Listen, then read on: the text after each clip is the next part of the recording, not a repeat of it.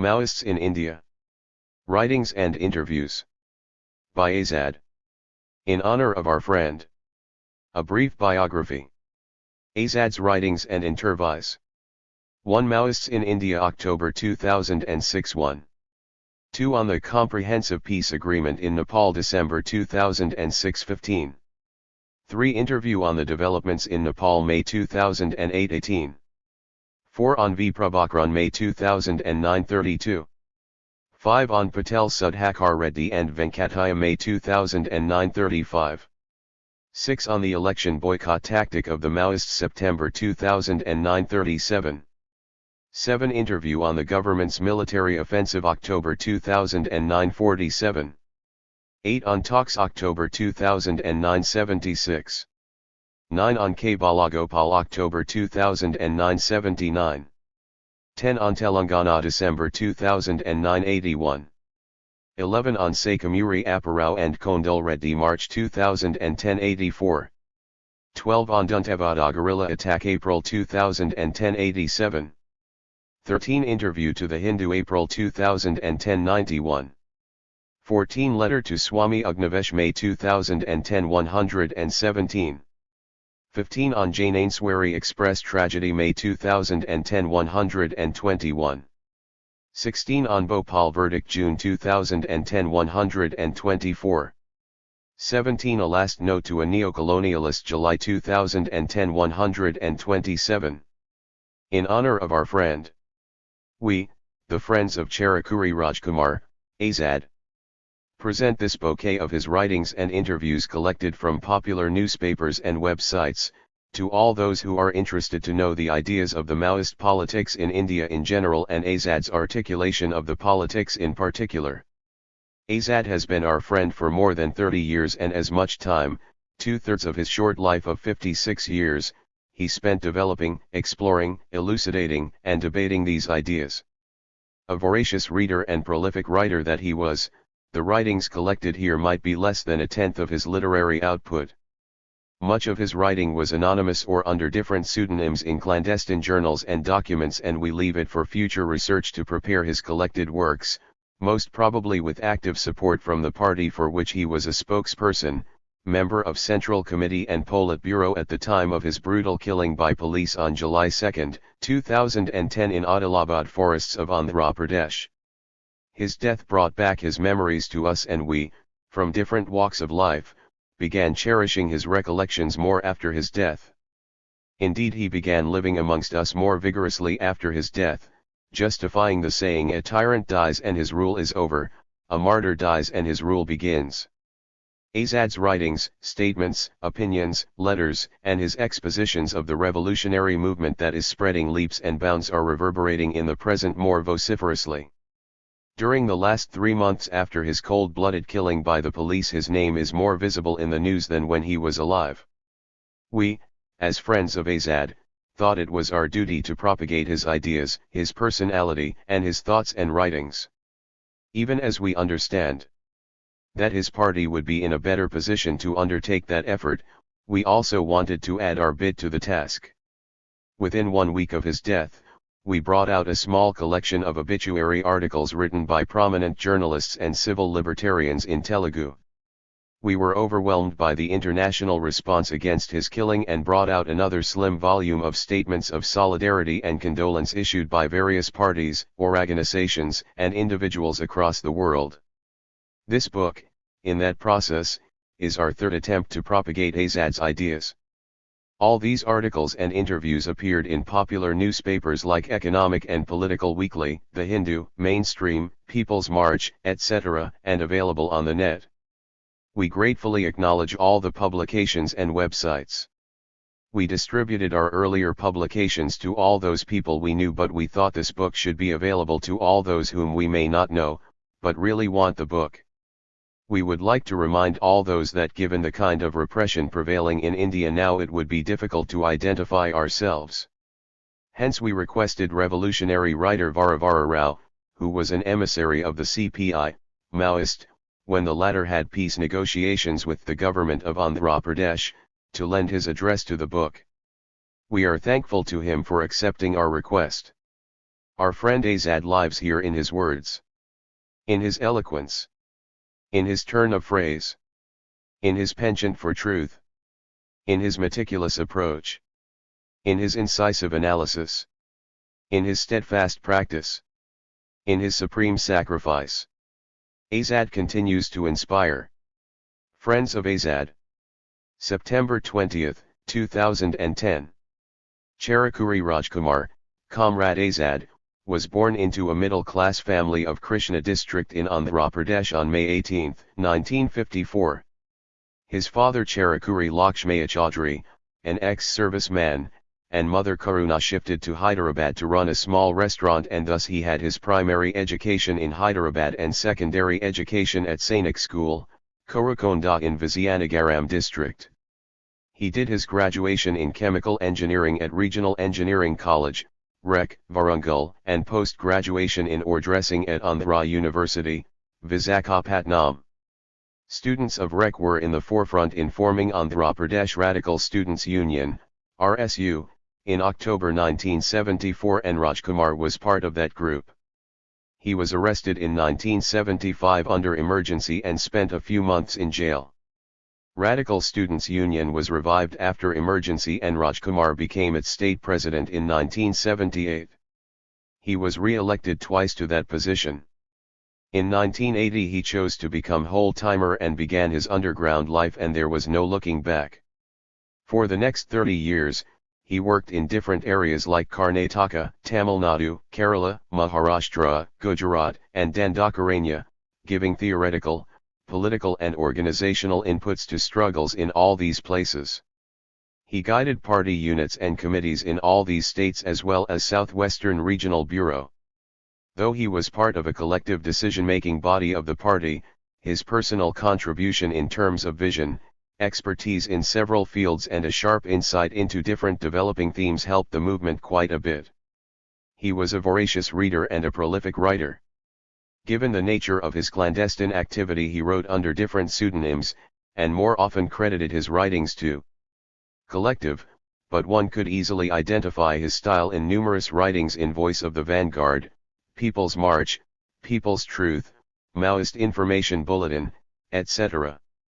In 2002, the government of Andhra Pradesh initiated for talks with the then CPI, ML, People's War to bring about peace. It was Rajkumar who guided the efforts of peace negotiations on the part of the Revolutionary Party, and he wrote a number of statements, gave interviews to newspapers clarifying the party's position. In 2004, the talks moved a little forward between the representatives of CPI, Maoist, and CPI, ML, Janasakti on one hand and the representatives of the government on the other. Between May 2004 and January 2005, it was again Rajkumar who guided and prepared a lot of statements and documents for the talks. Again beginning with 2007, when the Prime Minister described the Maoist movement as the biggest internal threat, Rajkumar consistently exposed the real intentions of mining mafia behind the onslaught, including Operation Green Hunt. Through various writings and interviews in several media, he elaborated the party's positions on various issues including the peace process. A number of statements given by him, an 18-page interview along with audio sent to press in October 2009, his 12,262-word interview given to The Hindu in April 2010, and his letter of May 31, 2010 in response to Home Minister P. Chidambaram's letter of May 10 to Swami Agnivesh are crystal clear expositions of the position of the CPI, Maoist. Maoists in India, the special issue, July 22, 2006, devoted to the Maoists in India, reflects recognition of the growing importance that the Maoist-led movement plays in the polity and the economy of the country. However, what was disconcerting was that an issue devoted to the Maoists did not have a single article by the Maoists themselves. The majority of the essays appeared preoccupied with the question of violence and not with the horrifying conditions of the masses and finding a way out for them. Though the EPW has chosen a wide spectrum of views, it would have been more constructive if the articles were linked more to the question of the alleviation of the horrifying conditions of the masses, particularly in this period of globalization when the situation has worsened. The issue of violence should have been seen in this context. In this reply, we will first very briefly present our understanding of the Indian social order, then discuss our own goals as the framework from which to view the points made by the writers, and subsequently take up some of the main issues on which we differ. We shall assign importance to those arguments that are really disturbing the well-wishers of the movement. Semi-colonial, semi-feudal order. Our beloved country, so rich in natural wealth, human power, and ingenuity, has been reduced to a condition that is, in some respects, worse than most of the countries of sub-Saharan Africa. In these nearly 60 years of so-called independence, the situation has not significantly improved compared to what prevailed in the last years of the British Raj, at least for the general masses. In the Nehruvian period, the model of development. A rejoinder. Published in Economic and Political Weekly. October 14, 2006. 2. Relied on the trickle-down effect. Now, in the present phase of globalization, there is no pretense of even that. The 1 lakh figure, official, of suicide deaths in rural India in the past 10 years is only the tip of the iceberg of misery that none of the writers refer to. Poverty and deprivation of the masses have continued apace, more so in the present phase of globalization. And, if the masses, not just Naxalites, dare to even raise their voice for justice, they face the lathis and guns of the state machinery with increasing intolerance. This was evident not only in the workers' struggle in Gurgaon, the tribal people's struggle of Kalinganagar, the slum dwellers' resistance in Mumbai and Delhi, the struggles of displaced people of the Narmada, peasant struggles in Rajasthan, the electricity employees' struggles in Up and Punjab, and the struggle of the state government employees in Tamil Nadu, but even in the protests against the recent demolitions in the middle-class localities of Delhi. In all these struggles the people were ruthlessly trampled upon, as they did not have the strength to withstand the state onslaught. As a result, their conditions have gone from bad to worse. What answers do the writers, in the EPW special issue on the Maoist movement in India, have to put an end to such endemic state violence on different sections of struggling people? How should these people organize to improve their lives? How should they fight back? To negate the Maoist method, which has at least achieved some degree of success, at least in those areas where the Maoists have adopted the path of armed struggle, without providing an alternative, in effect, is to push people into deeper and deeper despair, and poverty, even as the moneybags strut around flaunting their wealth. The increasing state violence on the masses and the growing impoverishment are not just an accident or some isolated instances, but endemic to the existing system, which we Maoists broadly characterize as semi-colonial and semi-feudal. Semi-colonial because the Indian ruling classes, big business, top bureaucrats, and leading politicians running the center and the states, are tied to imperialist interests. Semi-feudal, as the old feudal relations have not been smashed, only a certain amount of capitalist growth has been superimposed on them. So also, the parliament is no democratic institution, as in countries that have been through a democratic revolution, a bourgeois democracy, but has been instituted on the existing highly autocratic state and semi-feudal structures as a ruse to dupe the masses. The contemporary Indian economy is unduly influenced by the activities of carpetbaggers, a ruthless mafia, rapacious mining interests and giant speculators, all linked to the politics of criminality.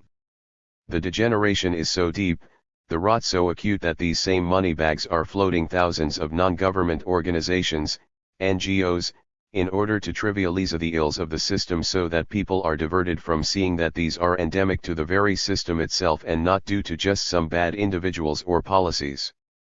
The semi-colonial, semi-feudal order reproduces social polarization, a growing rich and their vast number of hangers-on, and an increasing mass of the impoverished. A small section of the middle class is moving into the first category, partaking of some crumbs from the opulent dining table. The bulk of the people are being pushed into squalor, unemployment, agrarian crisis, business bankruptcy, and financial ruin. Even the local bourgeoisie, small, and small traders are being squeezed out in increasing numbers with the entry of giant companies in all spheres of the economy. With these extremes of wealth and poverty, in order to protect the enclaves of the rich and powerful, the state will be driven to resort to more and more repression of the people and their organizations. It is only within this framework that one can understand why the Home Ministry designates the Maoists as the #1 threat to internal security. We Maoists seek a just and equitable order. In this endeavor, the key question is, how does one confront the repressive Indian state that brutally tramples upon the people, even as it defends and pampers the wealthy? But before that, let us get to what we stand for. Maoist model of development.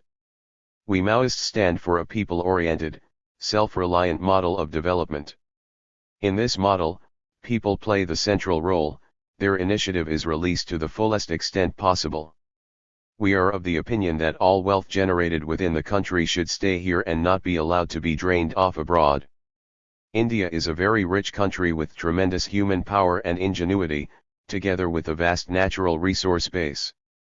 The vast wealth, illegally and immorally appropriated by the imperialists, feudal elements, and compradors, should be seized and turned to use in developing the economy, first and foremost in agriculture and in rural areas, where the bulk of our people live.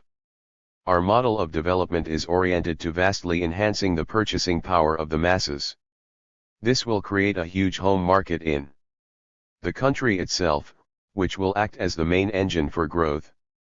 The starting point for this is overhauling the rural economy, where 70% of our people live.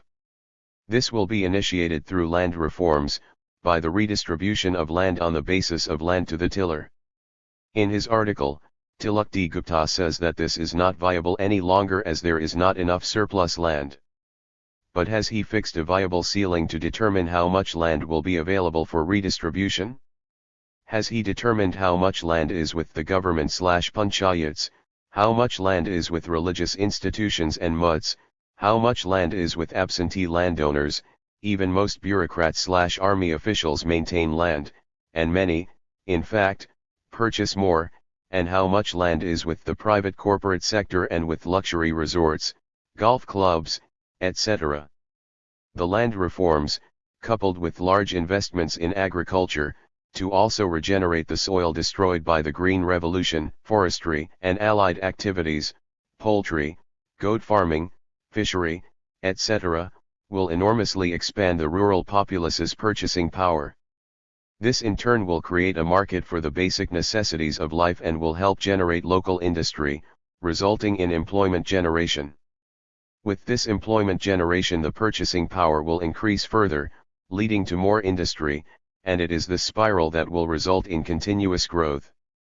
In this development model, growth and extension of the home market will be linked to people's welfare and will in fact be dependent on it. In the urban areas too, industrial production will be people-oriented. The opulent expenditure of the super-rich will cease, as their surplus and ill-begotten wealth will be confiscated, and the vast slums will be rehabilitated. Job security will be ensured with a living wage, and there will be no necessity to cling to ancestral land as a source of security to fall back upon. This will release a further amount of land for the impoverished rural populace. Cultural, sports and recreational activities will involve the masses, while education will be made available to all. All forms of caste and patriarchal oppression/discrimination will be fought against and prohibited. Untouchability will be abolished and severely punished. All degenerate and feudal ideas will be fought against long after the revolution through cultural revolutions. Healthcare will be freely available, and more focus will be on preventive care and hygiene. In a nutshell, this is the model of development that we Maoists stand for. It is stated in the party program and political resolutions issued from time to time. On this, there is no ambiguity. In Bastar, before the massive state onslaught in the present Sulwa Judum campaign, extensive development projects along the above lines were taken up and have been documented in the booklet New People's Power in Dandakaranya, 2000. In Andhra Pradesh, Jharkhand, and Bihar, it was the just struggles of the peasantry under Maoist leadership that led to the seizure of lands from the big landlords and distribution among the landless and poor peasants. What we propose is a model of new democracy built around the axis of land reforms and a self-reliant economy. It is also this new democratic model that we seek to implement, on seizing power, in its rudimentary form in the guerrilla bases and later in the base areas. That is why in Dandakaranya the Maoists not only implemented people-oriented projects, when the military operations were not as intense, but also called for the stopping of our rich iron ore being taken away by Japan at the Baladia mines and supported the 400-odd indigenous small-scale rolling mills facing closure due to government policies. Is this model violent? Is it undemocratic? It is in fact the most humane and peace-loving model of growth. But when we try and implement it, the state comes down heavily on us and on the masses that support us. It is not we who seek violence. In fact, for over a decade we were able to build extensive developmental projects in Dandakaranya and Jharkhand when the government's military actions were at a lower scale. We seek to implement the model of development just outlined. If this can be done peacefully, so much the better. But history has shown us that the moneybags and their political representatives are unable to accept even the thought of such a transformation. The question of violence. The question of violence is the single most important thread passing through all the articles. No real communist is for violence per se. Communists are for a peaceful social system built around equality and justice. But when they seek to work for such a system they are attacked most brutally. This has been the case ever since the birth of the communist movement. They have been massacred and exterminated right from the days of the Paris Commune. It would be naive to think that the Indian ruling classes, who have a lengthy record of violence unleashed on the oppressed masses, are any better. Besides, it is not just state violence that people face. In a class society, as in India, violence is endemic to the very system and the oppressed masses are exposed to it in the course of their daily lives, by the feudal authority and by factory managements, and also as a result of untouchability, patriarchy, etc. Human society, ever since the origin of private property and classes, has moved forward only through a process of prolonged and tortuous struggles, and by countering the violence of the ruling classes. To expect that the ruling classes will today accommodate those demanding a new and more advanced social system is to deny the lessons learned from history. For instance, K. Balagopal has speculated regarding an alternative response that could have been pursued by the Maoists even after the encounter killings began in Andhra Pradesh. Would the government, as speculated by Balagopal, have allowed the Maoists to concentrate on exposing the anti-poor bias of the present development model and extend their mass activity to a point that would have given their aspiration for state power a solid mass base? If that possibility existed, why in the first place did the ruling classes attack the legal movement in Karimnagar and Adilabad? There was then no armed activity when the Disturbed Areas Act was put in place by the Chennareddy government in 1978. And, how does one confront the attacks by the landlords and the police? Balagopal also asserts that a positive response from the state would have delegitimized the argument for revolutionary violence. Such speculation only displays the illusions of our intellectuals with regard to the nature of the state. What is needed is a realistic appraisal of the situation. To put so much emphasis on the violence of the Maoists appears to divert the issue, where, in the present system the masses have to face violence every day of their lives. Hundreds die each day of hunger, starvation, and easily curable illnesses. Semi-feudal authority in the villages has only force as its major instrument of control. Workers in all but the big industries, sometime even there, have to regularly face the hoodlums maintained by the management and even the police. The women of our country have to face daily patriarchal violence and there are many so-called dowry deaths each year. Dalits have to face humiliation and abuse on a daily basis. And, over and above all this is the violence of the state, the Hindutva fascists, the mafia linked to the mainstream political parties, big business, and so on. The violence of the Maoists, which is preceded and provoked by the violence of the oppressors, is not really the main issue. Justice is. If Naxalite violence is to be discussed, it should be in the context of violence pervading every aspect of our system.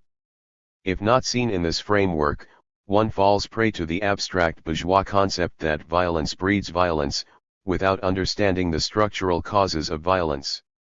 One important aspect of today's counterinsurgency operations is the massive use of an informer/espionage network to decimate the movements, not only externally, but also from within.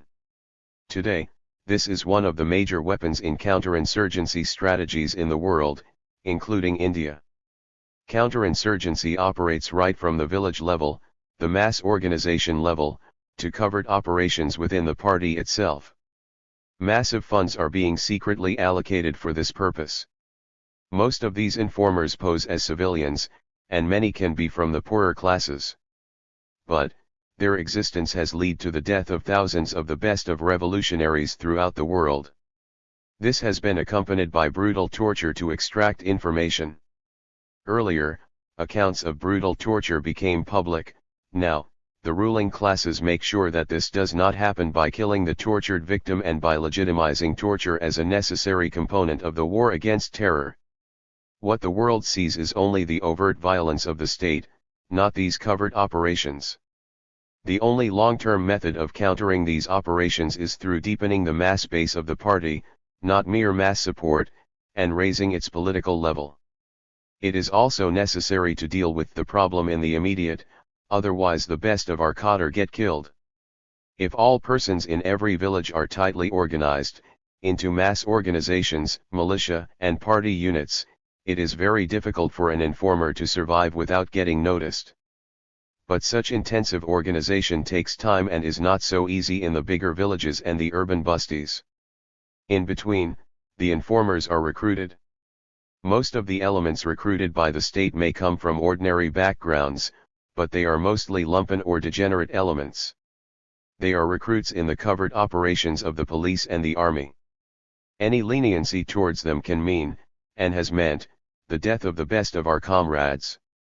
Actions against these elements cannot be construed as violence on civilians, but on recruits to the police/paramilitary forces, and should be seen as such. This is important to understand, in the light of modern-day counterinsurgency in the form of low-intensity conflict, originally devised by the MI5 of Britain, and the CIA of the US, and used throughout the world. Major misconception. There is yet another major misconception, that innocent people are being caught in the crossfire between the Naxalites and the police. First, this is not a fact. Secondly, the people are not a homogeneous mass, the ruling elite and their hangers-on are with the state, while the masses of the oppressed are with the Naxalites.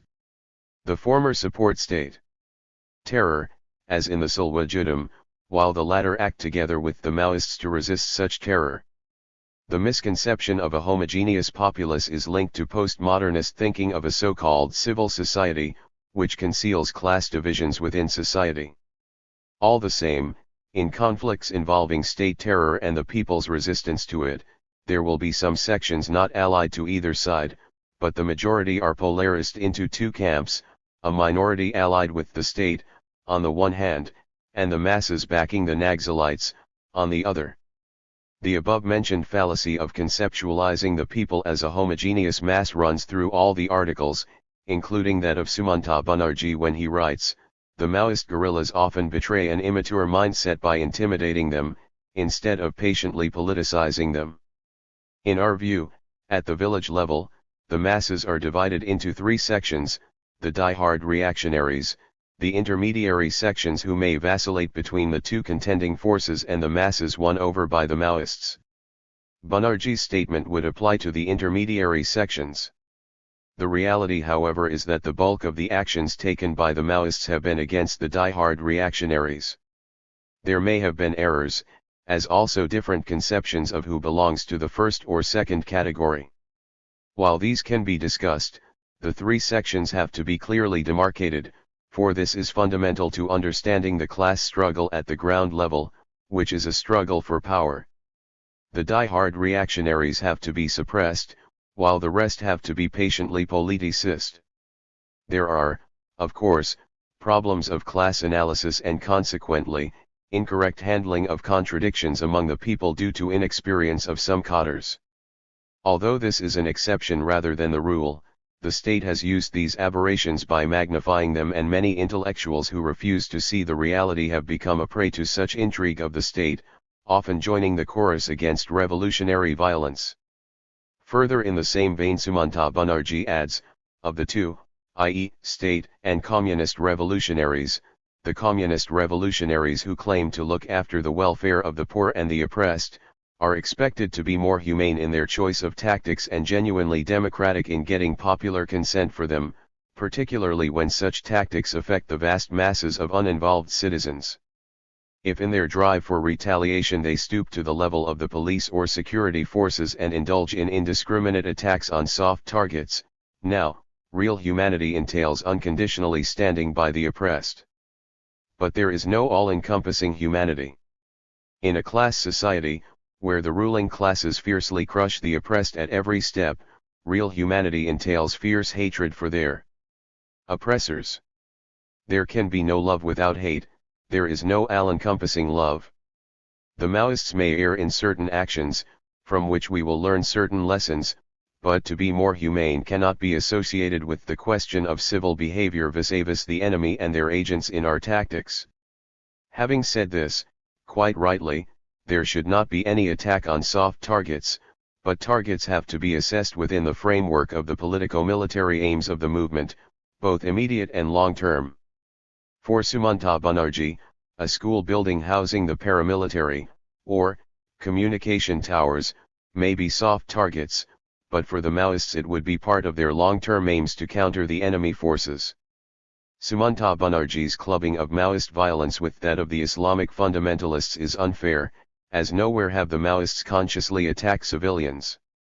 The so-called civilians of the Silwajudum are basically the SPOs and lumpen elements mobilized by the state as a vigilante force to kill, burn, loot, and destroy tribal life in countering the Maoists. Though unnecessary losses should be avoided, like the two children in the Arabor camp, no people's war can be so clinical, as to have no civilian causality. The point is whether the maximum care has been taken not to affect civilians. The police/paramilitary have been utilizing this principled stand of the Maoists in their tactics to counter them. For instance, they travel in public transport buses along with civilians and use the masses as human shields while entering areas that are Maoist strongholds. They know well the Maoists will not attack if civilian lives are involved. They also employ unarmed policemen and home guards to collect information about the Maoists from villages in Naxalite strongholds, and even use women as informers, as the Maoists do not easily target such people. 3,000 home guards were recruited recently in AP along with 1,500 SPOs, as admitted by the Chief Minister at the Chief Minister's meeting on terrorism and left extremism on September 5 this year. The Home Minister and DGP of AP admitted that they had deliberately not given rifles in about 500 or so police stations in the state, as they were sure Maoists would not attack unarmed policemen. So, to sum up, violence is endemic in this brutal system. One cannot appreciate the need for revolutionary violence unless one understands the fascist nature of the state, the cruelty of the state's forces, tortures and fake encounters, bans on peaceful meetings, and state violations of the democratic rights of the people. The fascist nature of the state is exposed when confronted by powerful people's movements, as we witness in all those areas of activity of the Maoist movement. In fact, Maoist violence is only to put an end to all the violence in this rotten system and to bring peace to our country and people. There is no other recourse in such a brutal and ruthless system. We sincerely ask the writers to please suggest how to end the violence of oppressors and the state that acts on their behalf. How can the oppressed masses gain justice?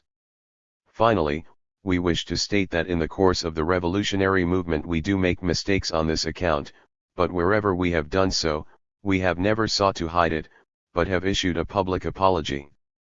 While we will always try and learn from our shortcomings, it must also be realized that no class war can be conducted with clinical precision. It is very tortuous and painful, just as the daily life of the bulk of our population is no less agonizing. We will now take up some other major arguments and leave the rest for a future discussion. Comparisons with Nepal Maoists. There is a tendency to compare the Maoists' movements of Nepal and India.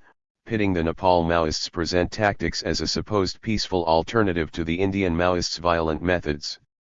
One should not forget that the present victories of the anti-monarchy movement are primarily a result of the success of the politico-military battles by the People's Liberation Army and their ability to beat back the attacks of the King's Army. Their victories are built on the backbone of a 30,000-strong PLA and 1 lakh militia, and the loss of 12,000 lives.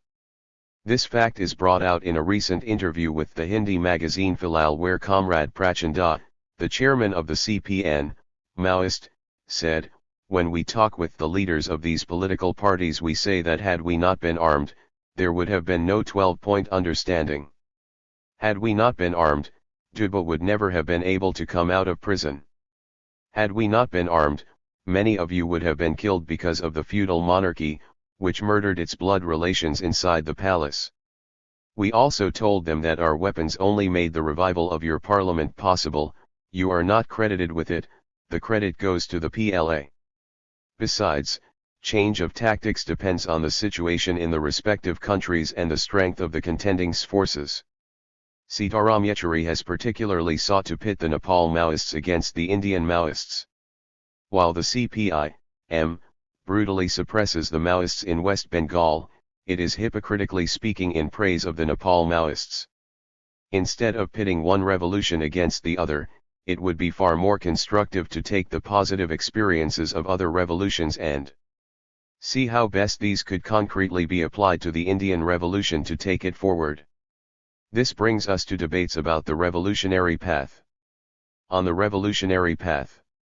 Among the writers, the most forthright in questioning the very path of the revolution was Tilak D. Gupta, who said, "The case for revising the ideological political line and the strategy and tactics of the CPI, Maoist, is quite potent by itself because of the changed international situation and above all due to the major worldwide setback to socialism."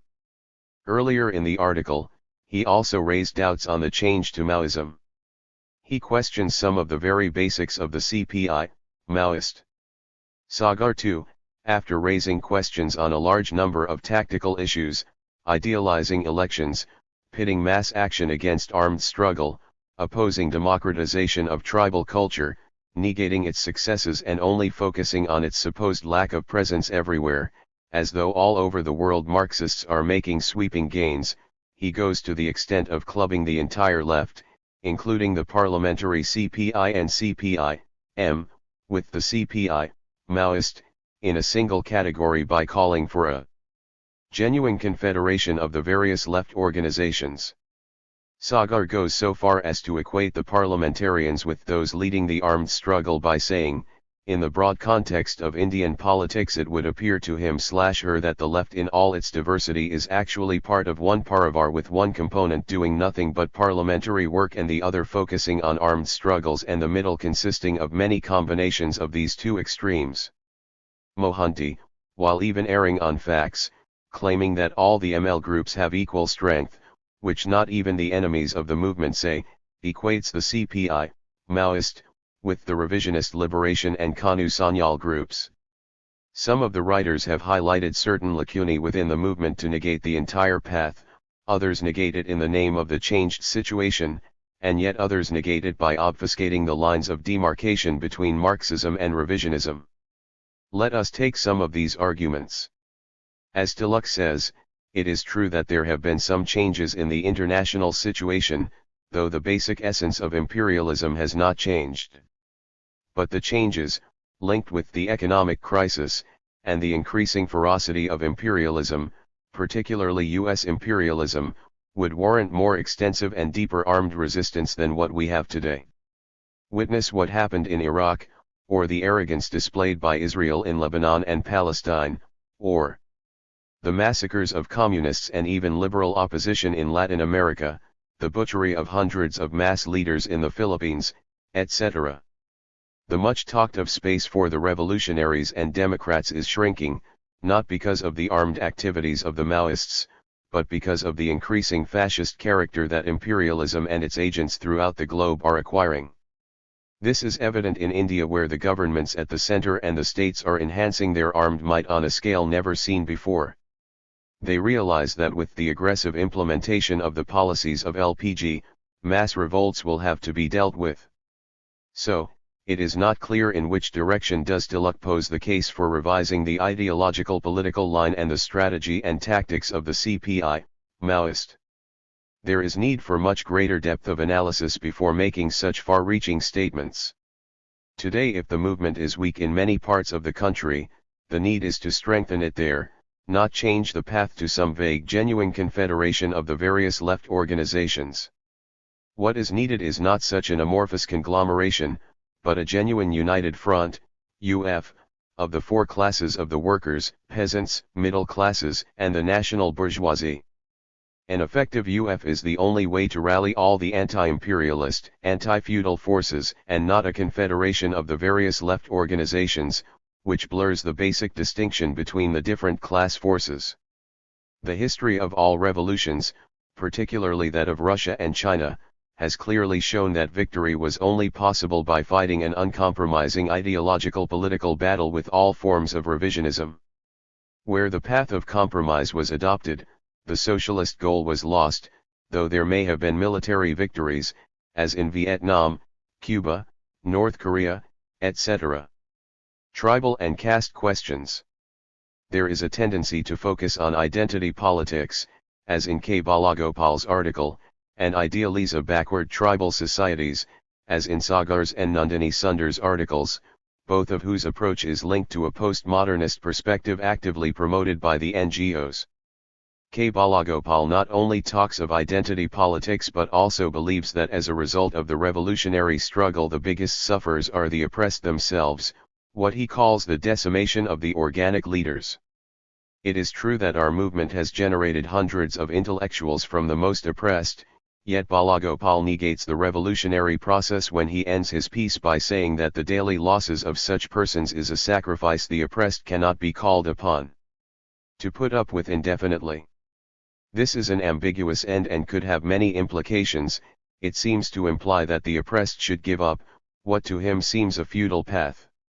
If there are excessive losses, the causes have to be found and corrections made, but to expect revolution without sacrifice is illusory. As far as identity politics is concerned, it divides the masses. What is required is a class approach that unites the masses, including the oppressed. A class approach to the caste question demands an end to upper caste oppression, Brahminical ideology, and abolition of the pernicious caste system, including untouchability. But, identity politics only emphasizes caste and acts to ossify caste divisions further. As far as preserving tribal culture and geo-style is concerned, it would be good if Sagar and Nandini Sundar talked to the women of Bastar who would recount what that culture also gave them: forced marriages, witchcraft, superstition, forced drudgery, etc. Though not as bad as the Hindu patriarchal system, tribal culture is far from idyllic. The Maoists have indeed sought to learn from the Adivasi masses and have taken all that is positive in tribal culture, while doing away with the dross.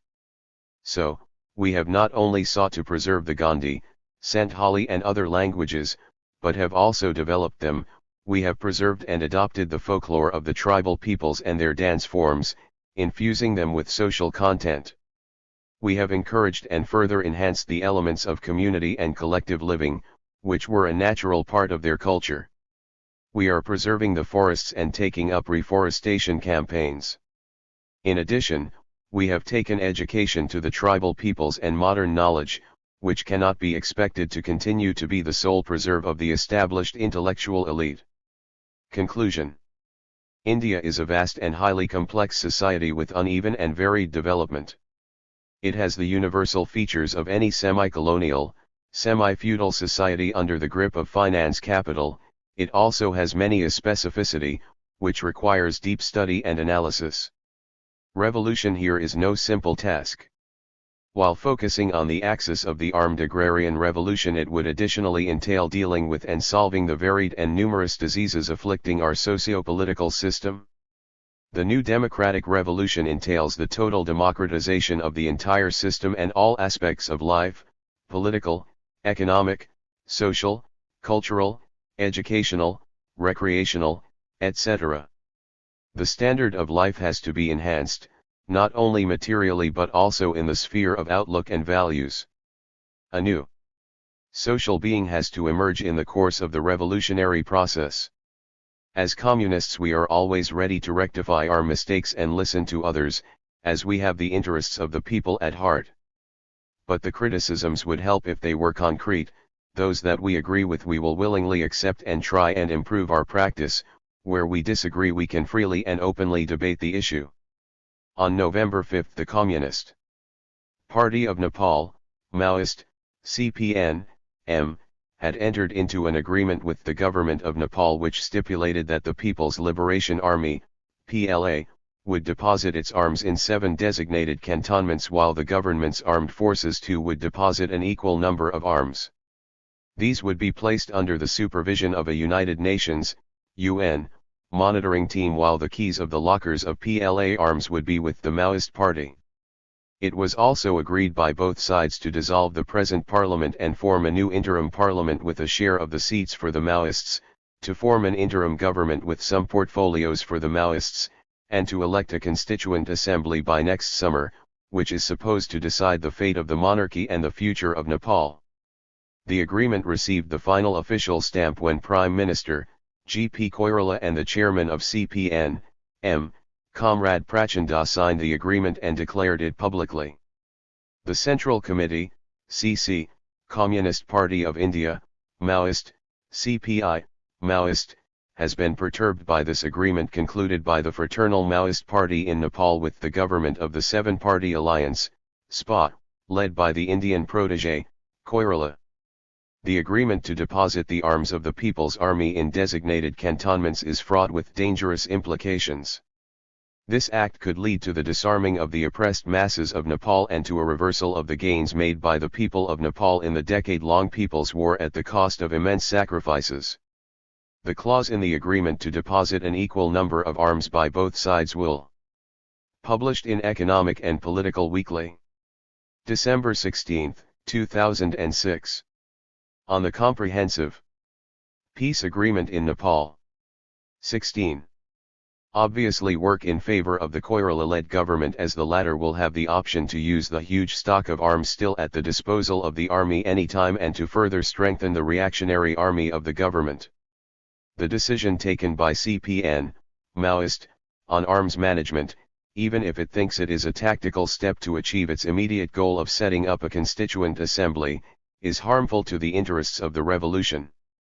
Revolutionary experiences the world over had demonstrated time and again that without the People's Army it is impossible for the people to exercise their power. Nothing is more dreadful to imperialism and the reactionaries than armed masses, and hence they would gladly enter into any agreement to disarm them. In fact, disarming the masses has been the constant refrain of all the reactionary ruling classes ever since the emergence of class-divided society. Unarmed masses are easy prey for the reactionary classes and imperialists who even enact massacres as proved by history. The CC, CPI, Maoist, as one of the detachments of the world proletariat, warns the CPN, Maoist, and the people of Nepal of the grave danger inherent in the agreement to deposit the arms and calls upon them to reconsider their tactics in the light of bitter historical experiences.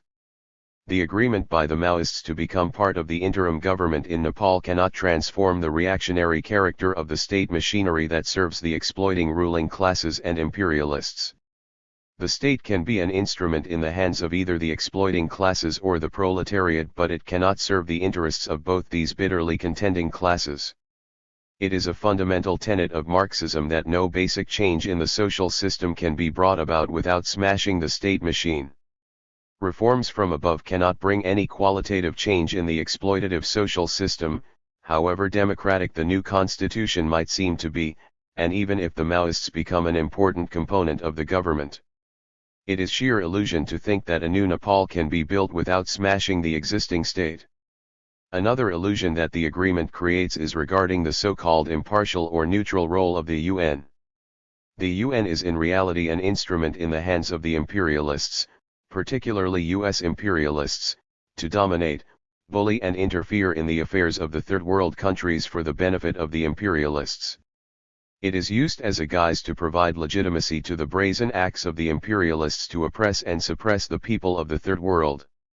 Afghanistan and Iraq are the most recent instances of the UN's direct role in legitimizing imperialist aggression and occupation of these countries. It is the duty of revolutionaries to expose, oppose, and fight this imperialist role of the UN, giving it a role in arms management, election supervision, and the peace process in Nepal would only mean inviting imperialist interference, in particular, that of US imperialism.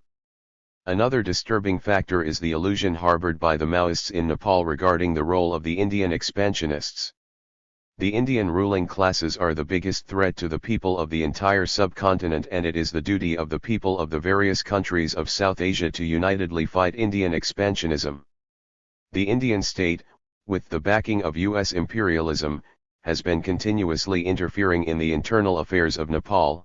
It had backed the monarchy while encouraging its stooges among the parliamentary forces in the name of two-pillar theory, trained and extended all forms of aid to the Royal Nepal Army in their military offensive against the Maoists, has secret deals with the Nepali Congress led by Koirala and with other reactionary parties, and is bent upon disarming the PLA and the masses of Nepal and isolating the Maoists.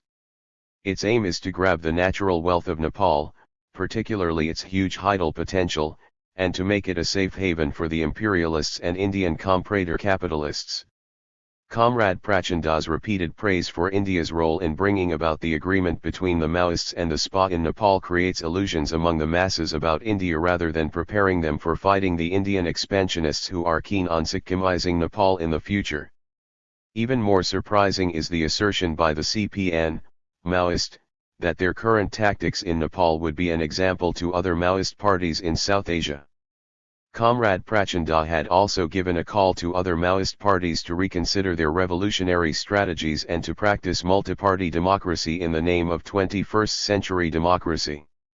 RCC makes it crystal clear to CPN, M, and the people at large that there can be no genuine democracy in any country without the capture of state power by the proletariat, and that the so-called multi-party democracy cannot bring any basic change in the lives of the people. It calls upon the Maoist parties and people of South Asia to persist in the path of protracted people's war as shown by Comrade Mao. We also appeal to the CPN, Maoist, once again to rethink their current tactics, which are actually changing the very strategic direction of the revolution in Nepal, and to withdraw from their agreement with the government of Nepal on depositing the arms of the PLA, as this would make the people defenseless in face of attacks by the reactionaries. The results in the April 10 elections to the Constituent Assembly in Nepal have been overwhelmingly in favor of the Maoists, a development least anticipated by even the keenest observers. How does your party in India, the CPI, Maoist, look at the election results in Nepal? Azad, as mentioned in my press release on behalf of my party's Central Committee last week, the election results in Nepal have demonstrated the overwhelming anger of the masses against the outdated feudal monarchic rule in Nepal, against the Indian expansionists' bullying and domination of Nepal, against US domination and oppression, against comprador feudal parties which allowed this to continue and betrayed the masses for too long.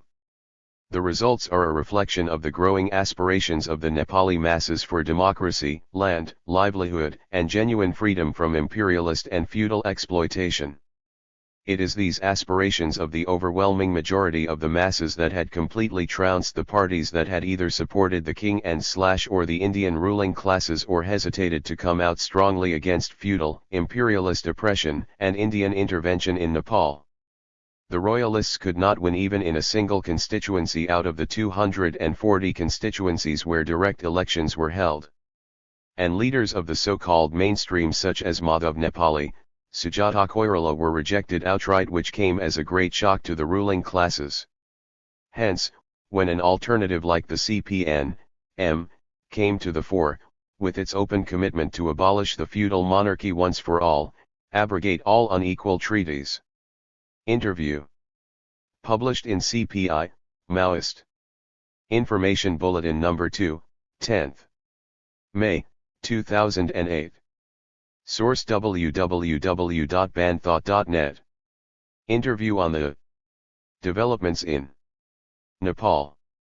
Signed with India by the former ruling classes of Nepal, and ensure democracy and equality for the oppressed sections of society such as Dalits, Adivasis, national minorities, and women, the masses enthusiastically veered towards the Maoists.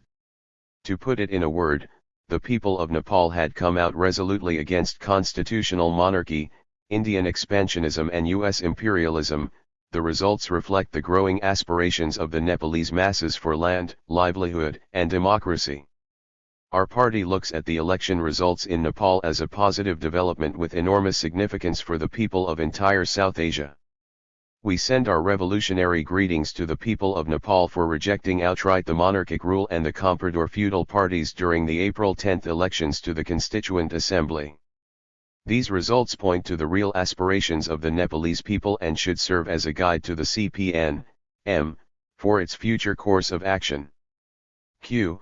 What do you think are the reasons for the impressive results in favor of the Maoists in the elections to the Constituent Assembly in Nepal? Azad, there are 6 major reasons. 1.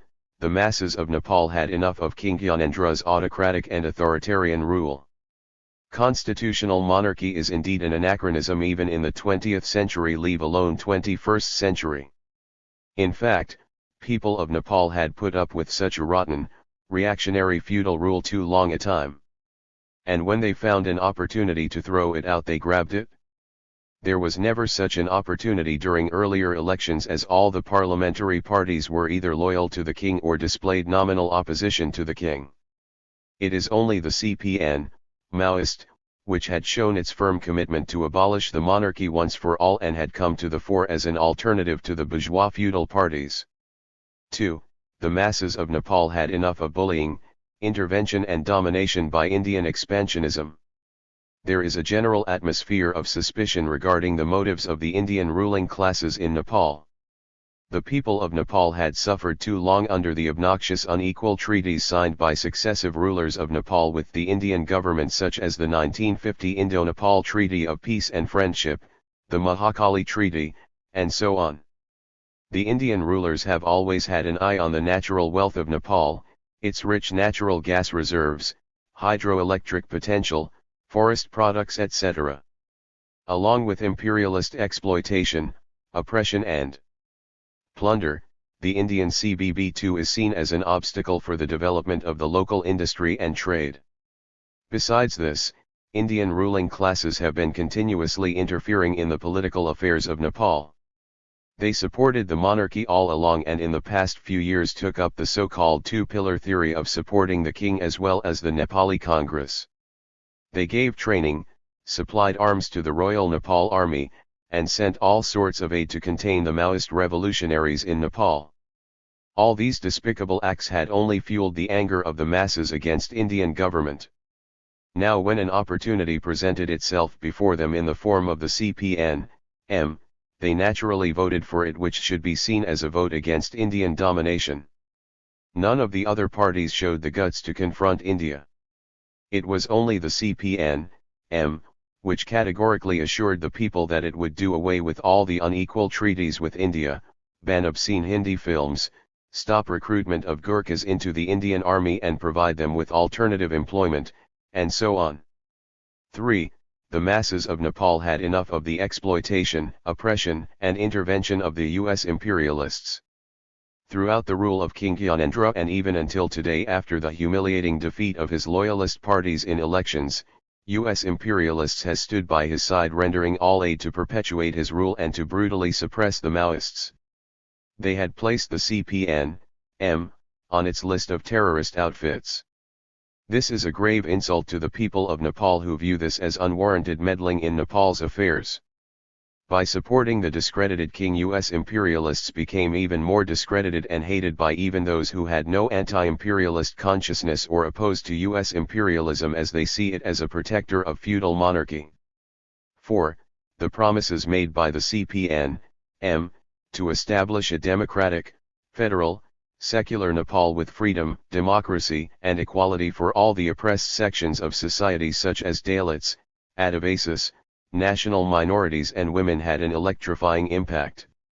For the first time, these oppressed sections were given considerable representation in the elections. Under such conditions, the oppressed masses came out enthusiastically in support of the Maoists. Women's turnout, it is said, was equal to, and maybe even greater than that of men, something unimaginable in a feudal country like Nepal. 5. The most important factor is the positive impact created by the decade-long People's War led by the Maoists on the overall balance of forces in Nepal. The Maoists had established control over almost 3/4 of rural Nepal. Through the people's revolutionary governments in the countryside they had carried out several reforms which brought the masses closer to them. Most of the parties had thus become irrelevant in the eyes of the people. The impact of armed struggle should not be underestimated. For instance, even in India, if we see, the United Communist Party won an overwhelming majority of seats, 31 out of 32 seats, in the elections to the State Assembly in Telangana region in 1957. This, in spite of the fact that the CPI had withdrawn the Telangana armed struggle, so much was the impact of the anti-feudal armed agrarian struggle on the people of Telangana. Lastly, though a less important factor, mention must be made of the support of the local capitalists and a section of the traders who, even though are opposed to the Maoists in general, think that bringing them to power is the only guarantee for peace in Nepal. They fear that Maoists would once again take to arms if they are defeated in the polls. Now that the Maoists have come to power, will they be able to carry out the promises made? Azad, this is the most difficult question to answer. The immediate problem for the Maoists is to secure a coalition of forces that can meet the target of 2/3 majority in the Constituent Assembly in order to incorporate their radical reforms into the new constitution. But to achieve 2/3 majority they have to rely on the reactionary comprador feudal parties such as NC and Social Democratic UML. Needless to say, it is impossible to carry through the promised reforms with such a hodgepodge combination of forces. These parties in the coalition will not be willing to be a party to the program of the Maoists and will, moreover, try to subvert any radical changes which are aimed at curtailing their own class interests. It is a fundamental tenet of Marxism that no radical restructuring of the system is possible without the militant mobilization of the vast masses into bitter class struggle.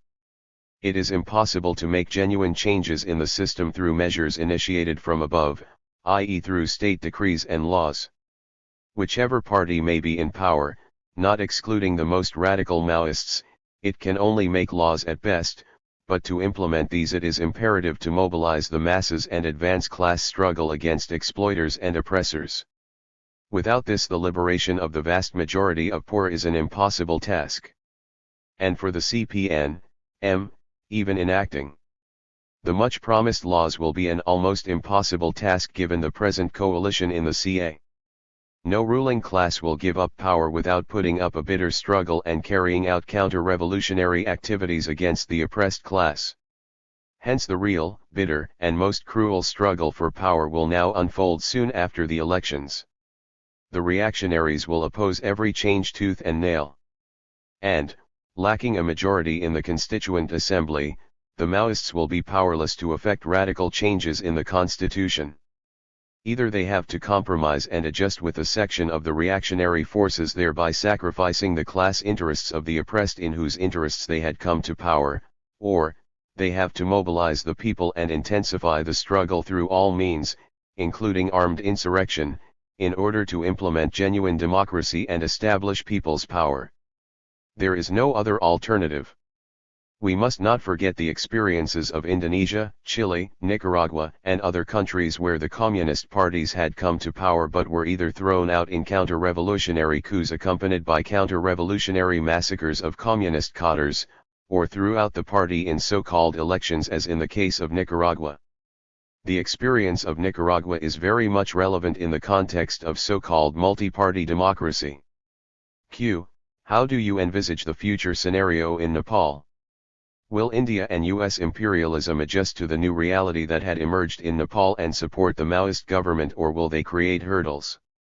Azad, we will be living in a fool's paradise if we think that imperialist America and expansionist India will be comfortable with the Maoists in power in Nepal, or that they will adjust themselves to the new reality. Though they will have no other go but to continue diplomatic relations, they will also continue to create an adverse situation for the new government if it does not obey their dictates. The fact is that the US rendered all help to its stooge parties in Nepal to defeat the Maoists. It tried its best to keep the monarchy alive, as the king was the most reliable pillar for its rule by proxy in Nepal. And as for India, it received a slap in its face when its chief stooge G.P. Koirala and his NC tasted an ignominious defeat. Most of the stalwarts of NC were trounced and swept away in the flood of people's fury, as their traitorous deals with India have by now become well known to the Nepali people. However, India has gained in another front. In the Tarai region it supported the two Madhesi parties, which won a considerable number of seats with the backing of India. India will use the Madhesi trump card to create disturbances in Nepal if the new regime does not toe its line.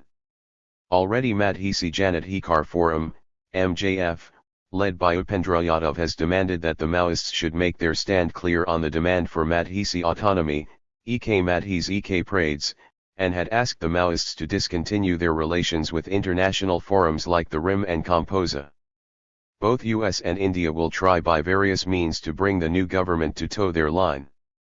They can, for instance, hit at Nepal's belly its economy by paralyzing industrial production, blocking trade and supply lines, thereby creating food shortages and shortage of consumer goods. In other words, it can squeeze Nepal through an economic blockade. This it will do if it thinks the new regime is going too far. As it is, the situation in Nepal is already too delicate, with almost 10 hours of load shedding even in capital Kathmandu and a shortage of all essential commodities. Its powerful neighbors can alter the balance through economic blackmail, which could lead to growth of social unrest and massive protests against the Maoists.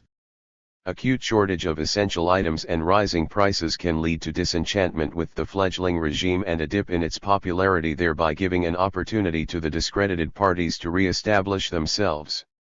Thus the situation in Nepal will remain extremely delicate and unstable, even though the Maoists had won an impressive electoral victory. Comrades Prachanda and Bhattarai know this well, and hence they have been appealing for India's cooperation. They had gone on record saying that there will not be stability in Nepal without India's cooperation. The fact that Nepal is a small country sandwiched between two powerful and big neighbors, India and China, and that it is a target for the US imperialists, makes the governance quite a difficult proposition. Hence we should not read too much from the electoral victory of the Maoists in Nepal. Q. Then do you mean the electoral victory of the Maoists and their capture of state power through parliamentary means is a futile exercise, and that it cannot bring the desired radical change in the social system? Azad, I don't exactly mean that. The control of state power, if they really can control, does give the Maoists a means to defend the gains accrued during the long years of revolutionary war and to effect radical changes in the social system. But this cannot be achieved through the type of state power that has fallen into the hands of the Maoists at the present juncture. In fact, even in classical revolutions as in China, where the communist revolutionaries had seized power through an armed revolution, Mao had warned of the danger of the rise of a new class by virtue of their positions in the state machinery. After Mao, the state had degenerated into a machinery of oppression and suppression of the vast masses. The lesson that we communists had learned from this experience is that the party should concentrate on organizing the masses and mobilizing them to rebel against all types of injustice and exploitation perpetrated by state and party bureaucrats. In Nepal, where the Maoists have come to power in alliance with a section of the reactionary ruling classes, it is an even more urgent task of the Maoists to continue the class struggle by organizing the masses against all forms of exploitation and oppression. To the extent possible, the Maoists should use their relative control over the state to help the masses in their struggle for freedom, democracy, and livelihood. But it would be an illusion to perceive the state as an instrument for bringing about a basic change in the lives of the people. This can be achieved through continuation of class struggle for which, the state can, at best, render some help. Q. Sitaram Yechuri of the CPI-M, among several others, have said that the Maoists of India have to learn from Nepal's experiences and take the parliamentary road to come to power. What does your party say in this regard? Azad, why Yechuri alone? Even the DGPs of Jharkhand, AP, and other states where Maoist movement is strong had said that before. Leaders of other reactionary ruling class parties had been harping on the same theme ever since the revisionists began participating in parliament in our country. Some like former RA Chief Thorokan have said that the Maoist victory in Nepal would have a demonstration effect on the Maoists of India. Firstly, those who say this forget that the situation in Nepal and India are completely different. In Nepal, the immediate political task before the entire Nepali masses was a struggle against the monarchy, which circumstance had brought about a measure of unity among the various parliamentary parties and broad sections of people. The king himself, with the active guidance and aid from US imperialism, had created a situation where all forces had to close their ranks and wage a struggle for democracy. The fact that hardly 2% of the Nepali population supported the monarchy, as revealed by a 2008 survey report, shows the basis for such a united struggle of the Nepalese people, and the CPN-M utilized such a situation. In India, it is a fight against the semi-colonial, semi-feudal social system of which the parliamentary system is part and parcel. All the major parliamentary parties are representatives of the comprador feudal classes, obey the dictates of imperialists, and hence stand in the counter-revolutionary camp. Here the immediate task is struggle for land, livelihood, and liberation for the vast majority of the masses. Even in Nepal, to achieve these, class struggle has to be waged, and Parliament can do hardly anything to mitigate the sufferings of the masses. Now, with the exit of the king, when the real questions confronting the people have come to the fore, it will not take much time for them to realize this universal truth. Yukuris, Carrots, and Buddhadebs have over 40 years of experience in the parliamentary pigsty. But what basic changes have they brought in the system? Their parliamentary cretinism has done no good for the masses. The rich have grown richer and poor poorer even in the states where these revisionists have been in power. Without their support, the ruling UPA government headed by Manmohan Singh would not have dared to carry out the anti-people policies. They had correctly dubbed themselves as a barking dog that doesn't bite. They agree that they are powerless to do anything more than acting as speed breakers, as described by one of their spokespersons, in the path of the anti-people onslaught by the UPA government at the center. The fact is, they are not merely speed breakers. They actually act as political brokers, intermediating between the vast masses and the reactionary rulers, trying to bring about class harmony in place of class struggle. In the states where they are directly in power, they have become no less exploiters and oppressors than the Congress and the BJP. Singur and Nandigram are their laboratories for carrying through their pro-imperialist, pro-comprador big business policies. And in this they have become even more brutal thanks to the vast army of social fascist gangs at their disposal. These political prostitutes spin one theory after another, such as the bigger evil versus the lesser evil, that they have no power to stop the Sezes across the country, unless, of course, they come to power at the center to justify their hobnobbing with Congress at one time, TDP at another, and such antics. But in the same breath they hypocritically say that without Sezes, privatization, foreign investment, etc., West Bengal and Kerala cannot go ahead with industrialization, and so on. No wonder imperialist and comprador capital is very impressed by the performance of the Indian left. NRI industrialist Lord Swaraj Pal, who is the chairman of the Kapuro Group, which is setting up a component unit in Singur, was all praise for the CPI-M and its leader Buddhadeb when he visited West Bengal as the head of a delegation of the United Kingdom branch of the Commonwealth Parliamentary Association. These social fascists have now become the blue-eyed boys of the World Bank. Tatas, Salems, Swaraj Pals, and the people of India will fare no better under a CPI-M government at the center. There is little wonder they have been asking the Indian Maoists to follow suit.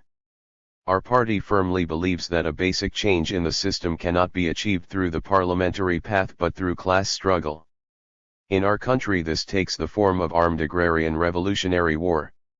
We, of course, do not reject other forms of struggle and organization, besides armed struggle and armed organization, and you would have realized this if you are a keen observer of our movement. This is of no consequence to our Mr. Yachuri, who only dreams of seats in the parliament like any other ruling class party. We, on the other hand, invite everyone opposed to imperialism, feudalism, comprador bureaucrat capitalism and the neoliberal policies of the reactionary ruling classes of India, to come forward to wage a united militant struggle instead of whiling their time in an impotent anti-people parliament and acting as lobbyists and power brokers.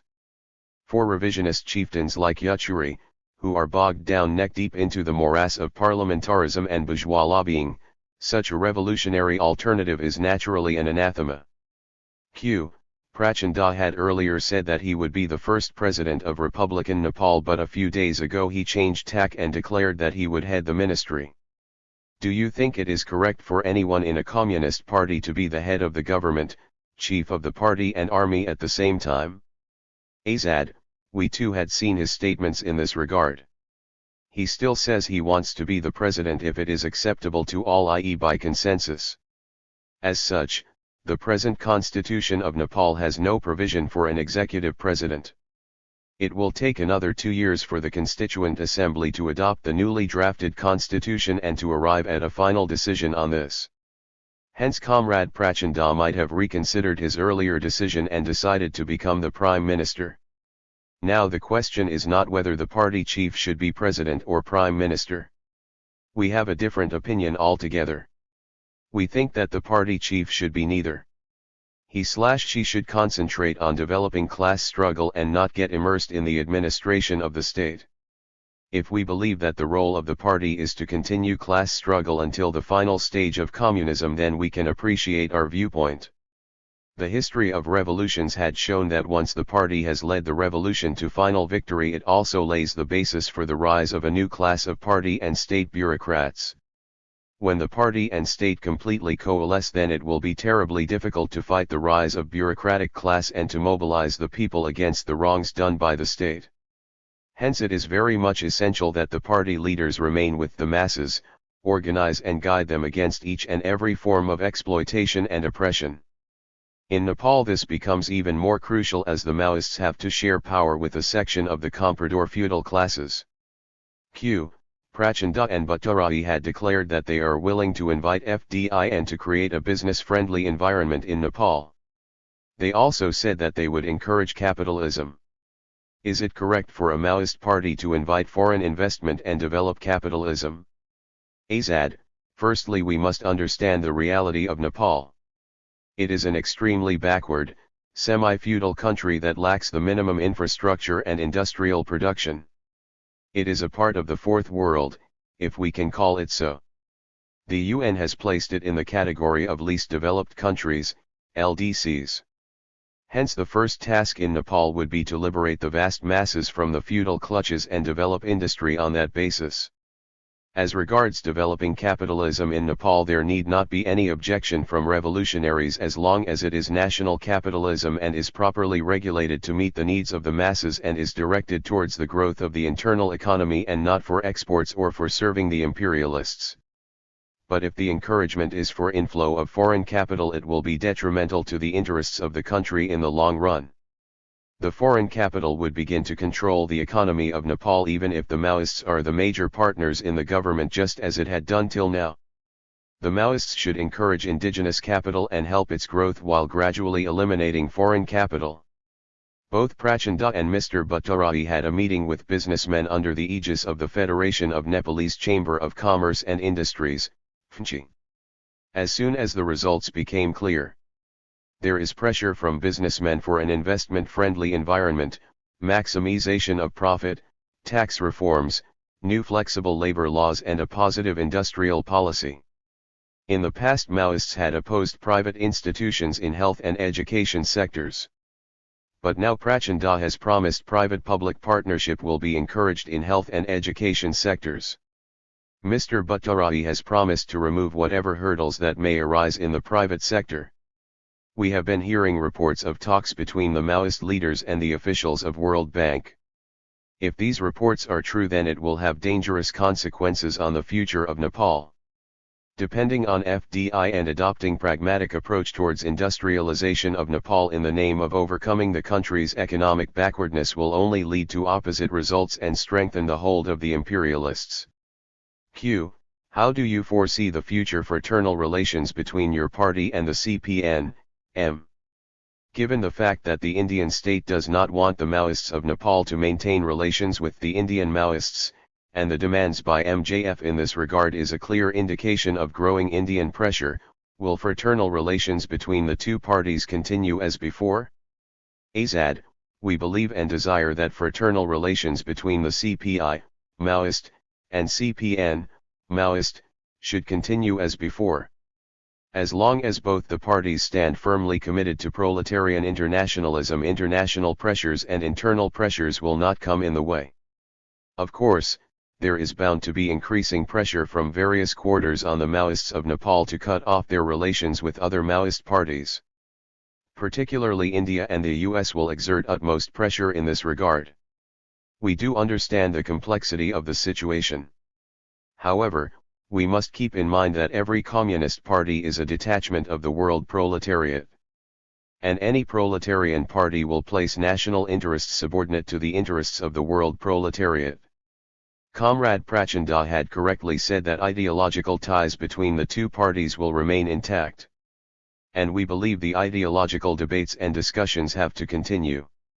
The various international fora such as Composa should continue with their aims and activities in spite of the new situation that had arisen. Q. What do you have to say about Comrade Prachanda's comment in his interview to the Hindu that for the Indian Maoist Party, its leaders and cadres, these efforts of ours provide some new material to study, to think about and go ahead in a new way. Our efforts provide a reference point. Azad, the original CPI, Maoist, Information Bulletin article seems to have accidentally omitted Azad's answer to this question. Banthought.net ed. Q. Finally, is there anything you want to say to the people of Nepal and the CPN, M? Azad, our party, CPI, Maoist, sends its revolutionary greetings on behalf of our CC, entire party rank and file, and the people of India to the CPN, Maoist, and the people of Nepal for their categorical rejection of monarchic rule and the comprador feudal parties through the elections to the Constituent Assembly. We wish to apprise them that the real battle for the transformation of their lives and the life of Nepal begins now. Lack of vigilance even for a moment could prove dear to the Maoists as well as the people of Nepal, as vultures within and outside their country are only too eager to maintain the existing aid social order and itching to destroy all the gains achieved by the people and the Maoists. We wish to remind the CPN, M, and the people of Nepal to bear in mind the warning we had given in November 2006 when they decided to become part of the interim government. I repeat what we said then. The agreement by the Maoists to become part of the interim government in Nepal cannot transform the reactionary character of the state machinery that serves the exploiting ruling classes and imperialists. The state can be the instrument in the hands of either the exploiting classes or the proletariat, but it cannot serve the interests of both these bitterly contending classes. It is the fundamental tenet of Marxism that no basic change in the social system can be brought about without smashing the state machine. Reforms from above cannot bring any qualitative change in the exploitative social system, however democratic the new constitution might seem to be, and even if the Maoists become an important component of the government. It is sheer illusion to think that a new Nepal can be built without smashing the existing state. Our party hopes that CPN, M, will take heed of our fraternal advice and continue the class struggle to achieve real liberation of Nepal from imperialism, feudalism, Indian expansionism, and advance towards socialism and communism. It has no other go but to continue the people's war to achieve the above aim, as it is impossible to carry out basic transformation in the social system through the coalition of forces that have come to power at the present juncture. Our party will wage uncompromising struggle against the machinations and expansionist designs, the intervention and bullying. and acts of subversion of the Indian ruling classes in Nepal, and assure that we shall stand firmly by the side of the CPN, M, and the people of Nepal in their fight for genuine freedom and independence. It is only the victory of the revolution in India that can ensure real equality and mutual respect between the two countries. And our party will step up its efforts to advance the revolution in our country to its ultimate victory. Q. Before departing, I would like to have a clarification regarding some recent reports in the media that the spokesperson of the CPI, Maoist, Azad, and his wife Rama had died in an encounter with the police in the Eternagaram forest in Warangal district of AP.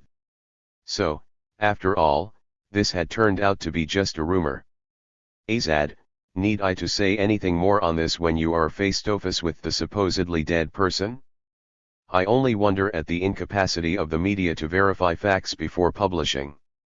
Every lie that is churned out by the media acquires a certain measure of credibility in the eyes of the people, at least for some time. They create confusion and mislead public opinion. With regard to the so-called encounter that was supposed to have led to my death, the first lies that were circulated in the media, though these were not repeated in the later news reports, were enough to create a dent in some people's minds. Even when the facts eventually come out, it would be too late to correct the impressions created. Many people still think that Azad is dead. In last Tuesday's, April 22, Indian Express, for instance, there was a center-page article by former Chief of Research and Analysis Wing, Mr. P.K. Hormistharakan, who wrote that CPI, Maoist, spokesperson and CC member, Azad, Gajar Lasaraya, and his wife Rama were killed in an encounter in Eternagaram forest. This was in the context of his analysis of the electoral results in Nepal. One can imagine how great is the impact of news reports appearing in the media, which can easily carry away an experienced senior intelligence officer of the Indian establishment. On the other hand, this also shows how raw is the brain of a former chief of RA. Q. Wasn't Gajar Lasaraya alias Azad a member of the CC and CMC? Azad, no. Even that is not a fact. The fact is that Comrade Gajar Lasaraya, also known as Azad and Raghu, was a member of NT Special Zonal Committee until 2004, after which he was transferred to Maharashtra, where he served as a member of the State Committee and Secretary of Gondia Balagat Divisional Committee until August 2006. He was never a member of the CC or the CMC as propagated by the media. He and his wife Rama were picked up by the APSAB from Kolhapur town in Maharashtra and brutally murdered after torturing them cruelly. Their bodies were thrown in the forest in Warangal and, as usual, the notorious SIB of AP projected this cold-blooded murder as an encounter. They also tried to make it appear that he was a senior member of the CC and CMC. The police in AP know very well that both these comrades were out of the state for over 4 years and yet had the audacity to claim that they were killed in Warangal forests. That is the power these licensed gundas of the state enjoy in a country that is said to be a republic having a constitution. Every encounter killing, and these run into thousands over the years, is a telling vindication of the Maoist thesis that Indian democracy is formal and fake. The lawlessness of the police and security forces had never come into question by the courts, and not a single officer in AP had been indicted for murder in spite of carrying out over 3,000 murders in the past 2 decades. On V. Prabhakaran. Press release published in all leading newspapers on May 20, 2009. On the 18th of May, the Sinhala chauvinist Sri Lankan army claimed to have shot dead Vallupilla Prabhakaran, the Tamil nationalist leader who led the war for the liberation of Tamil nation in Sri Lanka for over 3 decades. However, the fascist Rajapaksa regime of Sri Lanka made the official confirmation of the death of Prabhakaran only the next day. The death of Prabhakaran and several other leaders of LTTE is the culmination of the genocidal war unleashed by the Sinhala chauvinist ruling classes of Sri Lanka against the Tamil nation, a war that had taken thousands of Tamil lives, destroyed the towns and villages inhabited by Tamil nationals, displaced lakhs of people, and turned the entire northern region inhabited by Tamil nationals into a graveyard. In this genocidal war, the fascist Rajapaksa government was assisted and guided by the various imperialist powers, and by the big powers of Asia, India and China. It is after arming itself to the teeth with material assistance from these powers that Rajapaksa regime unilaterally broke the ceasefire of 2002 signed with LTTE and began its brutal onslaught in July 2006. It had unleashed aerial bombardment and indiscriminate destruction of the Tamil areas, carried out gruesome genocide, and created an unprecedented humanitarian crisis. The fascist army had bombed schools and hospitals, besides residential houses and offices of LTTE. The indiscriminate bombing on LTTE bases and civilian people had created a situation where people had no alternative but to flee the war zone. And this was the goal of the Sri Lankan rulers who, like the Israeli Zionist racists who had occupied and settled Jews on Palestine territories, want to settle the Sinhalese citizens permanently in Tamil territories and change the demography of the region. While this is the fact, the neo-Nazi Rajapaksa regime is falsely claiming that his army had been continuing the operations only against the LTTE to save the Tamil civilians. All the major powers in the world are accomplices in the genocide of the Tamil people and the murder of Prabhakaran and other leaders of the LTTE. The betrayal by renegades like Col. Karuna and Pillayan has played no less a role in the setback to Tamil cause. They had shamelessly joined hands with Rajapaksa, the chief enemy of the Tamils, for a few crumbs. The reactionary rulers of Sri Lanka, India, and various imperialist powers and their servile media have been describing Prabhakaran as a terrorist and LTTE as a terrorist outfit. Every national liberation struggle in history had to bear with such epithets hurled by the colonialists and their servile lackeys. The fact is, for over 3 decades Prabhakaran and the LTTE he led waged one of the longest and fiercest wars for national liberation in South Asia. LTTE and Prabhakaran had been a terror not only to the Sri Lankan rulers but also to the Indian ruling classes who had sent their army into Sri Lanka in 1987 to suppress the LTTE in the name of peacekeeping force, but had to withdraw it after suffering huge losses of over 3,000 troops in just 3 years. Moreover, the LTTE had also shot dead Rajiv Gandhi in 1991 for having sent the IPKF. How was it possible for the Sri Lankan army to defeat the powerful LTTE and capture the entire territories held by the LTTE? Every organization waging a national liberation war or a revolutionary war has to study this seriously. One of the reasons is the complacent attitude on the part of LTTE after having captured and retained its power over the Tamil territories for a considerable period. From a guerrilla force it gradually assumed the character of a standing army waging positional war. Hence its forces became easy targets for the enemy, who had relied heavily on aerial bombardment of entire territories followed by occupation. Another reason was the lack of a consistent policy of uniting various sections of the Tamil people and organizations and building a broad-based front against the Sri Lankan state. Loss of the eastern province was the first great setback, and betrayal by renegades like Karuna and Pillayan, who had joined hands with the ruling party and assisted in identifying and unleashing attacks on LTTE bases, is also an important factor leading to the setback. The CPI, Maoist, offers its humble homage to Prabhakaran and the thousands of LTTE leaders and cadres who had laid down their lives fighting heroically until their last breath for the liberation of their nation. The aspirations of the Tamil nation cannot be crushed through brutal fascist means. Learning lessons from the setback, the Tamil nation will rise up again and wage a more united and militant struggle to achieve its genuine liberation. We stand by the Tamil people's demand for a separate sovereign Tamil Eelam and pledge to extend our support and solidarity.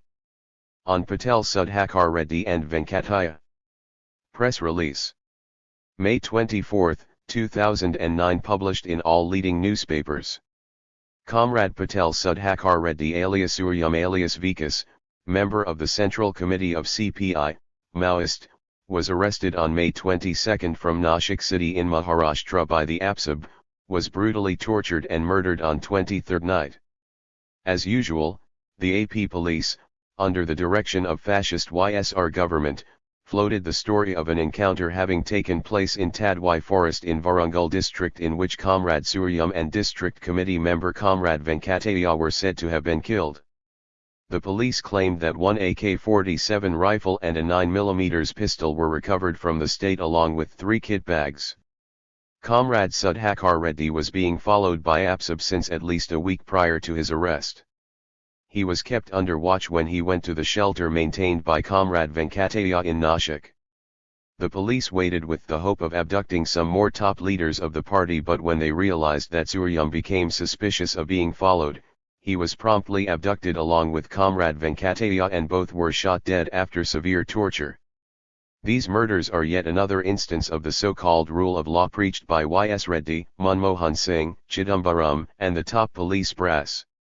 Comrade Suryam, hailing from Mahbubnagar district in South Telangana, is a senior leader of the CPI, Maoist, who began his revolutionary life as a student leader of Radical Students' Union in early 80s. Responding to the call of the party to build a zone of armed agrarian revolutionary struggle in North Telangana and Dandakaranya with the goal of transforming them into base areas, he went to Aternagaram Mahadevpur forest in North Telangana in 1983 and worked as a commander of the guerrilla squad.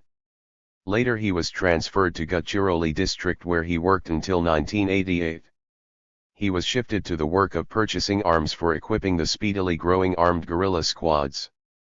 He played a crucial role in supplying arms to the party but was arrested in 1992 in Bangalore based on a tip-off from an arrested person. He remained an exemplary communist leader in jail where he spent almost 7 years. He was released in 1998 and was taken into the AP State Committee in the state plenum held in 1999.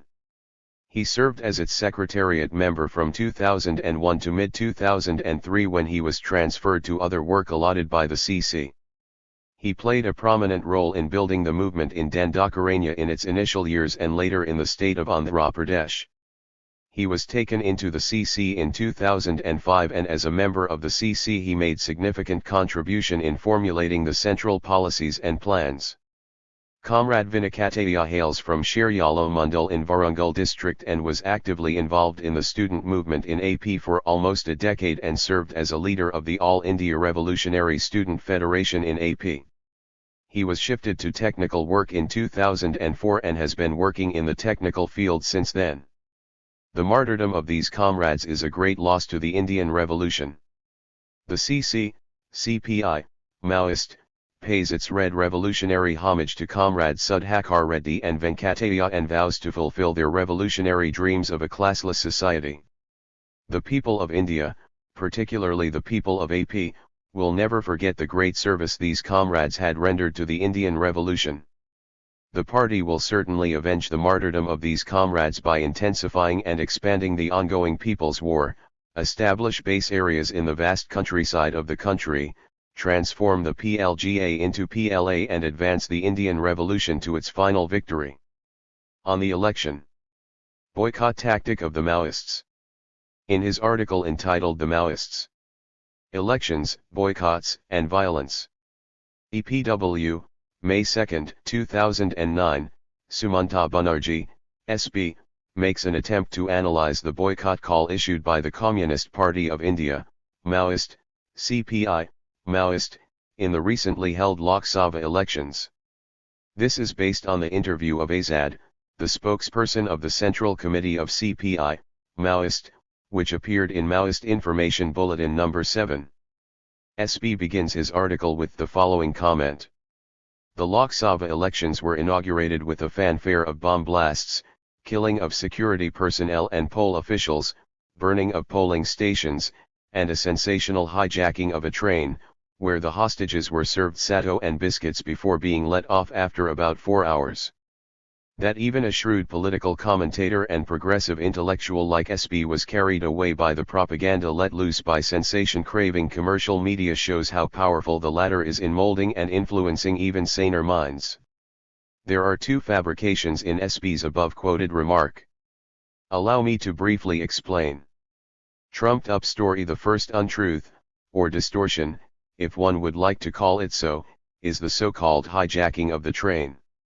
Either to sensationalize in order to add some color to drab news stories, or with the evil intention of projecting the Naxalites as the biggest threat to internal security and thereby to provoke the rulers to raise and deploy more central forces in Maoist areas, the media intentionally magnified and exaggerated the incident. A mass protest in which a few hundred people stopped the passenger train proceeding from Barkakhana to Mogulsarai at Hehegata Station in. Published in Economic and Political Weekly. September 19, 2009. Latehar district of Jharkhand for 4 hours is made into a sensational hijack. If one news channel flashes the news thus, no other such channel wants to be left behind, and the story goes on and on, non-stop for 24, 48, or even more hours, depending on the interest it generates among the viewers. Who first propagated this sensational news is not known, but in no time it spread like wildfire, with every news channel and newspaper jumping into the fray and making even independent thinkers like SB their prey. Even if one gave a little thought to the meaning of the word hijacking, one would not become such an easy prey to the media sharks. From where had the Maoists hijacked the train? Had they diverted it from its usual route by forcing the driver or guard? If not, how could one describe this as hijacking? Let us ask SB, if stopping a train by hundreds of people squatting on the railway tracks is termed as hijacking, then, what term would you use to describe the seizure and forcible diversion of a train by a handful of armed people? It must be emphasized that the so-called hijacking by protesters who stopped the train by squatting on the tracks for 4 hours is not related in any way to the call for boycott of elections issued by the Central Committee of CPI, Maoist. As made clear by the spokesperson of our party in Jharkhand soon after the incident, the protest was organized as part of the bond demanding a judicial inquiry into the brutal, cold-blooded murders of 5 village youth by the Central Reserve Police Force, CRPF, personnel in Badhania village that falls under Barvadi PS in Latehar district. The 5 youth were picked up within an hour after the mine blast triggered by Maoist guerrillas killed 2 CRPF men on the morning of the 16th of April. The villagers were shot dead within 2 hours after the CRPF had lost its men in the ambush by Maoists. The fake encounter generated widespread protests throughout the state for almost a week in some places. The top police brass had to publicly concede that it was a fake encounter, and by the end of the month 3 top police officials were removed from their posts as a direct fallout of this brutal incident. Thus, at least now it should be clear that the train was held up in Hehegata by unarmed protesters to object against the fake encounter, and not, let us repeat, for boycott of polls.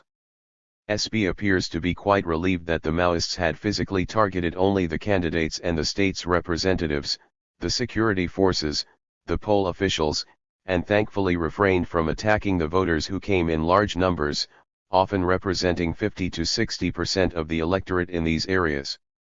But here again he displays a sense of cynicism, and states this as if it was the first time that the Maoists had spared the voters. In fact, even the unfortunate attacks on poll officials were an aberration and not a policy of our party. It was due to mistaken identity that a polling party, instead of the police party, became the victim in Kazamsar in Manpur area of Kankar district in Chhattisgarh, Dandakaranya. In fact, our Dandakaranya Special Zonal Committee had tendered an apology immediately after the unfortunate incident and reassured the people that it will take all precautions that such unfortunate incidents would not occur in future. Our statement was covered in the local media widely. A serious review of the mistake was also made by the concerned committee. While expressing our condolences to the families of the 5 polling officials who died in the landmine explosion, we made it very clear that it is not our policy to harm polling staff. Even after this, it is surprising that SB includes polling officials in the list of our targets. The main questions now taking up the main questions raised by SB, is it correct to conclude that the vast majority of the voters are not ready for boycotting elections? But, is it true that voters had gone in large numbers, often representing 50 to 60% of the electorate in these areas?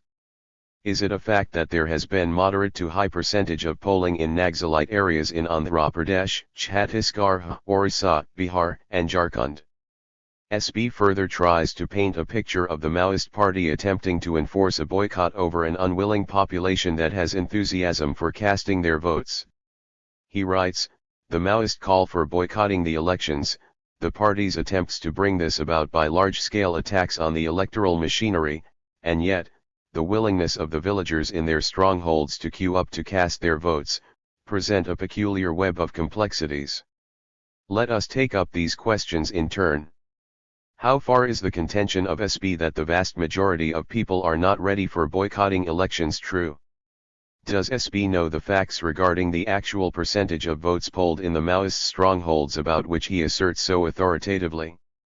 Did he tour any of these areas at the time of the elections, or has he drawn his conclusions from the concocted stories floated by the police and the media? In the psychological war waged against the Maoist revolutionaries by the reactionary ruling classes, intelligence/police officials, and faithfully represented by the commercial media, the most common theme has been the supposed gap between the aspirations of the people and the goal of the party, besides the beaten caught in the crossfire theory put forth not only by police officials but also people like K. Balagopal, as seen in his critique of the novel, Rago, where he cynically concludes that the interests, aspirations, and goals of an Adivasi girl like Rago are different from those of the party, and hence one cannot expect people like her to continue in the revolution until the end.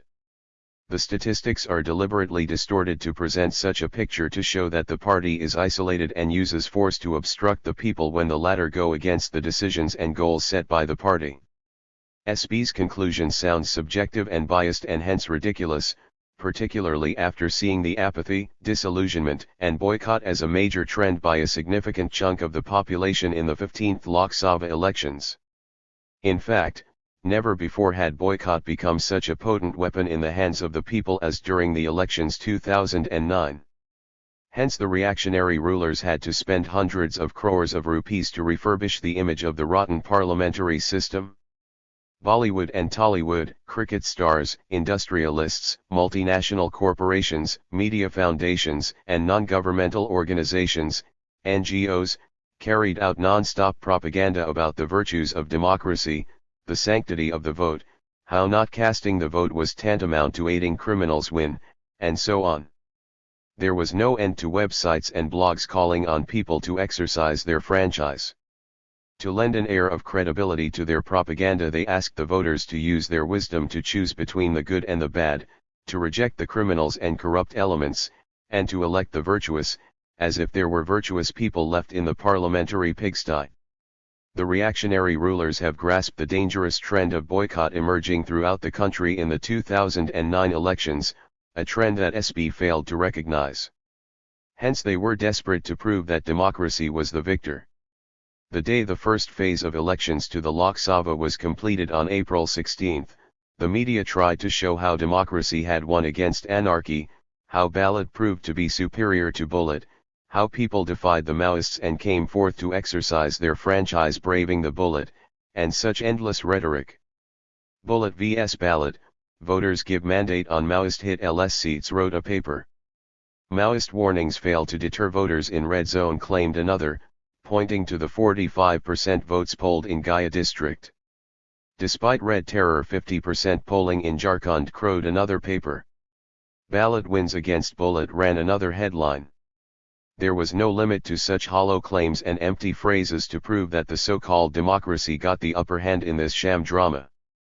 The Chief Election Commissioner designate Navin Chawla howled that democracy triumphed over Naxalism on 16 April. Despite such appeals to the voters by all and sundry, hardly 50% turned up at the polling booths. In Mumbai, where the shrill cries of these apologists of parliamentary democracy were the loudest, the percentage of voting was a paltry 43.2%, in Thane even less. Then on whose behalf is SB speaking? If he comes to a conclusion based on the 43% who voted in Mumbai, then how undemocratic would his stand be for neglecting the majority of 57% who had refused to be drawn to the polling booths even when popular actors and NGOs engaged in intense campaigning calling on them to vote? He agrees that people had indeed used boycott as a form of protest relating it to their local issues. Yet, he concludes, proud of their democratic right and hopeful of some change through the electoral process, they will cast their votes, though they are doomed to be betrayed by the victorious candidates. Our party had never denied the fact that people will cast their votes, but not because they are proud of their democratic right and hopeful of some change through the electoral process as imagined by SB.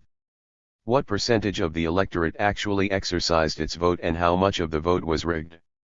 What percentage of the voting population voted out of compulsion, material and other incentives, caste, communal, ethnic, regional and other factors? And, how many voters were forced into voting due to threats and intimidation by gun-toting khaki goons or local rowdies?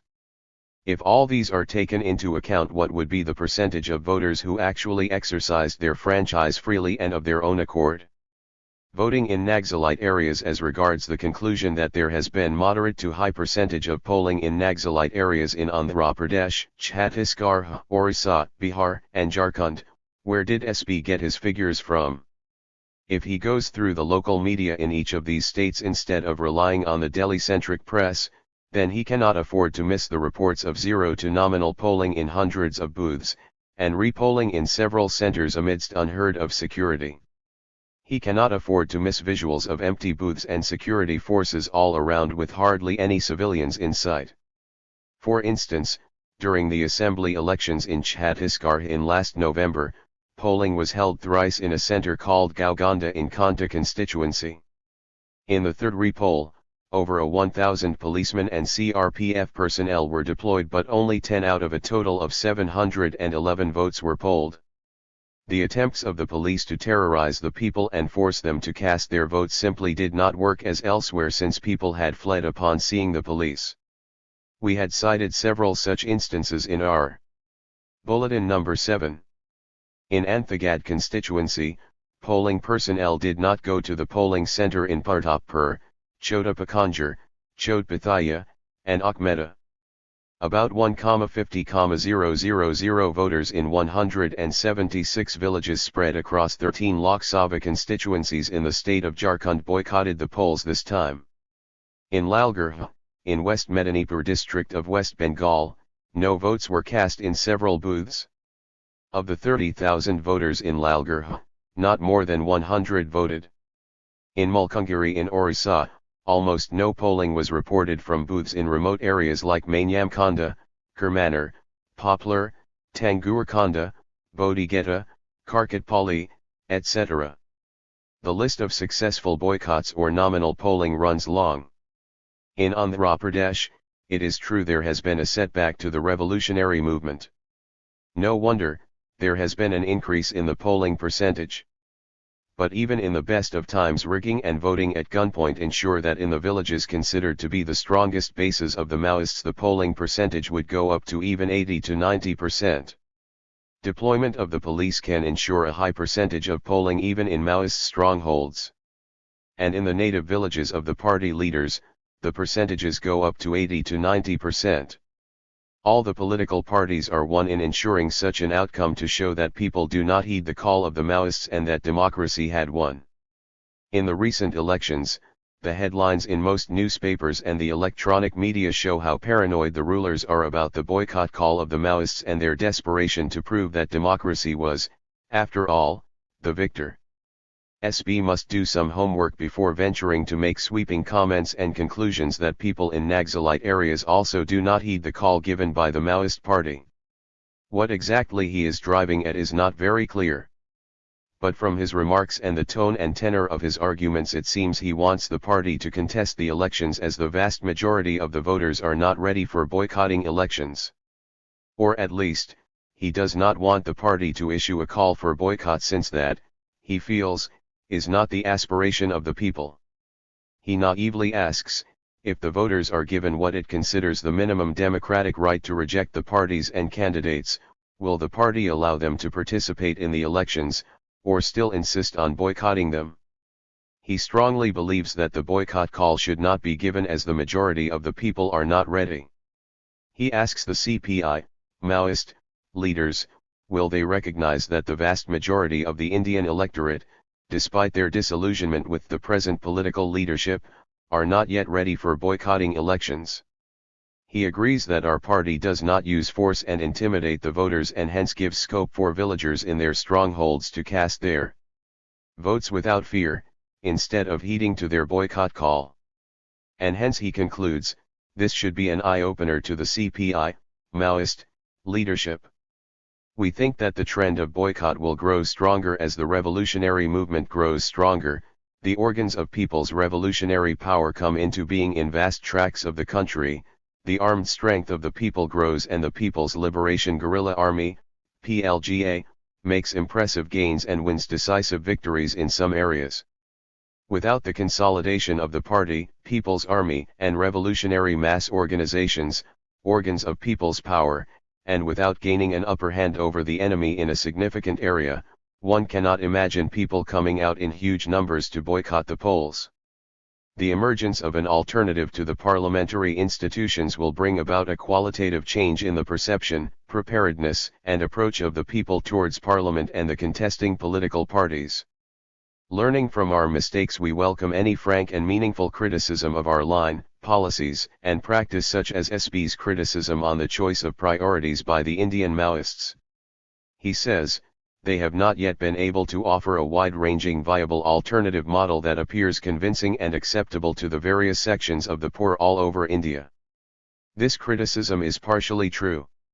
Given the vastness of the country and the weakness of the Maoist movement, the model that is being developed in Dandakaranya and parts of Bihar, Jharkhand, Orissa, and some other states, is not yet seen as a viable alternative by various sections of the poor all over India. Moreover, the problems in the advanced areas and plains, and in the urban areas are of a different nature, and we admit our party has not been able to address the problems of the poor living there. Thus, whatever has been achieved in a few pockets of the backward areas does not provide a wide-ranging viable alternative model by itself. A lot more has to be done to convince the people about a viable alternative model. While such a constructive criticism is to be welcomed, one cannot understand the rationale behind some of his unwarranted comments, like citing some mistakes on the part of our party which are of no relevance here. For instance, ridiculing the apology tendered by the Maoists to the unfortunate deaths of 5 polling personnel in Chhattisgarh on the April 16. SB recounts some serious mistakes committed by the Maoists in the past, like the 3-decades-old Kakatiya train incident, and a few incidents of punishments to police agents, and questions, how long will they go on repeating such mistakes, and dismissing them as collateral damages on their path of revolution. There are also comments such as the frequent killings of poor villagers by paranoiac Maoist guerrillas who suspect them of being police agents based on concocted police reports or the biased reports in the media. The Kakatiya train incident has been a blot in our party history and was due to the sheer inexperience of the comrades who were involved in the early years of our party's life. But, the above allegation needs some explanation from the party. We Maoists have never dismissed our mistakes and justified the deaths of innocent civilians as collateral damages.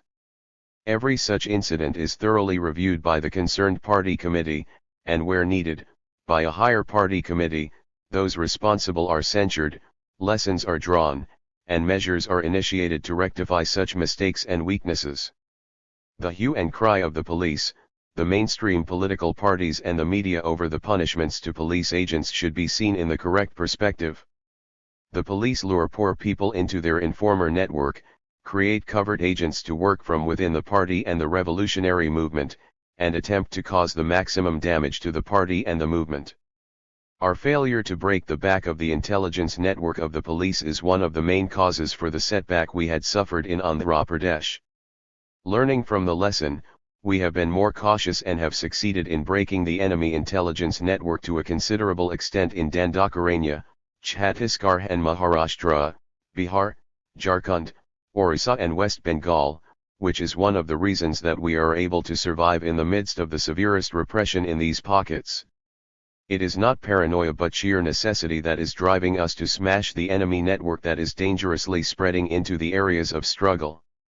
Do we disrupt development? Let us now briefly deal with SB's critique of our approach to the state's development activity. He writes, the CPI, Maoist, in particular, which claims to fight for the rights of the poor, has shown a cruel disregard for these basic amenities demanded by the people by disrupting power supply and obstructing road building in the backward districts, purely out of their partisan interest to cut off communication so that the police cannot raid their hideouts. The reality is the CPI, Maoist, owes its entire existence to its work among the poor and deprived sections of the society. It has been able to build the longest sustained revolutionary movement in the history of India and South Asia, confronted the mighty Indian state for over 4 decades and had grown from strength to strength despite losing thousands of its cadres precisely because it has its roots firmly entrenched among the masses. It is by solving the burning problems of the people, particularly the problem of land alienation, lack of basic amenities and means of livelihood, that our party has gained the active support of the masses, succeeded in involving a considerable section of the people in militant struggles and in the ongoing People's War. And this is precisely the reason why people continue to extend all kinds of support to the party even in the midst of the severest state repression. To say that our party has shown a cruel disregard for these basic amenities demanded by the people is to play into the hands of the establishment and some so-called civil society groups funded by the big business and imperialist agencies.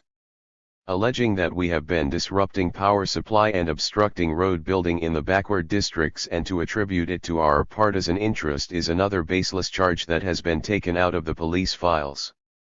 The question is, why are the rulers interested in building roads, Pakha school buildings and even helipads in a place like Maoists, known to the outside world as Abha Jamid or the Unknown Land, at the present juncture?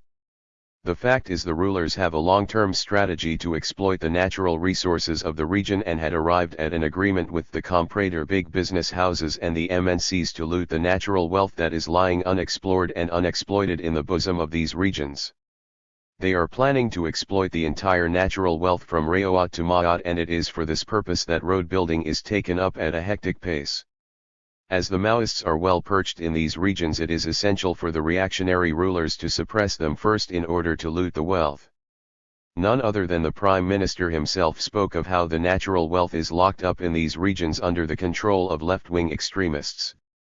Thus the so-called Red Corridor is sought to be liberated from the Maoists so as to hand it over to the vultures waiting with greedy mouths to prey on these regions. Hence school buildings are required as they provide fortified shelters to the CRPF and other state forces in their bloody onslaught against the Maoist revolutionaries. More important, the plan of the rulers is to evict the Adivasis from the region and settle them elsewhere permanently. The region is home to one of the oldest surviving tribes in India, the Madhyagans, and now their very existence is at stake due to the so-called development that SB is worried about. We oppose only such development projects that harm the interests of the Adivasis, facilitate the unhindered exploitation of the region's wealth, displace the indigenous tribes and the inhabitants of the forests from their homes and lands, and destroy their way of living and their culture. It is a misgiving that we are opposed to every kind of road construction or that we disrupt power supply and communication. It is in fact our party that has been in the forefront of people's struggles for basic amenities, and we ourselves had taken up some development activity that directly benefits the people in areas where we have our embryonic organs of people's democratic power. Yes, power supply has been disrupted as part of our resistance to the state offensive, fake encounters, etc. However, our party committees had reviewed this and decided to take up such sabotage activities in a selective manner with least inconvenience to the people at large. Boycott and democratic rights. And finally, coming to the key question posed by SB, if the voters are given what it considers the minimum democratic right to reject the parties and candidates, will the party allow them to participate in the elections, or still insist on boycotting them? Boycott of elections and the minimum democratic right to reject the parties and candidates are complementary to each other. There is no contradiction between the two rights. Just as right to vote is being described as a democratic right, right to boycott is also a democratic right of the voter. But in many instances, the police and reactionary gangs force the voters to cast their votes. In such circumstances, provision of the right to rejection of candidates will give the voter a chance to reject everyone in the fray. It is a curious logic to substitute this for the general call of boycott, which is meant to enhance the awareness of the people regarding the futility and irrelevance of elections to their lives and in solving their basic problems. Our boycott is taken up in different forms depending upon our strength, people's consciousness, and preparedness. In some places it is at the level of propaganda, In some it is done passively in the sense that we do not attempt to stop the process of election but mobilize the people to question the parties and candidates and obstruct their campaigns. And where we are strong enough and have our own organs of people's power and have emerged as an alternative before the people, we organize active boycott and do all that is possible to prevent the election from taking place. In a country where the revolutionary movement and the people's consciousness are at various levels of development, our form of struggle too takes different forms of expression. Hence stopping or not stopping the people is not the point here. It is the people themselves who have actively stopped the election process in many places either due to their anger against parties for not solving their problems and non-fulfillment of promises, or because they see the futility of the very system of parliamentary democracy and the drama of elections. Interview on Governments. Military offensive. In this interview, Comrade Azad answers a whole range of questions dealing with the current centrally planned massive offensive against the Maoists and the counter-plans of the Maoists, the question of state violence and revolutionary counter-violence, the issue of talks with the government, the real meaning of Chidambaram's campaign for recapturing territory from the Maoists, and several misconceptions regarding Maoist stand on development, on the charges of extortion, on recruitment of child soldiers, on the beheading of Francis Nduvar, and so on. Q. There is lot of talk about an unprecedented massive military offensive due to begin any time now. How will your party confront it? Azad, the fact is, the unprecedented massive offensive has already begun. In the Chintagufa area in Dantevada district, almost 4,000 police and central forces led by around 600 elite commandos of the anti-Naxal Cobra Force had carried out their biggest ever counter-revolutionary operation called Operation Green Hunt in the third week of September. Some media reporters described it as Operation Red Hunt. Whatever is the name, it was the first major attempt by the central and state forces to wrest a part of the territory from the hands of the oppressed people led by the Maoists. This operation was a sort of a rehearsal for the forthcoming centrally planned countrywide simultaneous offensive on all our guerrilla zones. When the enemy attack took place near Singanamaduga village, our forces present there were hardly 50 or 60 in number. But they fought heroically, and successfully repulsed the attack by a superior force. By interview. Published in Mainstream Weekly, January 30, 2010. Totally relying on the people. It was the people who gave us the information regarding each and every movement of the enemy force. Hence our guerrillas could deal the first biggest blow to these so-called Cobras who were specially trained in jungle warfare and sent to wage an unjust war against the Maoist revolutionaries. 6 of their men, including 2 assistant commandants, one from Manipur and another from Up, were wiped out in the real battle. These brave Cobras demonstrated their heroism and courage by murdering 7 unarmed Adivasi villagers, including 2 aged men and a woman, and burning 4 villages. Not a single Maoist was killed, contrary to the false claims of the police that 22 Maoists were killed. Our forces chased them for about 10 kilometers. The people of the entire area stood with us in this counter-attack on the thugs sent by Manmohan Chidambaram's Khadi gang at the center and Raman Singh's Saffron gang in Chhattisgarh. This heroic resistance by a handful of Maoist guerrillas underscores the superiority of the tactics of guerrilla war and the massive mass support enjoyed by the Maoists. It demonstrates the ability of our Maoist guerrillas to confront and defeat a numerically far superior enemy force equipped with all the sophisticated weaponry, aerial support, and whatnot, by relying on the sea of people in which we swim like fish. In the second week of October, once again Chidambaram's men unleashed another massive offensive by amassing 10,000 men in Gadchiroli district in Maharashtra with Mi-17 choppers surveying the area from the skies. It was as if an army from an enemy country was waging war on the Indian people. In the face of it, our forces had successfully carried out a massive political campaign against the farce of the assembly elections that were held on October 13 in Maharashtra. All our plans, policies, strategy, and tactics will be based entirely on the active involvement of the vast masses of people in this war of self-defense. The enemy class cannot decimate us without decimating the entire population in the regions we control. and if it dares to go into an all-out war of extermination of the tribal population, the entire socio-political scene in India will undergo a fundamental shift and will witness a radical realignment of class forces. Here I shall not go into the concrete details of our precise tactics to confront and defeat the unprecedented, massive, brazen offensive on the most oppressed people being unleashed by the Indian ruling classes on behalf of the imperialists and the comprador big business houses.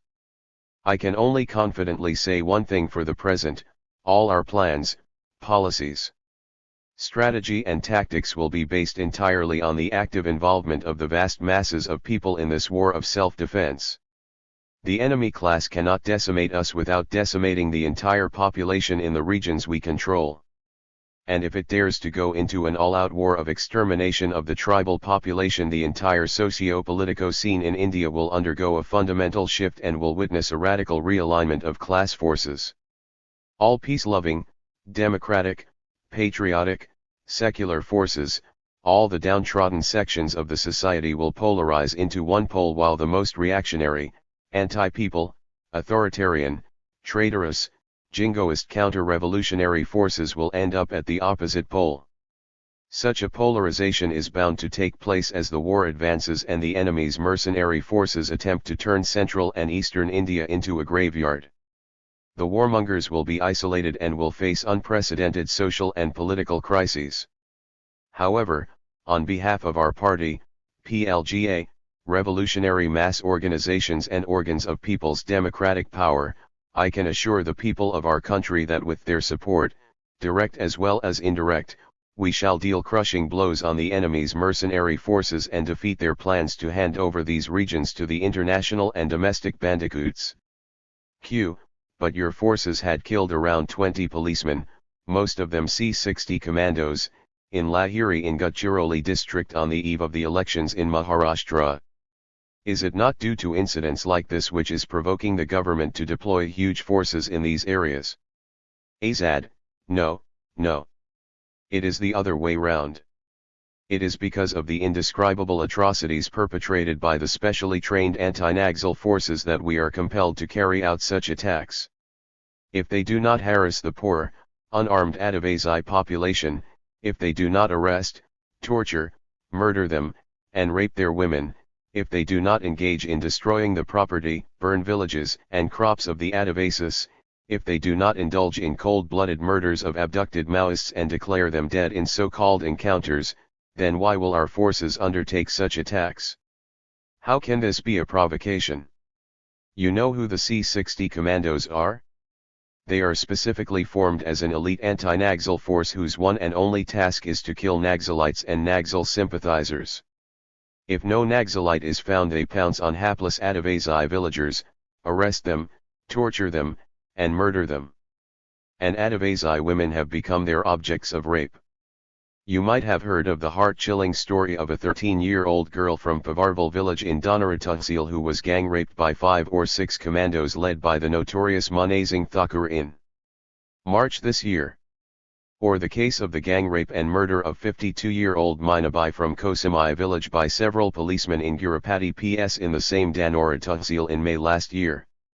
For the directors of this war on Adivasis Manmohan Singh, Chidambaram, G.K. Pillai and others, the gang rapes of a 13-year-old girl or a 52-year-old woman are only collateral damage in their larger war for capturing the region to plunder its wealth.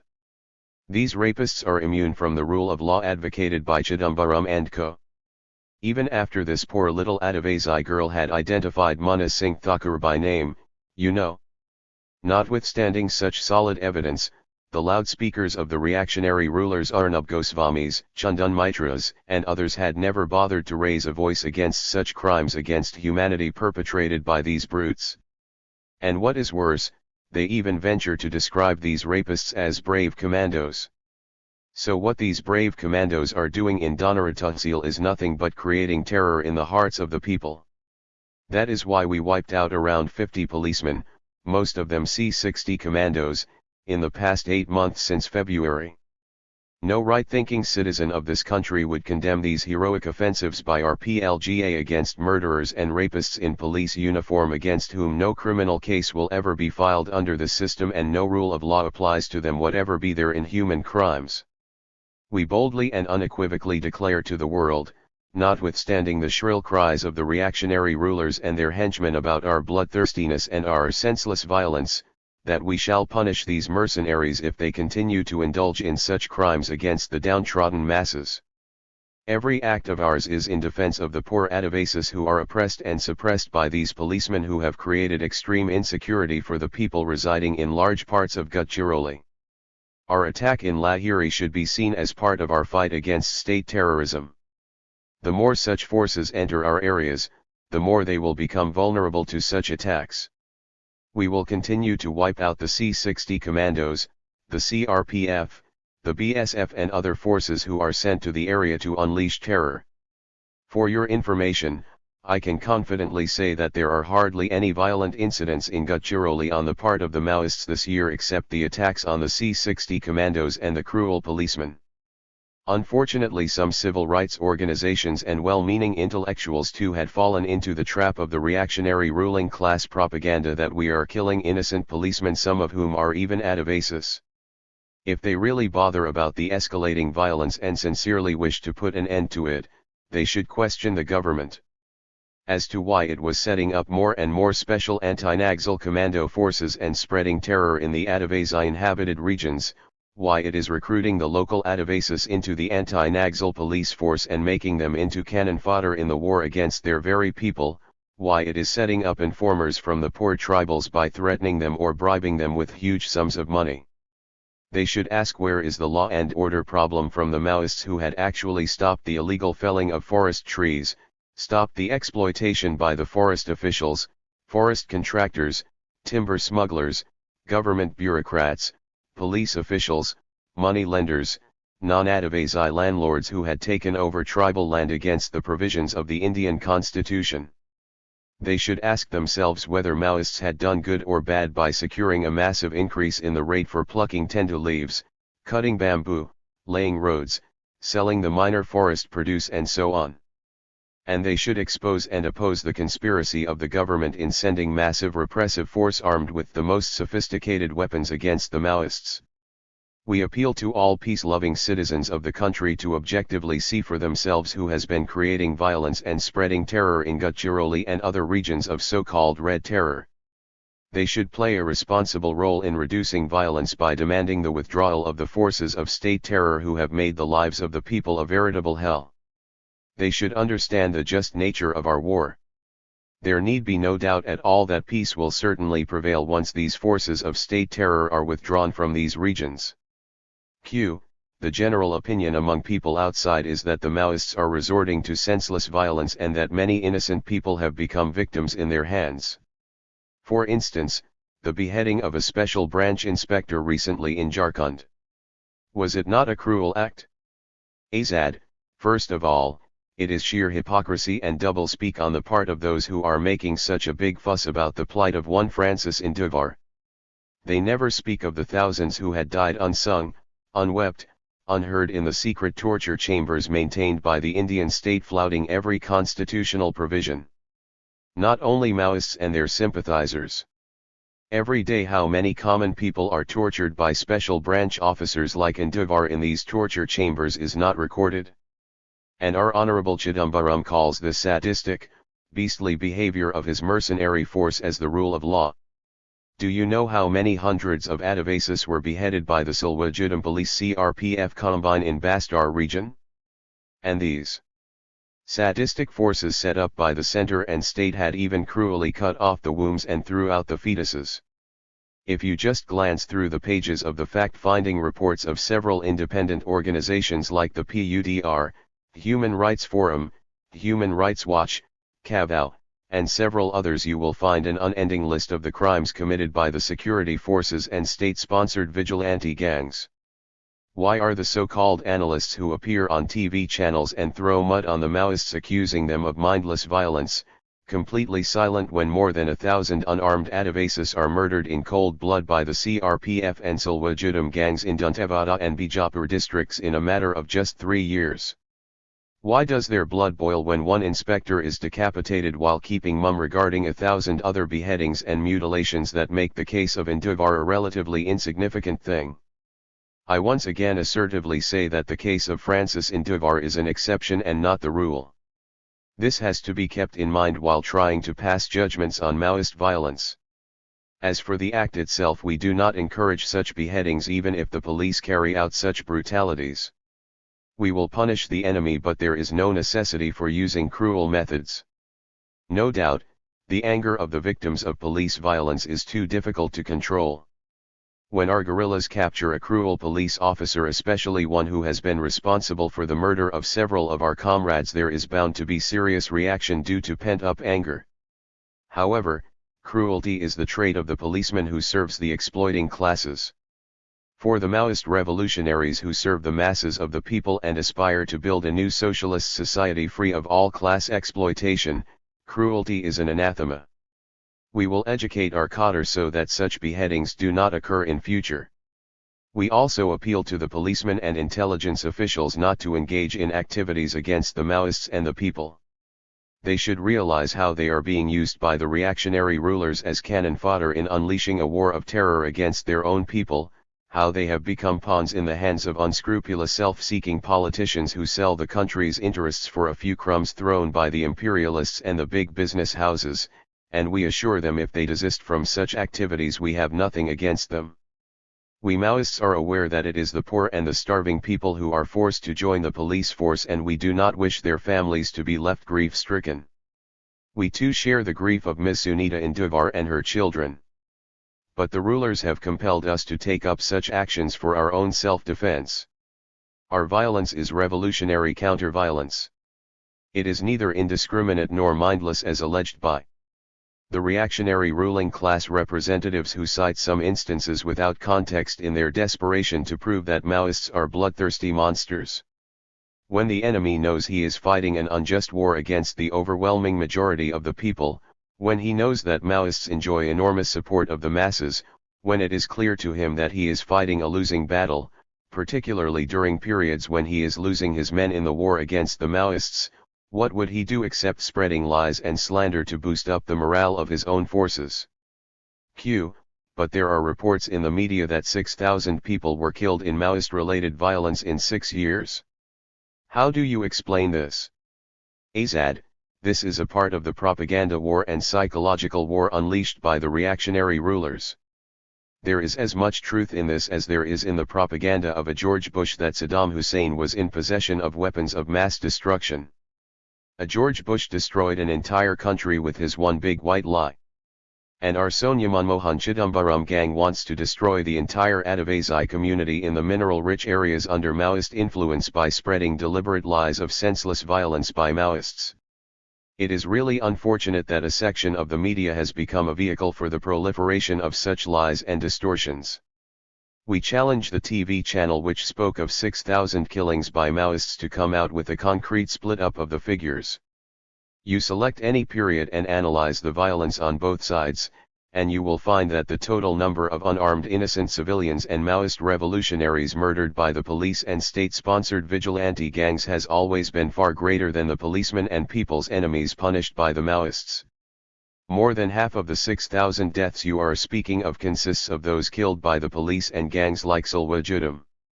The hypocritical manner in which some papers and TV channels report on violence makes disgusting reading. If 100 Maoists are murdered by the police and 50 policemen killed by the Maoists, a paper writes that 150 people killed in Maoist-related violence. This creates an impression in the public mind that 150 were killed by Maoists.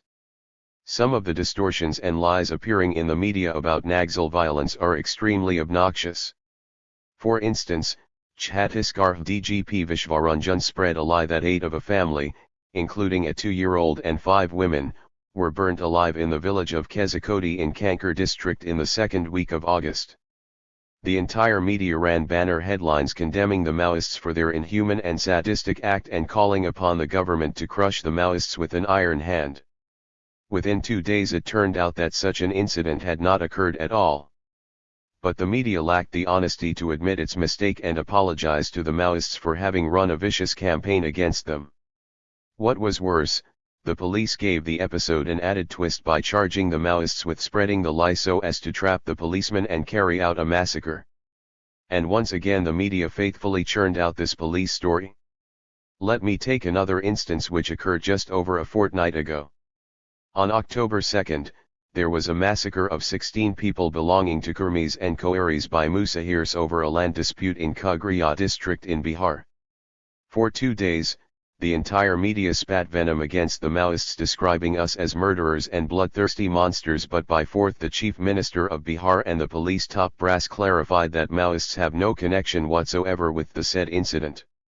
However, none of the newspapers or the electronic media bothered to tender an apology for their irresponsible and vicious attack against the Maoists. Even worse, channels like The Times Now had even continued this vicious propaganda a full week after Nitish Kumar himself ruled out any Maoist link with the incident.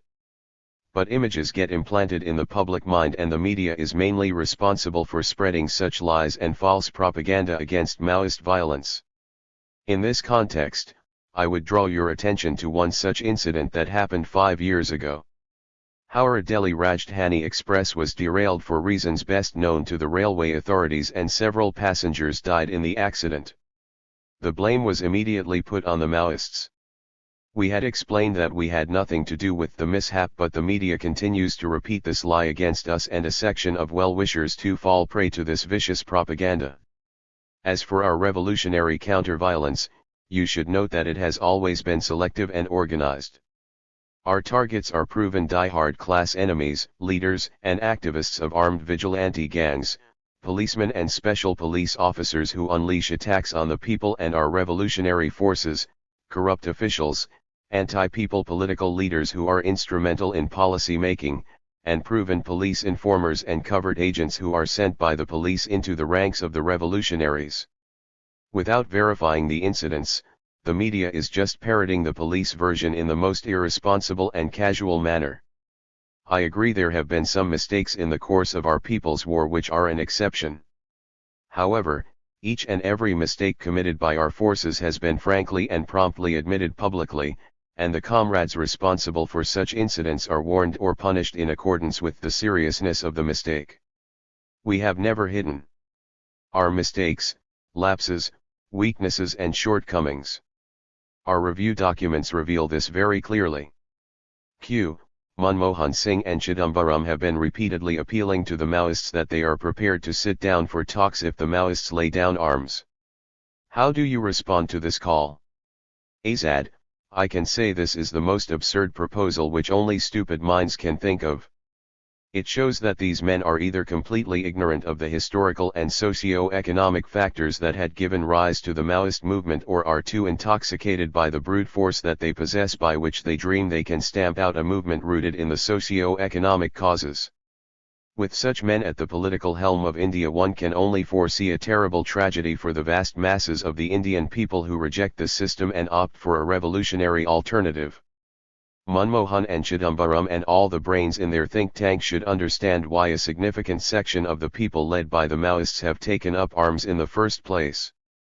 Can anyone who has a capacity to think imagine that Maoists have taken up arms only to lay them down without arriving at a solution to the issues confronting the Indian society? If Manmohan and Chidambaram think they are doing us a favor by offering the proposal for talks without touching upon the actual issues that serve as the basis for our armed struggle, they are only living in a fool's paradise. It is not that these men who occupy the highest pedestals in the government do not know these things. They only want to pretend that they are for peace and that it is the Maoists who are intransigent and reluctant to sit down for talks. If these representatives of state terrorism really want to sit for talks, then they have to fulfill several conditions, all of which, of course, fall within the ambit of the very constitution by which these gentlemen terrorists swear. Q. What are those conditions? Azad, I am just coming to the point. They should stop illegal abductions of Maoists and people suspected to be supporting Maoists. They should put an immediate halt to tortures and murders of unarmed people, instruct their so-called security forces to desist from raping women in Maoist-dominated areas, abandon their policy of destroying the property of the people and burning Adivasi villages. They should withdraw the police and paramilitary camps from the school buildings, Panchayat community buildings and from the interior areas so as to instill a sense of security among the people. They should disband the state sponsored armed vigilante gangs like Salwa Judum, Sendra, Gram Suraksha Samitai, Nagarik Suraksha Samitai, Shanti Sena, and various types of cobras and tigers, since all these bloodthirsty gangs are unconstitutionally established by the police top brass and the political leaders. An impartial judicial commission of inquiry should be formed to go into the inhuman atrocities by the police, CRPF, other central forces and the vigilante gangs on Maoists and the people at large, and basing on the investigations the culprits should be punished as per the law. All political prisoners, i.e., those arrested for being Maoists or on suspicion of aiding the Maoists, should be released unconditionally. They should repeal all draconian laws and acts such as the Unlawful Activities Prevention Act, UAPA, Chhattisgarh Special Powers Act, etc. They should disband the government-organized concentration camps in the name of rehabilitation of the Adivasis displaced from their villages, pay adequate compensation to over 1 lakh Adivasis who were forcibly displaced by the Salwa Judum gangs and the CRPF police combine. Likewise, all those who have become victims of state and state-sponsored terror, i.e., those who were murdered, maimed, raped and pushed into a state of mental trauma, should receive adequate compensation. Through all these measures they should create a conducive democratic atmosphere in all these regions before placing their proposal for talks. As for socio-economic issues, the lands of the tribals should be handed back to them wherever they are snatched, whether in Sulboni, West Bengal, Kathakund, Jharkhand, Luhandaguda, Palamad, Bodhgat, all in Chhattisgarh, Niyamgiri, Orissa, and elsewhere. The mining and other so-called development projects that lead to displacement of the tribals and destruction of their way of life should be immediately disbanded. All the MOUs signed with the imperialist MNCs like Vedanta and the big business houses like the Tatas, Mittals, Essa, Jindal, etc. should be scrapped. The land snatched away from the tribals by unscrupulous landlords, other non-Adivasis, and by the government should be restored to their rightful owners. These demands might sound utopian and revolutionary, but there is nothing extraordinary in them. Most of these fall within the ambit of the Indian Constitution, while others are needed for creating a conducive atmosphere for talks. If these are fulfilled, then one can think of talks to discuss on the deeper issues that are blocking the real development of our country. What you say will never be accepted by Manmohan and Chidambaram, as it would mean betraying their own class interests. So don't you feel that by laying down arms without such preconditions you can save your forces from the brutal offensive by the center? Azad, we know that these die-hard agents of the ruling classes, whose real social base comprises of hardly 5% of India's population, can never think in terms of the interests of the remaining 95% of the population. They will not accept even these constitutional demands unless the people rise up and bring enormous pressure or rebellions break out in their own police and other armed forces. No people's force in history has preserved itself through meek submission to the enemy. Maoism teaches us that self-preservation is possible only through war. You cannot defend yourself against a powerful and extremely cruel enemy by submitting to him meekly. You have to choose the appropriate method to fight a relatively superior and powerful enemy, and only by this one can ensure the preservation of one's forces. Whoever had surrendered to the enemy or had laid down arms had gone over to the enemy camp. For instance, the leadership of the Communist Party had betrayed the people by laying down arms in 1951 in the midst of the glorious Telangana armed agrarian struggle and turned revisionist. So a war of self-defense alone can ensure the preservation of the revolutionary forces. And once you lay down your arms, then of what use is your force to the people who are daily groaning under the oppression and suppression by the feudal forces, land and forest mafia, and the various wings of the Indian state? Without a people's army, can the people achieve even a bit of justice? How can you expect an army, however small it may look at the present juncture, to abandon arms when the state's armed forces are engaged in brutal suppression of every people's movement? It is yet another thing if an agreement could be reached by both sides on a ceasefire without preconditions. On this thing there could be some discussion, and some agreement may also be reached if men like Chidambaram give up their irrational, illogical, impracticable, absurd condition that the Maoists should abjure violence if they have to sit for talks. Q. When you take into account the serious setbacks suffered by the armed national liberation movements recently in many parts of the world such as in Sri Lanka, how do you think you can confront the mighty Indian state and succeed? Azad, every war has its own particular, specific features. The war waged by the LTTE in Sri Lanka received a severe setback due to several mistakes which were explained vividly in a recent interview by our party secretary Comrade Ganapathy. You cannot compare a people's war waged under the leadership of the proletariat over a vast territory spread out over a few lakh square kilometers of area with a war waged by non-proletarian leadership in a small area roughly the size of a big district in India. Moreover, the people's war we are waging is based on the Maoist principles of guerrilla war. Until the time we reach a decisive stage in our war, we will not fight a positional war in a small area against a superior force that is likely to resort to aerial bombardment if needed. We can fight the mightiest enemy by properly adhering to the principles of guerrilla warfare. We will hit the enemy when and where it is convenient to us, and not when and where he provokes us. His aerial surveys cannot locate the guerrillas who mix up with the people or are in constant mobility. His air sorties too would fall on the wrong targets, maybe sometimes on his own men. Smiles. It has happened several times in Iraq and Afghanistan. We will even change our battle fatigues and move in the dress of civilians. It will be impossible for the enemy to target us if we adhere to these methods. He will only end up killing civilians and help us in getting more recruits into our guerrilla army. That's what the Silwajudum had done. Thanks to Silwajudum our guerrilla army has expanded rapidly. It is the same story everywhere. George Bush had created more enemies for the American imperialists. He helped Al-Qaeda, Taliban and several other Islamic organizations find recruits and provided them with a justification for waging a jihad. The unfolding explosive situation makes it impossible for these reactionary rulers to maintain stability or control the mass uprisings and armed resistance even if they continue their mad policy of continuously increasing their repressive forces while the vast majority of the Indian population languishes in extreme poverty and misery. The more these vultures spend people's funds to strengthen the state apparatus and the state's forces in order to ensure their own security and marginalize the vast majority of the Indian people who are left without even food, drinking water, and the minimum necessities of life, the more they will become the objects of people's wrath and hatred. By stepping up repression instead of addressing the problems of the oppressed, the reactionary rulers of India are digging their own graves by creating hundreds of thousands of Maoist guerrillas.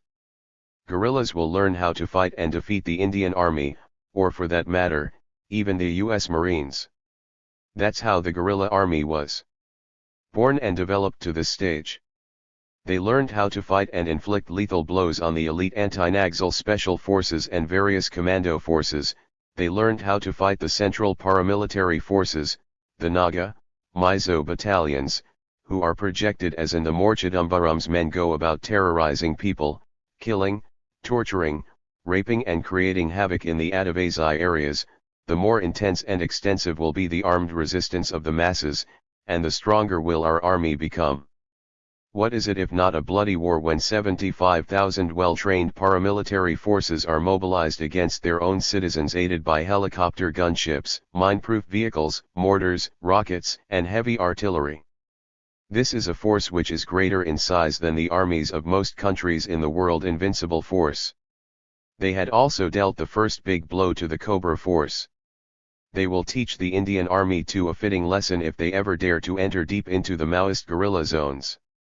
With tremendous mass support and participation in the People's War, the Maoists are confident of defeating the conspiracies of Chidambaram and Co. and grow stronger from an escalation of the war just as it grew into a qualitatively stronger and highly steeled force after the reactionary rulers unleashed the cruel terrorist campaign through Silwajudum in Dandakaranya, Sendra, and NSS in Jharkhand, Harmad Vahini and the social fascists in West Mednapur. Repression breeds resistance. And the more Chidambaram's men go about terrorizing people, killing, torturing, raping and creating havoc in the Adivasi areas, the more intense and extensive will be the armed resistance of the masses, and the stronger will our army become. This is the logic of historical development. Hence we will utilize the situation created by the enemy's white terror to organize armed resistance on a far wider and extensive scale than ever before. As I said before, we live among the people, and if the enemy destroys the entire population, we are willing to die with them rather than submit to the enemy. It is the people who make history, and not a George Bush or a Manmohan Singh or a Chidambaram. These vultures who prey on the corpses of millions of helpless people will be washed away by the unfolding tsunami of people's revolts throughout the country. Then will you never be ready for talks with the government by laying down arms as a precondition? Azad, never, not even in our dreams we can think of such a step. We have taken up arms for the defense of people's rights and for achieving their liberation from all types of exploitation and oppression. Laying down arms means a betrayal of the people's interests. We may lose some forces in this brutal offensive by the enemy. But you must keep in mind that when the People's War began we had only a handful of committed cadre. Today it has grown into a mass party with an all-India character, and we have a people's army for the first time in the history of the revolutionary movement in India. Even if we lose some forces, we shall rebuild the movement as we are now doing in Andhra Pradesh. You will see the results of our painstaking underground work in the near future. Chidambaram has been saying that this is not a war against the Maoists but only a police operation. How do you describe the ongoing offensive? Azad, this is sheer deception and a jugglery of words which the rulers of this country have mastered right from the days of Chanakya. What is it if not a bloody war when 75,000 well-trained paramilitary forces are mobilized against their own citizens, aided by helicopter gunships, mine-proof vehicles, mortars, rockets, and heavy artillery?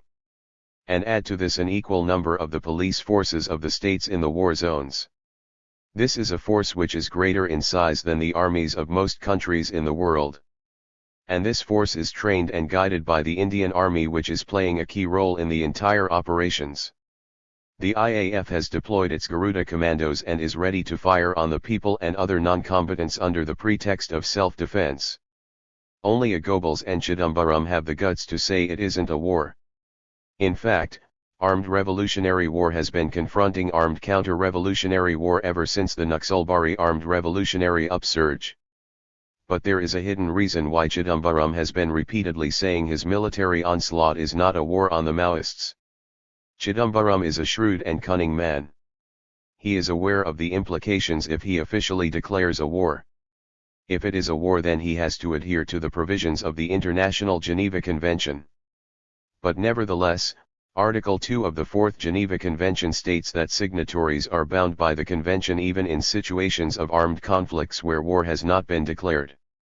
We hope all civil rights organizations and democratic forces will bring pressure on the Indian government to abide by the Geneva Convention even if it deliberately denies going into war with the Maoists. We hope Chidambaram will instruct his forces waging war against us not to harm non-combatants or civilians, not to kill those who are wounded or detained during the war, not to indulge in mutilation, cruel treatment, and torture, not to indulge in rape of women guerrillas arrested and the Adivasi villagers, and to adhere to all judicial guarantees which are recognized as indispensable by civilized peoples. It will be the bounden duty of the civil rights organizations and the media to ensure that Chidambaram, who talks of the rule of law ad nauseum, will ask his men to adhere to these minimum provisions of the Geneva Convention during the current war. The government, leaders of mainstream political parties, and even some civil society leaders have been emphatically saying that there is no other option before them but to go for a military solution, as the Maoists are blocking development work in the areas they control and are keeping the people in abject poverty. Why don't you allow development work to take place? Azad, this is another myth circulated by the ruling classes and parroted by the media and some Sarkari, pro-establishment, intellectuals who hide behind the facade of civil society. Even supposing the Maoists are blocking the so-called development work by the government, how much percentage of the population is affected by it? If we take the Maoist-controlled areas as such, they embrace hardly 2% of the Indian population. Even if we consider the areas under our direct influence, it would be no more than 5%, though the geographical area may be more. Then what are these gentlemen, who yell incessantly about lack of development in Maoist-held areas, doing in the rest of the areas that are home to 98% of the Indian population. Who is keeping 77% of the Indian population in abject poverty? Why are they living in grinding poverty with just 20 rupees a day? Who is stopping the government from bringing development in these regions and improvement to their lives? Who has caused the suicides of 2 lakh farmers in just 10 years? Are not Manmohan Singh and Chidambaram responsible for this great human tragedy, which is a direct fallout of their imperialist-dictated neoliberal policies? The BJP and the Congress have both turned the lives of the common people into a veritable hell. They brought forth cesses to fatten the comprador business houses and the real estate mafia, who are their blood brothers. How much of the funds sanctioned for development in the areas outside the Maoist influence actually reach the poor and the needy, and how much goes into the pockets of these political leaders, bureaucrats, and contractors? Several independent studies had revealed that more than 50% of the funds allotted for the so-called development are siphoned off by these very bureaucrats, police top brass, and political leaders who spit venom against the Maoists. If a People's Committee consisting of independent eminent personalities and social activists is set up and an inquiry is conducted into the assets of all the bureaucrats, police officials, political leaders, and businessmen, I think we can ferret out several trillions of rupees worth of illegal assets that can be put to good use. It is the imperialists, the feudal forces, and the comprador big business houses that are blocking genuine development.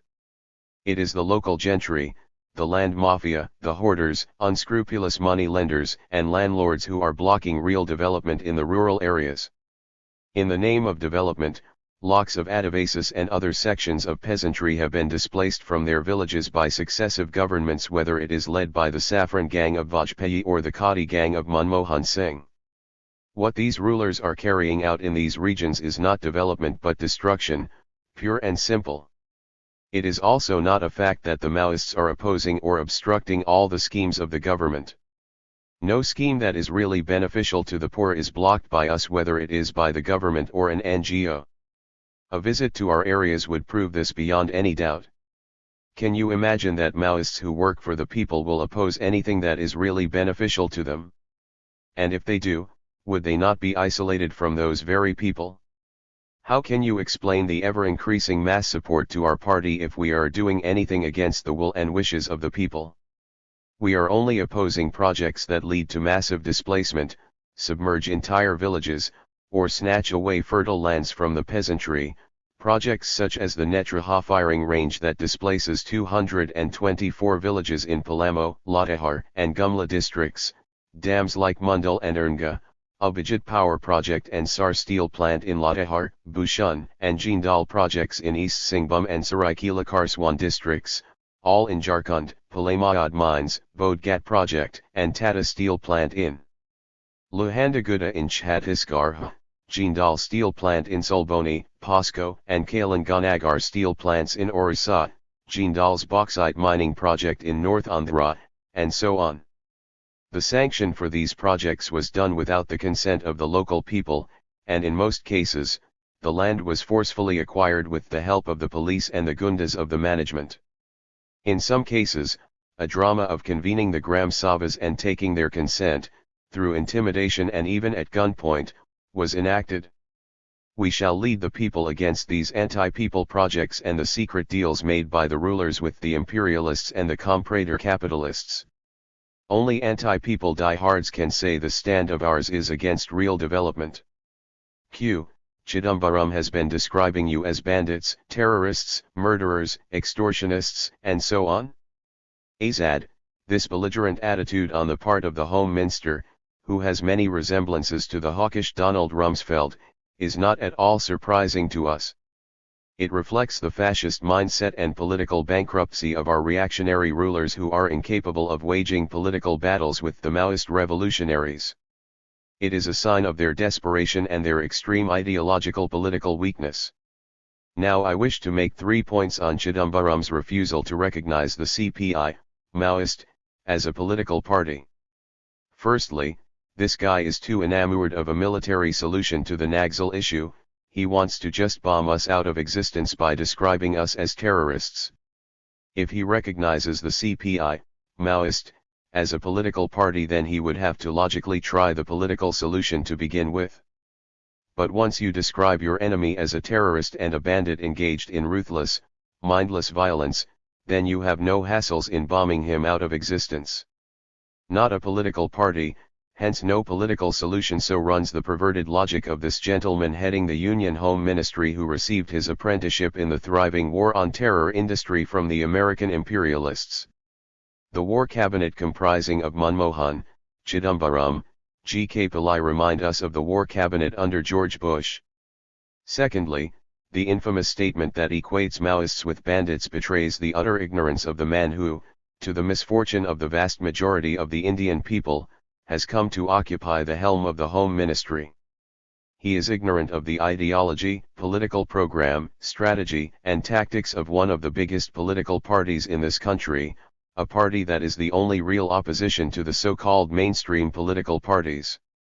One cannot but feel sorry for this ostrich that refuses to utter the truth, even as he yells that Maoists are the single biggest threat to the country, that they are spread over 2,000 police station areas in around 200 districts in 17 states, and so on. Then what prevents him from calling the CPI, Maoist, a political party, is something he will never be able to explain. I suppose he imagines that a political party should be something akin to his own Congress party, run by coteries and cliques comprised of a handful of leaders and extra-constitutional powers who are answerable to none, obnoxious dynastic culture, or in one word, a non-transparent, autocratic structure without any democratic functioning in the real sense of the term. In fact, none of the mainstream parliamentary parties can come anywhere near our party in terms of democratic functioning. Our party holds plenums at all levels every 2 years, conferences as frequently as we can, and a central congress every 5 years. Every party committee is elected at these forums. Not only in the party, in all our mass organizations, organs of people's power, and other departments too, the same practice is followed. And you can imagine how extremely difficult it is for an underground party operating in the midst of the severest enemy onslaught, to practice such democratic methods. Thirdly, I should say that in one sense, the title of bandit by our die-hard enemy is a compliment to us. When we hear such an attacking tone from our enemies, we are doubly assured that we are going in the correct direction. In China, the reactionary ruler and traitor Chiang Kai-shek, who was an agent of the Anglo-American imperialists, described the Communist Party of China as a bandit party and the Communists as red bandits. Comrade Mao took it as a compliment and said that if the communist revolutionaries expected good words from the enemy, then there must be something basically wrong with their line and practice. Even supposing we are red bandits who rob the rich to feed the poor, like some sort of Robin Hoods, as some believe, it is still not too bad a thing. But Chidambaram and co. are white bandits who rob the poor to pay the rich. Interestingly, while Chidambaram refuses to recognize us as a political party, even some police officers like the former DG of BSF, ML Kumawat, have better clarity at least on this question. People like Arnab Goswami of Times Now, who not only reflect the views of Chidambaram and the police top brass but also embellish them with their own perverted logic, become wild when someone says CPI, Maoist, is a political party. How can a party that beheads an inspector be called a political party, he thunders. But even a schoolboy knows that not just beheading, but burning alive and massacring thousands of Muslims, Sikhs, and Christians, raping women of the minority communities, and organizing mass murders of over 10,000 revolutionaries in the past 4 decades, have not disqualified the Congress and the BJP as political parties. On the contrary, they remain the 2 biggest representatives of the ruling classes.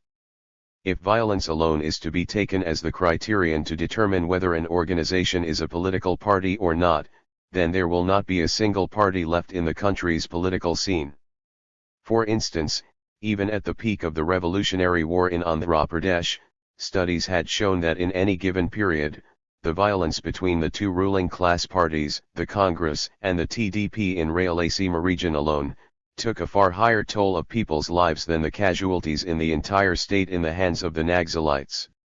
Stories of such rampant, brutal violence between sections of the ruling classes in their dogfight for power abound in the states of West Bengal, UP, Bihar, Tamil Nadu, Kerala and several other states. Then with what logic do these so-called analysts argue that a few punishments on the part of the Maoists disqualify it as a political party? All these ostriches betray their stupidity by imagining that they can transform a political party into a non-political entity with the wave of a hand. Will these ostriches ever lift their heads from the sand? Speaking to some TV channel, Chidambaram said he would love to be the Minister for Environment and Forests so that he can sit in a forest lodge and study books. Any comments? Azad, laughing loudly, this is the cruelest joke of the decade.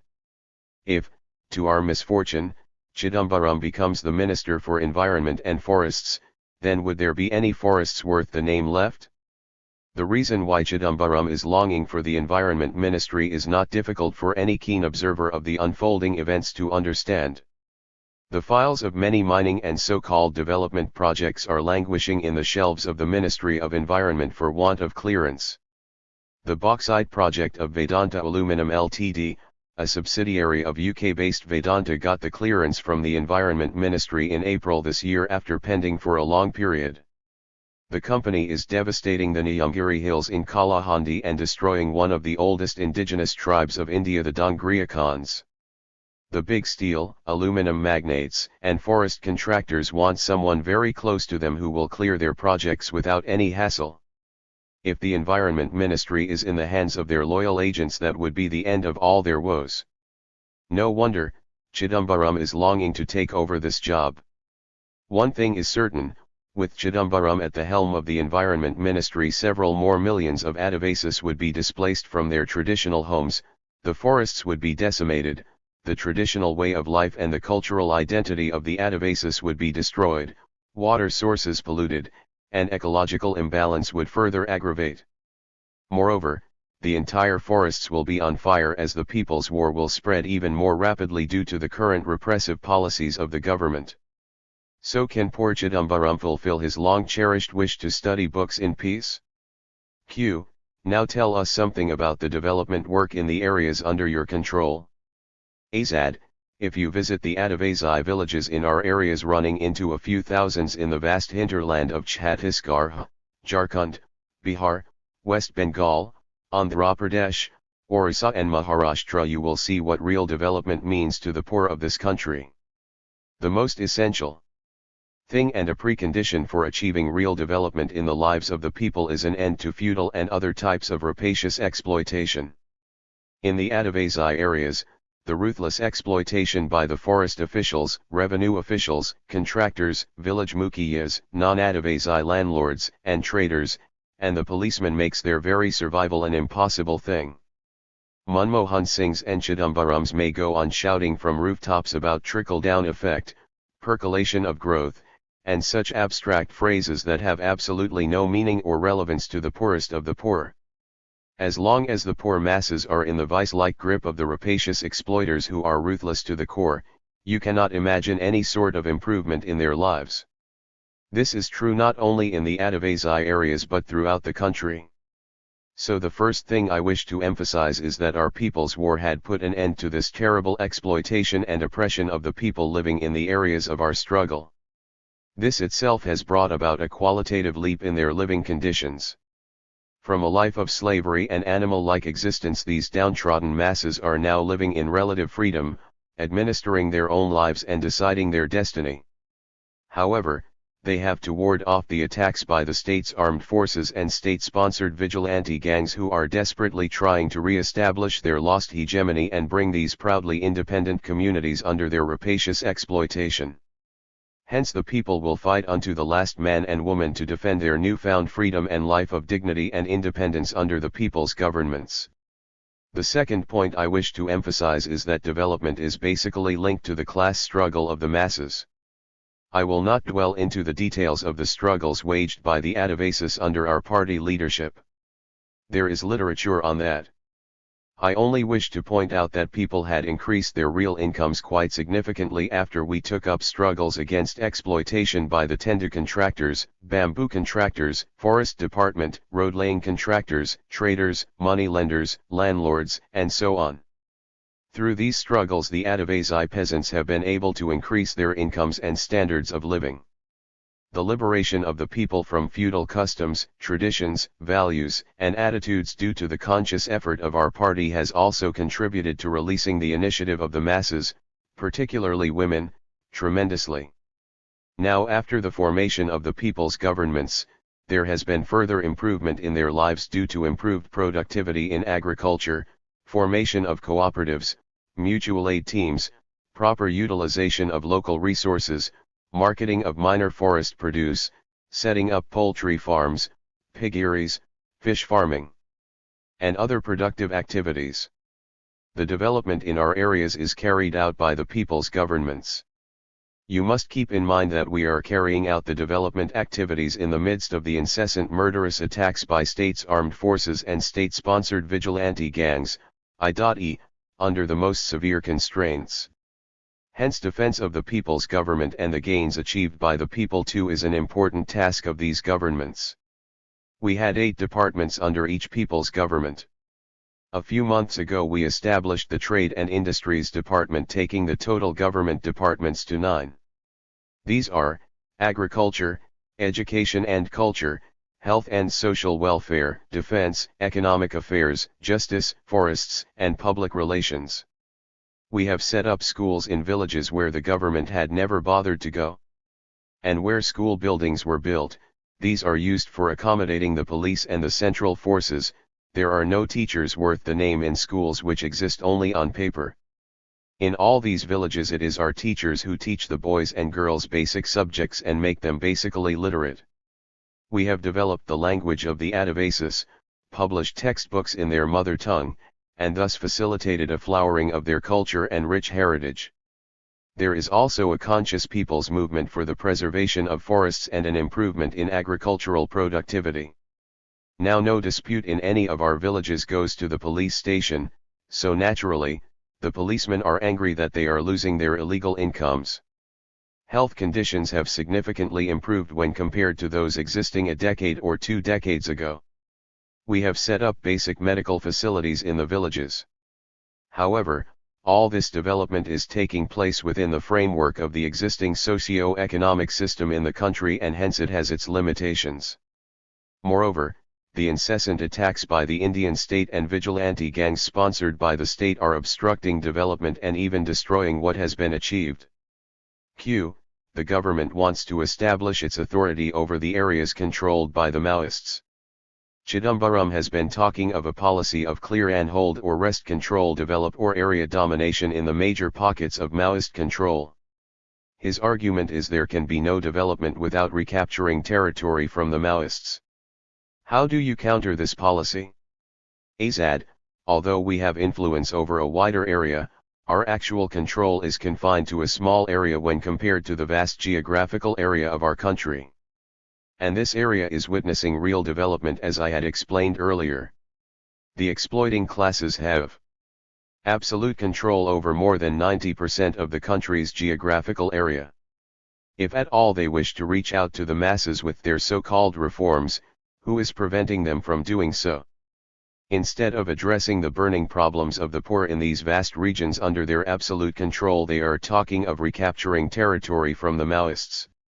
This policy of clear and hold as against the search and clear operations or sweeps is a carbon copy of the policy pursued by British imperialists in Malaya and the American imperialists in Vietnam during the 1950s and 60s. This policy was described at length by Robert Thompson in his book Defeating Communist Insurgency. The dual purpose of the clear and hold policy is to kill the insurgents and destroy their infrastructure. The key element in restoring state authority and control is the program of Strategic Hamlet. The enemy has realized that short-term raids into the guerrilla bases and zones, however large-scale they might be, will not fetch lasting results, and the revolutionaries can regroup.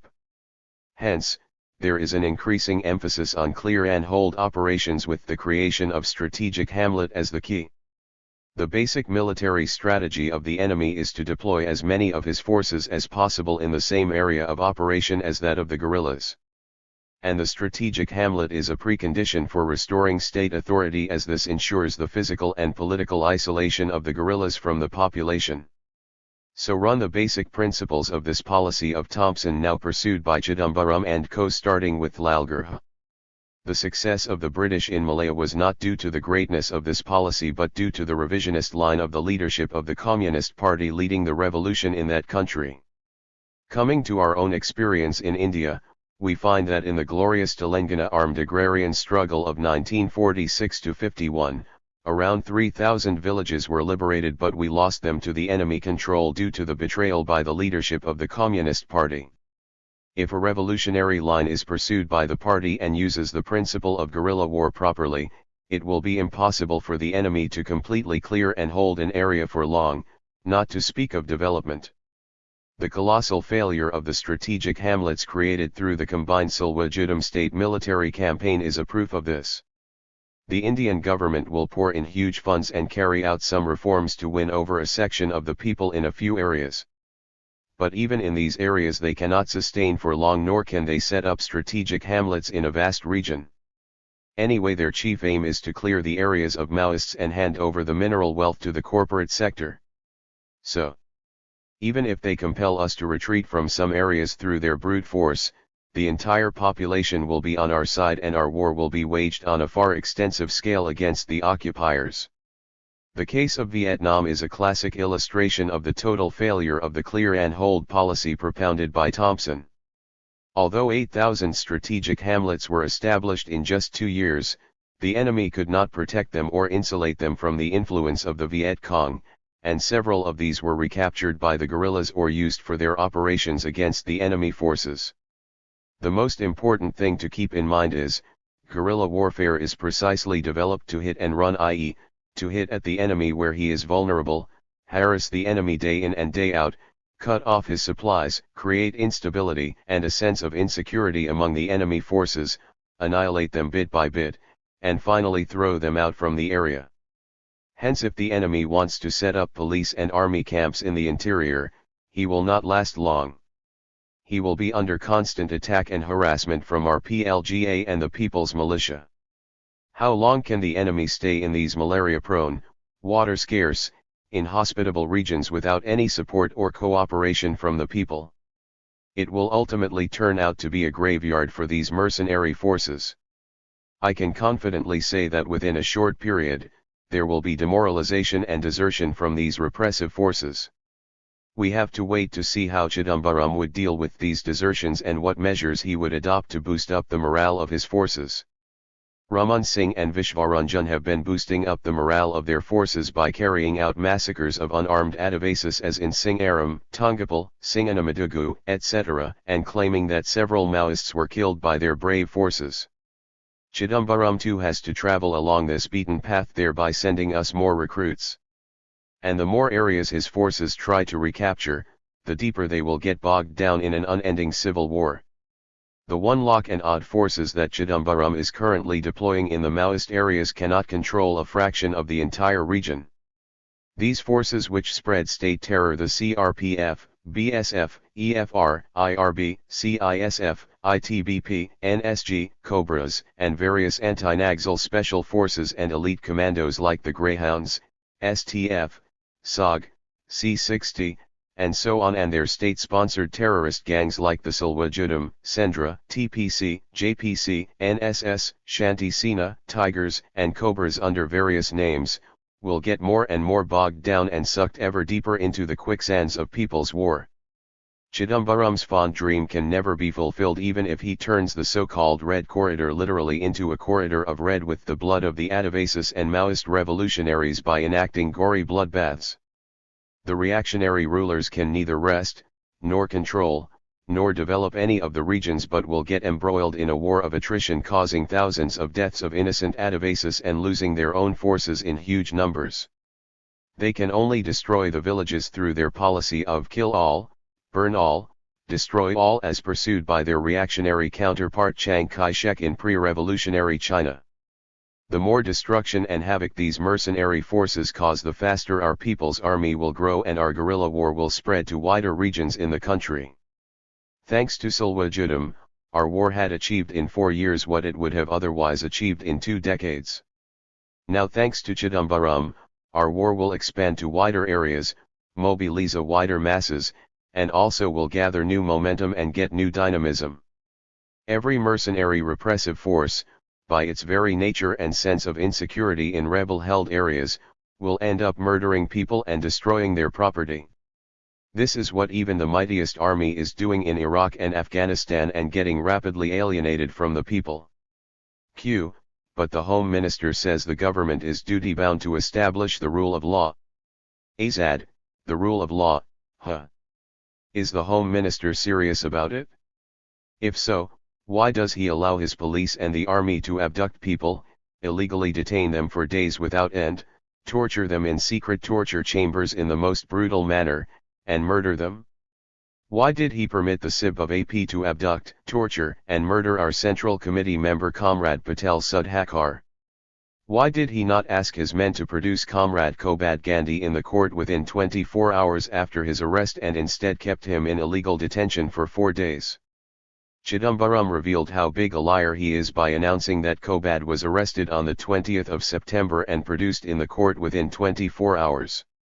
Just 10 days ago, 2 of our comrades Ravi Sharma and Anuradha were arrested from Jharkhand, but the police vehemently denied even after the news was flashed in the media and the AP High Court called for an explanation from the police after a habeas corpus petition was filed. Only after they were completely exposed and all-round pressure was built up, the police produced them in the court on the 14th, claiming they were arrested only the previous day. The list of such incidents is endless. As regards the atrocities on innocent people I had already described in some detail. The so-called rule of law bandied about by Manmohan, Chidambaram, Raman Singh, Buddhadeb, and others is only an empty phrase that exists on paper. In the eyes of the people it is merely an eyewash and, moreover, is an instrument used to oppress and suppress them. If the rule of law is really implemented, the entire corrupt and lawless bureaucracy, police, and the political class would be languishing in jails. What of the child soldiers? Some papers and TV channels have even shown some photos of child soldiers recruited by the Maoists. How is it correct to arm the children when you say you are fighting for liberation from all exploitation? Azad, child soldier is another myth that is deliberately concocted and circulated by the police, the various reactionary parties ruling the country, some so-called political analysts employed by the reactionary rulers, and dishonest media personnel as part of the enemy's psychological warfare. Some media channels have been carrying out vicious propaganda that Maoists are preventing children from going to schools, using them in various war-related activities, and so on. They exhibit photos of young boys and girls in our guerrilla camps and conclude that they are used by us for fighting the enemy. Shame be on these liars and distorters. They do not even have the minimum honesty and integrity to verify the facts before telecasting such falsehoods. Besides these deliberate distorters and liars, there are also some well-meaning friends and human rights organizations who too are misled by this propaganda. At the same time, the employment of young boys and girls under 15 as SPOs in Chhattisgarh is conveniently forgotten by the very same people who cry hoarse about the non-existent child soldiers in the Maoist PLGA. I can confidently tell you that there is not a single child soldier in our PLGA. Boys and girls in the villages do create problems when out PLGA squads visit them. They want to come with us, and even parents request us to take them and teach them, as there are no schools in the villages, or, even where there are schools, there are no teachers. So we take them to our camps and use the period to teach them basic knowledge, the 3 essential R's. Then they go back home. They do PT exercises, but no arms are given to these youngsters. It is these photos of children doing exercises that some channels have been showing and claiming that these are child soldiers. Our party is a highly disciplined party with proletarian values and culture, unlike the lawless lumpengoons of the ruling class parties who have the sole aim of gaining power. 72. And money. Even if a single case of recruiting someone who is under 16 years of age comes to the notice of any party committee, action is taken promptly. 16 years is the minimum age for joining the PLGA. One may debate on this, as the minimum age in the armed forces and police is 18 years.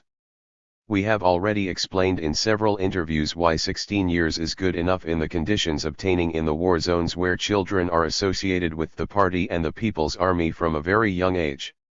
We can proudly say that the Adivasis have received basic education only after our party gained a foothold in these areas.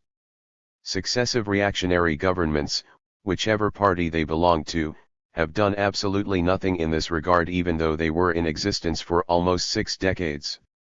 And now light has dawned upon rulers and they talk of development. Can there be greater hypocrisy than this? Moreover, why are Manmohans, Chidambarams, and all the ostriches refuse to free the children held captive in millions of sweatshops, quarries, and innumerable other places and send them to school? The children in the Maoist areas are a small fraction of the total child population in the country.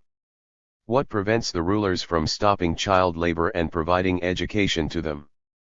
And even worse, why are these gentlemen allowing their mercenary forces who call themselves C-60 commandos to rape preteen girls like the 13-year-old girl in Pavarval village in Donara Tahsil in Gadchiroli district, and leaving Mana Singh Thakur and other rapists scot-free even after they are identified by the victim?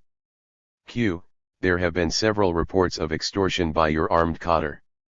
Some media reports allege that extortion money by Maoists reaches a whopping 2,500 rupees crores annually. Azad, this is again a part of the dirty propaganda war of lies and falsehood unleashed by the reactionary rulers who thrive on extortion. These rulers have more than $1 trillion, almost 50 lakh crores, of black money sucked from the surplus produced by the Indian toiling masses and also siphoned off from the funds meant for the people. The top 1% of the Indian population, the fatty layer thriving on fraud and extortion, wallow in filthy luxury, possess palatial buildings and what have you. Sonia, Manmohan, Chidambaram, and the leaders of the major parliamentary parties are the political representatives of this filthy parasitical class. They have no right to speak against the selfless, dedicated revolutionaries who have given up everything to serve the people, literally live among the people, and have become martyrs for the people's cause.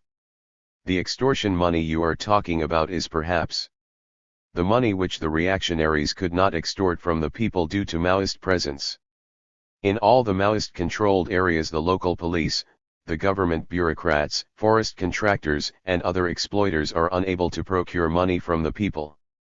They might have calculated how much they had lost due to the ongoing people's war and hence concluded that this money is going into the hands of the Maoists.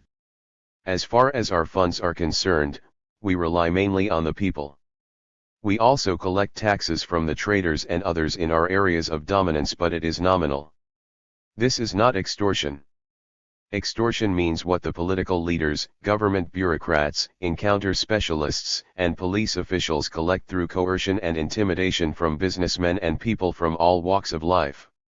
The entire world knows who are the extortionists, and yet the very same extortionists and other pseudo-intellectuals have the audacity to accuse the Maoists as extortionists.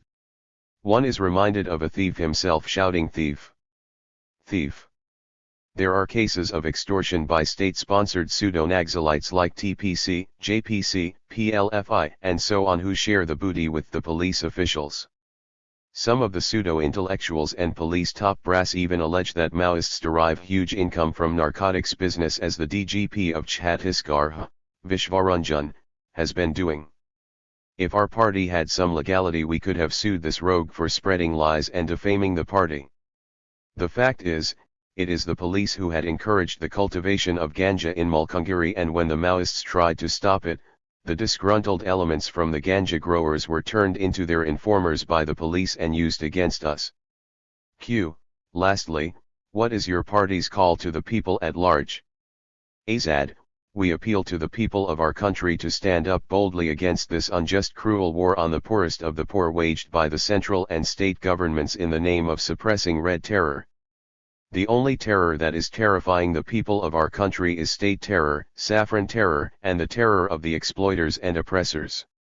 Violence is a structural feature of our society, it is an inbuilt, inherent characteristic of the existing unjust, authoritarian, hierarchical, oppressive, and rotten society. Just think of it. A mere 5% of the country's population oppresses and suppresses the remaining 95% through extremely brutal violence, reminding us of unthinkable medieval brutalities. All tools for perpetrating violence are monopolized by the ruling classes and their representative state apparatus. The poorest sections of the society, who live a life of extreme misery and destitution, are forced into meek submission to the exploiters as they have no means to fight the violent repressive tools in the hands of the state.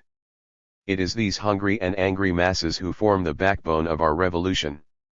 Their violence is only defensive violence or counter-violence to the eternal state violence. Every peace-loving democratic citizen of this country should realize this truth and defend the revolutionary violence of the oppressed led by the CPI, Maoist. We must all ask the question, who is spreading terror? Whose policies have led to the suicides of 2 lakh farmers in just 1 decade? Who has been spreading insecurity and pushing the vast majority to live under daily fear of hunger and starvation? Who is artificially hoarding essential commodities and terrorizing the people? Who is snatching the lands from the Adivasis, Dalits, poor and middle peasants and handing them over to a few rich business houses and MNCs? Who is indulging in the massacre of religious minorities with the aim of ethnic cleansing and creating terror among the 20 crore minority communities? Who is setting up vigilante gangs and unleashing a brutal reign of terror, butchering Advasis, raping women, destroying property, and displacing over 1 lakh Adivasis in just 2 districts of Dantewada and Bijapur? Who is abducting Maoists and supporters of revolution, cruelly torturing them and murdering them? Who is a terrorist? And who has given Sonia Manmohan Chidambaram clique the right to wage war on the Maoists? It is time for every Indian to raise these crucial questions and declare boldly, stop this brutal war against the people. Not in my name, fascist Chidambaram. It is the organized resistance of the people and people alone that can stop this brutal war waged by Delhi's warmongers Sonia, Manmohan, and Chidambaram and the warlords in the states, for serving the class interests of their masters. This alone can ensure that the biggest traitors who publicly mortgage the interests of our beloved motherland to their imperialist masters, the Sonia Manmohan Chidambaram fascist clique, can never achieve their fond dreams of handing over huge chunks of our land to the imperialist marauders and their comprador agents in India. Terrorism and left-wing extremism are used by the reactionary ruling classes as a pretext to step up their fascist offensive on the people at large. This is necessary for the reactionary rulers in order to enforce their imperialist-dictated, anti-people, market fundamentalist, policies on a reluctant population. We also call upon the policemen, who are sent to suppress their brothers and sisters for the benefit of a handful of exploiters and oppressors, to understand the conspiracies of the ruling classes, and appeal to them to desist from opening fire upon our own people. We have nothing against them so long as they cooperate with us and do not harm the people. We also call on them to join the revolutionary ranks or to help us through various means to defeat the cruel war being waged by a handful of hawks against the overwhelming majority of the Indian people. Finally, we appeal to the media to verify the facts before propagating them and not to be carried away by the outright lies, deliberate distortions, baseless allegations, and the incessant mudslinging by the police, bureaucrats, political leaders, and some so-called political analysts, who have unleashed a dirty psychological war against the Maoists and the revolutionary movement. The rulers have launched an all-out multi-pronged war and are engaged in a vicious propaganda campaign against us. You know that our party has been banned and our members and supporters are constantly being hunted. Hence, we have hardly any scope to explain our standpoint to the people of our country and answer the unending baseless allegations against us.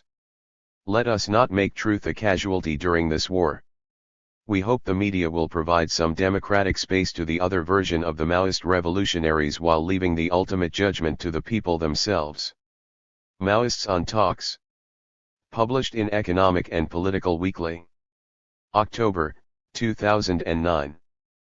Prime Minister Manmohan Singh and Home Minister P. Chidambaram have been putting forth the most absurd proposal for talks with the Communist Party of India, Maoist, CPI, Maoist, provided the latter abjured violence. While amassing thousands of paramilitary forces and carrying out brutal attacks against unarmed Adivasi people and the Maoist revolutionaries, they are talking of violence by Maoists. It is state terror, saffron terror, and state-sponsored terror that have become the greatest threat to peace and security in our country. The Congress-led United Progressive Alliance government has to its credit the massacre of over 2,000 people and Maoist revolutionaries in the past 5 years. And yet, the government says it is implementing the rule of law and asks the Maoists to lay down arms and sit for talks. Asking Maoists to lay down arms as a precondition for talks shows the utter ignorance regarding the historical and socio-economic factors that had given rise to the Maoist movement. The Central Committee, CPI, Maoist, makes it crystal clear that laying down arms means a betrayal of the people's interests. We have taken up arms for the defense of people's rights and for achieving their liberation from all types of exploitation and oppression. As long as these exist, people will continue to be armed. However, an agreement could be reached by both sides on a ceasefire if the government gives up its irrational stand that the Maoists should abjure violence. They should be introspective and decide whether they are prepared to abjure state terror and unbridled violence on the people. If at all they are serious about talks, then they should first create a conducive atmosphere by earnestly implementing at least what is guaranteed by the Indian Constitution by which they swear.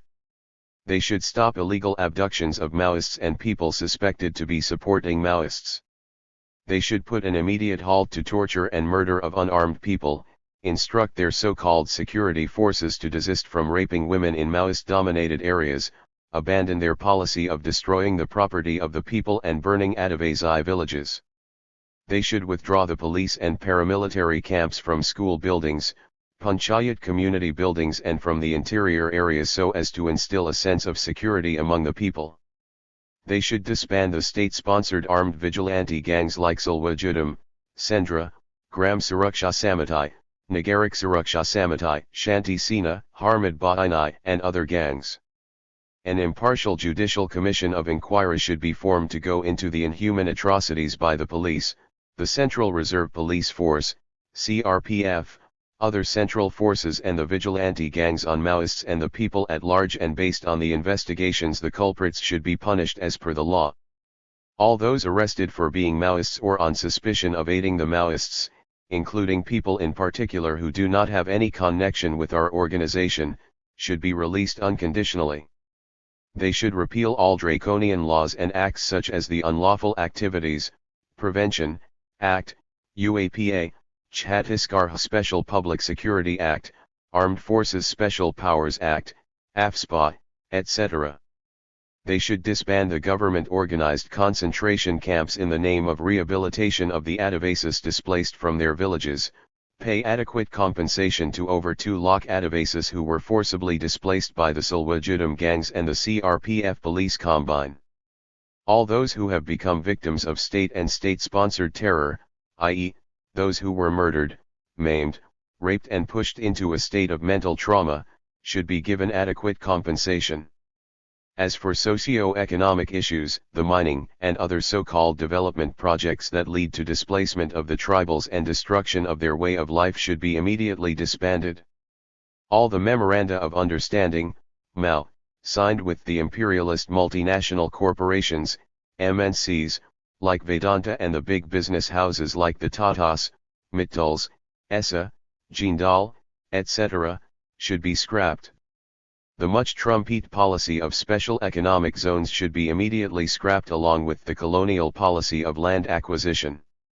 The land snatched from the tribals by unscrupulous landlords, non-Adivasis, and by the government should be restored to their rightful owners. If these are fulfilled, then one can think of talks to discuss the deeper issues that are blocking the real development of our country. The CPI, Maoist, unequivocally asserts that the government's proposal for peace talks is only a propaganda ploy. After the Cabinet Committee on Security had given the final approval for the massive offensive against the Maoists, they are talking of peace. We appeal to all democratic and peace-loving forces to oppose the war preparations against the oppressed, downtrodden people of our country. Red salutes to Balagopal. Press statement. Published in leading newspapers. The sudden demise of the veteran leader of the civil rights movement in our country and a great people's intellectual, Dr. K. Balagopal, due to heart stroke on October 8, has come as a great shock to all democratic and revolutionary forces in the country. The oppressed people of our country and particularly the people in the police state of Andhra Pradesh have lost a close friend and an indefatigable, bold champion of their cause. As a steadfast and intrepid fighter against state terror, fake encounters, violation of basic human rights and police atrocities, Balagopal has remained a close friend of the oppressed people of our country and a well-wisher of the revolution throughout his life. The CPI, Maoist, on behalf of the entire party rank and fuel and the oppressed people of the country, expresses its deepest anguish and extreme grief at the sudden demise of this untiring fighter for the democratic rights of the oppressed people groaning under the weight of the semi-colonial semi-feudal Indian fascist state. Balagopal's death is an irrecoverable and grave loss to the civil rights movement in India. Balagopal stands out as a shining example to the intellectuals of the day. He has set a glowing poorest of the poor, a trait that is lacking in most intellectuals who only have contempt for the toiling masses, lack of ego and individualism that are generally the traits of the intellectual section, single-minded devotion to the civil rights cause, enormous courage on the part of an individual to confront the might of the state in the face of continuous persecution by the police. All these qualities stand out in sharp contrast to the hypocrisy, sycophancy, snobbery, elitist and 80. Self-seeking attitudes of the pro-establishment and ivory tower intellectuals who dominate the country's political scene today. Balagopal's bold exposure of the fake encounters staged by the AP police under the Congress and TDP regimes, his objective investigation into hundreds of fake encounters in Andhra Pradesh and his critical writings against the government and the police Raj in AP had infuriated the oppressive rulers and their mercenary police to such an extent that they made several attempts to silence this bold voice. He was arrested in the mid-1980s, again state-sponsored terrorist gangs kidnapped him in 1989 and threatened him not to take up investigation into encounter champion of people's rights, and he continued his fight against state terror until his last. His analysis on several contemporary issues too had helped the people in getting a correct grasp of even very complex issues. He was a mathematician, historian, social scientist, and civil rights leader combined into one. Ever since the mid-1970s when he was doing his research in Warangal, Balagopal had close relationship with the revolutionary movement led by erstwhile CPI, ML, People's War, but by the mid-1990s he gradually drifted away from the party due to ideological political differences. Although by late 1990s he drifted away from Marxism-Leninism and went under the influence of postmodernism, and though he made sharp criticisms on the party line and practice, Balagopal had always remained sympathetic to revolution and a well-wisher of the Maoists. He chose the civil rights front to carry on his battle against the state as he felt he would be able to contribute more to the people in the civil rights movement. And in this field he remained most committed, tenacious and unshaken until his last breath. The intellectual sections of our society have a lot to learn from Balagopal's life and work. On Telangana. Press release December 23, 2009. Published in all leading newspapers. The 40 million people of Telangana region, who comprise almost 40% of the population of the state of Andhra Pradesh, have stood up boldly and unequivocally for their long-cherished democratic demand for a separate state. The people of Telangana region not only suffer from discrimination and neglect by the state and central governments that serve the imperialists, comprador big business houses, and big landlords, but also from the oppression, exploitation, and discrimination by the landlords, bourgeoisie and the neo-rich class hailing from the relatively developed Andhra region. Hence the democratic aspiration for a separate state has taken firm root in the minds of the neglected people of Telangana region. The demand for separate Telangana was raised several times over the past few decades and had even assumed the form of a violent year-long agitation in the year 1969. But it was then brutally suppressed by the Congress government led by Indira Gandhi and betrayed by the Telangana Praja Samiti led by Chennareddy. 400 people, most of them students, were killed by the fascist Congress regime in 1969, but it could not kill the democratic aspiration of the people of Telangana. Successive regimes of the Congress and TDP, which were captive to the pressures of the Andhra lobby, had opposed the demand tooth and nail. However, during the elections to the State Assembly in 2004 and again in 2009, the Congress, with an eye on the votes, promised that it would fulfill the demand for a separate state if it came to power. But this comprador party, known for its long history of betrayals of promises, went back on its promise of Telangana state and 82. Began to dilly-dally on the issue for over 5 years. The other major party of the big landlord big bourgeoisie classes of India, the BJP too, had promised Telangana state with the catchy slogan of one vote two states way back in the 1999 elections, but betrayed the people after it came to power in the center. Today the opportunist parties such as the BJP and TDP, CPI and CPI-M, are claiming that they support Telangana only with the ulterior motive of gaining some mass base and convert it to their vote banks.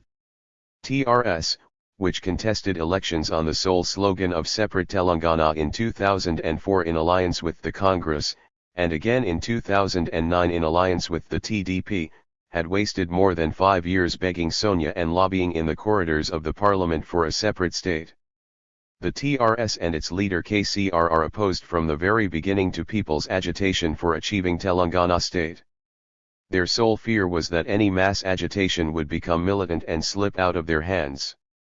Hence the TRS had been trying by all means to dilute the real struggle and confine it to the corridors of the parliament and assembly with an occasional demonstration to pretend that it is also for struggle.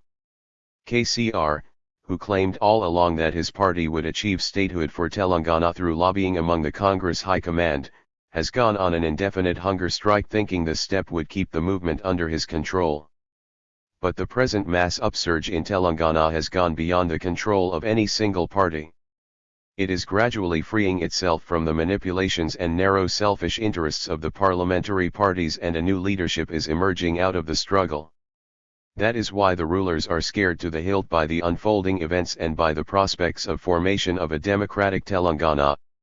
The Congress-led UPA regime in the center and the Congress government in Andhra Pradesh are trying to suppress this spontaneous mass upsurge and the emerging young militant leadership by any means. It has closed down the universities and colleges for 15 days, imagining that through the step it can douse the agitation.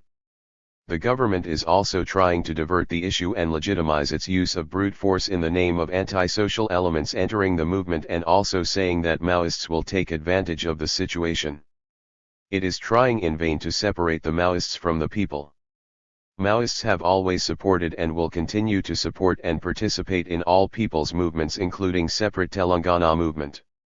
The reactionary rulers cannot isolate the Maoists from the people. Maoists in India 83.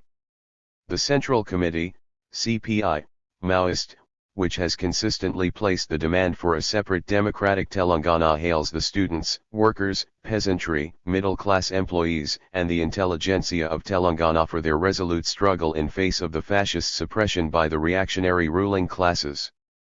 It pledges its total support to the fighting masses of Telangana, for whose liberation thousands of our comrades had sacrificed their lives in the past 3 decades. It calls upon the people of Telangana to beware of the conspiracies of the various parliamentary parties to hijack this movement for their electoral ends and their attempts to take it along the path of compromise. While uniting all forces, including the parliamentary parties that are willing to join the struggle, we should formulate appropriate plans to defeat the enemy's brutal onslaught and to sustain the agitation with a clear long-term plan. We should force the so-called people's representatives belonging to various parliamentary parties in Telangana to resign and to particularly concentrate on wiping out the Congress party from the Telangana region. We appeal to the people of Telangana, particularly the students, not to indulge in suicides but to step up their mass movement until victory. People and people alone are the real heroes. They are invincible. However much the fascist rulers try to suppress the people's struggle in rivers of blood through their uniformed mercenaries, they will certainly be washed away by the tsunami of people's struggles. Let us intensify the mass movement by adopting all forms of struggle to defeat the offensive by the Manmohan Chidambaram government at the center and Rashia's government in the state, and continue the struggle resolutely until we achieve separate Telangana. On Sekamuri, Apparao and Kondal Reddy. Press Statement. Published in People's March. May-June 2010. On March 12, 2010, a former State Committee member of Andhra Pradesh and current in charge of Military Intelligence Wing of CPI, Maoist, Comrade Sekamuri Apparao, and a District Committee member, Comrade Kondal Reddy, also known as Tekramana, were murdered in cold blood by the notorious goon belonging to Andhra Pradesh Special Investigation Bureau and the AP Greyhounds. The two leaders were abducted 2 days earlier from Chennai and Pune respectively, cruelly tortured by these neo-Nazi mercenaries hired by the Indian state, and taken to the forests where they were shot dead. As usual, the story of an encounter was put forth by the government and the top police officials. As is the practice of the AP Greyhounds and the SIB, the bodies were placed in the forests where these comrades had earlier worked. Comrade Sekamuri Apparao's body was thrown in Nal Amla forest, while that of Kondal Reddy in a Turnagaram forest in Varungal. Through these SIB Greyhounds mark murders, the reactionary rulers want to demonstrate to the people of these regions who were associated with the revolutionary movement for a long period of time, and amongst whom these leaders had once worked, that they will ruthlessly crush any revival of the revolutionary movement in these one-time hotbeds of revolution. The decision to murder these comrades was taken by fascist Chidambaram himself in order to create a reign of terror, boost up the morale of his mercenary forces, and to boast how his fascist state offensive is yielding results. But the Andhra Pradesh police and Chidambaram, who had been claiming all the while that Nal Amla forest has been cleared of the Maoists, had not even thought how the so-called encounter with such a big Maoist leader in the Nal Amla region would mock at their own claims of the past 3 years. The entire people know that Maoists had retreated from Nal Amla almost 3 years ago, but in their hastiness to complete their ghastly murder before civil rights and other organizations get alerted, the lawless police goons chose Prakasham district, which is nearer to Chennai. Comrade Ravi had been to Chennai on some work on the 24th of February and was in touch with other comrades of the party until 2 days prior to his murder. It is clear that he was abducted on March 10. 3 more comrades are still illegally detained by the SIB and Greyhounds. There is every danger that these would be murdered in cold blood. Comrade Ravi is one of the senior-most leaders from Andhra Pradesh and hails from Khanapur area in Varungal district. He was elected as an alternate member of the AP State Committee of the party in 1991. He was arrested in early 1993 and spent 7.5 years in prison, where he displayed extraordinary revolutionary mettle and led many struggles of the prisoners along with Comrade Patel Sudhakar. He commenced his work as a member of the AP State Committee after his release in late 2000. He became a member of the State Military Commission and carried on his work in Nal Amla Forest region until 2006. Later, he guided the party's intelligence department in AP and the action teams. He played a prominent role in planning and executing tactical counter-offensives against the police forces and attacks on political targets, such as the one on the SP of Prakasham district in 2005 and on former Chief Minister of AP, Janardana Reddy, in 2007. Comrade Kondal Reddy hails from Medak district in South Telangana and has been working in the production department of the CPI, Maoist, in Andhra Pradesh for over a decade. He played an important role in the production and distribution of hand grenades and pressure mines. He never hesitated whenever any extremely risky work was allotted to him by the party leadership and was highly disciplined.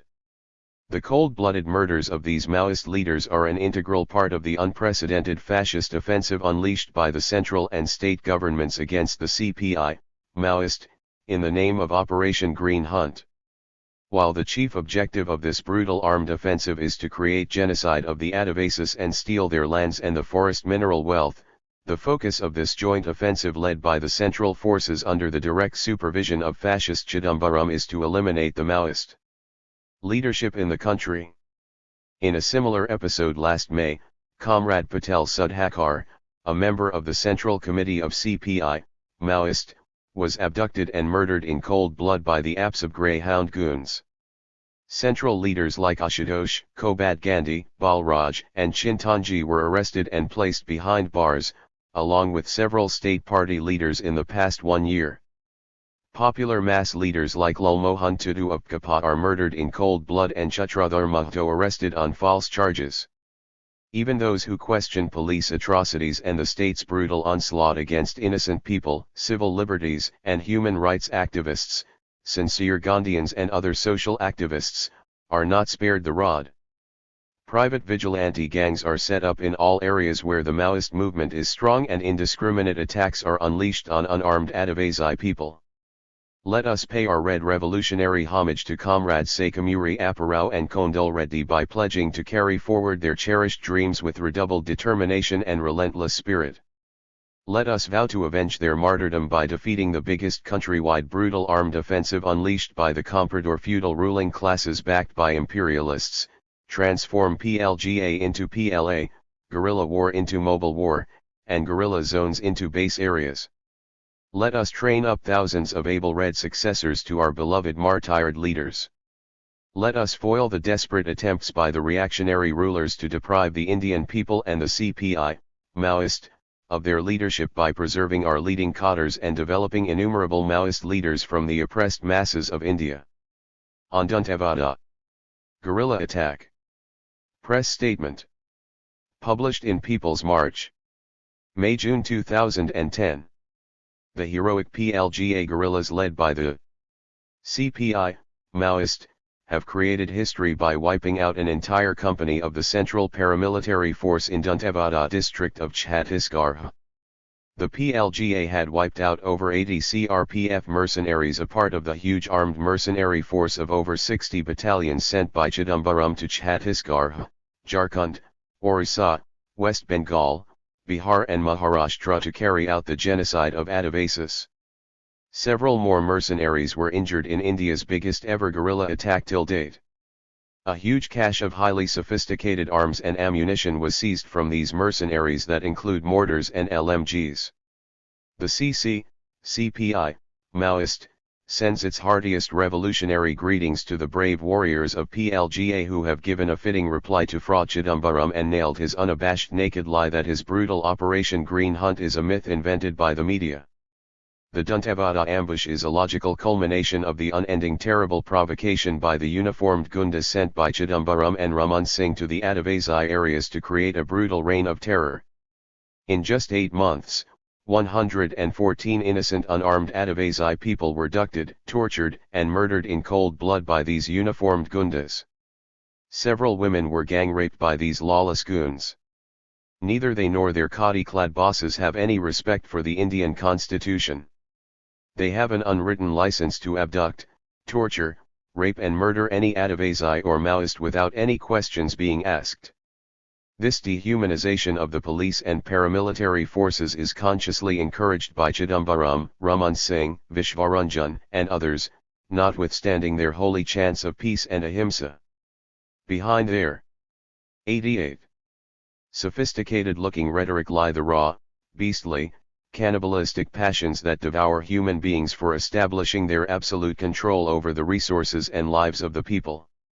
Their vision goes no farther than that of a local Dariga, as aptly pointed out by a JDU spokesperson referring to Chidambaram. And their tactics fare no better than those of a street rowdy. As long as their fascist mindset refuses to see the socio-politico-economic roots of Naxalism and continue to treat it as a disease or a problem while the oppressed people see it increasingly as a remedy and a solution to their problems, Dantevada-type attacks will continue to take place at an even greater frequency and intensity. The atrocities committed by these forces, along with the state-sponsored Silwa Judam goons, Koya commandos, and SPOs in Dantevada and Bijapur, make one shudder, leaving out Chidambaram and his animal species of cobras, jaguars, greyhounds etc., with horror and repugnance. Besides tales of unending abductions, horrifying torture, gruesome gang rapes, and ghastly massacres of ordinary Adivasis, the so-called security forces have kept in their illegal custody at least 20-30 Adivasis from every village. Whenever they feel the need to show some success over the Maoists in terms of body count, some of these hapless Adivasi captives are bumped off with the claim that the security forces had killed Maoist guerrillas in fierce encounters. And to prove their claim to the world, these Chidambaran liars put on military uniforms on the dead bodies of poor Adivasis. With such a bizarre drama enacted by those supposed to be the guardians of law, then what other option do the Maoists and the Adivasi masses have but to retaliate for their own self-defense? Now the warmongering hawks in the Union Home Ministry and various state governments, the political leaders and spokespersons of the parliamentary parties, the so-called defense analysts, police top brass and their agents employed in the media are yelling that an all-out war should be declared and the Maoists should be wiped out. The fact is, an all-out war has already been declared and executed in the most ruthless manner. What these vultures want is perhaps bombing of entire areas under Maoist control and achieving the peace of the graveyard. If they indulge in such mindless barbaric acts, the Maoist revolutionary counter-violence will take on new and deadly forms which these apologists of state terror and state-sponsored terror cannot even imagine. The BJP and its saffron gang of Hindu fascist terrorists have been yelling like lunatics that Maoists had declared a war on India and that the BJP would endorse every move of the Congress to finish off the Maoists. In reply to these saffron terrorist gangsters, we assert once again that ours is a war waged by the real India, the India of the oppressed, suppressed, and depressed sections of society, the India of the hungry, impoverished, undernourished masses against the India that shines for a handful of parasitic corporate elites, imperialist agents deriving enormous commissions and kickbacks through nefarious deals, real estate mafia gangs who grab the land of the poor in the name of SEZs and various projects, unscrupulous contractors and mining syndicates who run a parallel state, horribly corrupt and degenerate political leaders and bureaucrats, licensed murderers in police uniforms who are infamous for the worst crimes against humanity, and such other traitors. Ours is a revolutionary war on the saffron gang of terrorists who are armed to the teeth and dream of transforming our country into a Hindu fascist state by enacting Gujarat-type genocides of religious minorities. Ours is a genuine people's war for achieving the real liberation of the people from all types of oppression and exploitation, and to establish a genuine people's democratic India. It is not a war on India but a war for the liberation of India from the clutches of rapacious plunderers. The sole responsibility for the death of the CRPF men in Dantewada lies with Sonia Manmohan Chidambaram Pranab gang and the saffron terrorist Raman Singh regime in Chhattisgarh, who are recruiting young boys and girls in a massive way and using them as cannon fodder in their dirty counter-revolutionary war against Maoist revolutionaries, against the Maoist model of development, and in their greed hunt for the mineral wealth of the Adivasi regions. The CPI, Maoist, while offering its heartfelt condolences to the bereaved families of the dead Jawans, appeals to the state and central paramilitary personnel to realize that they are being used as cannon fodder in this war waged by the exploiting ruling class in the interests of a tiny parasitic elite against the poor and oppressed people of our country led by CPI, Maoist.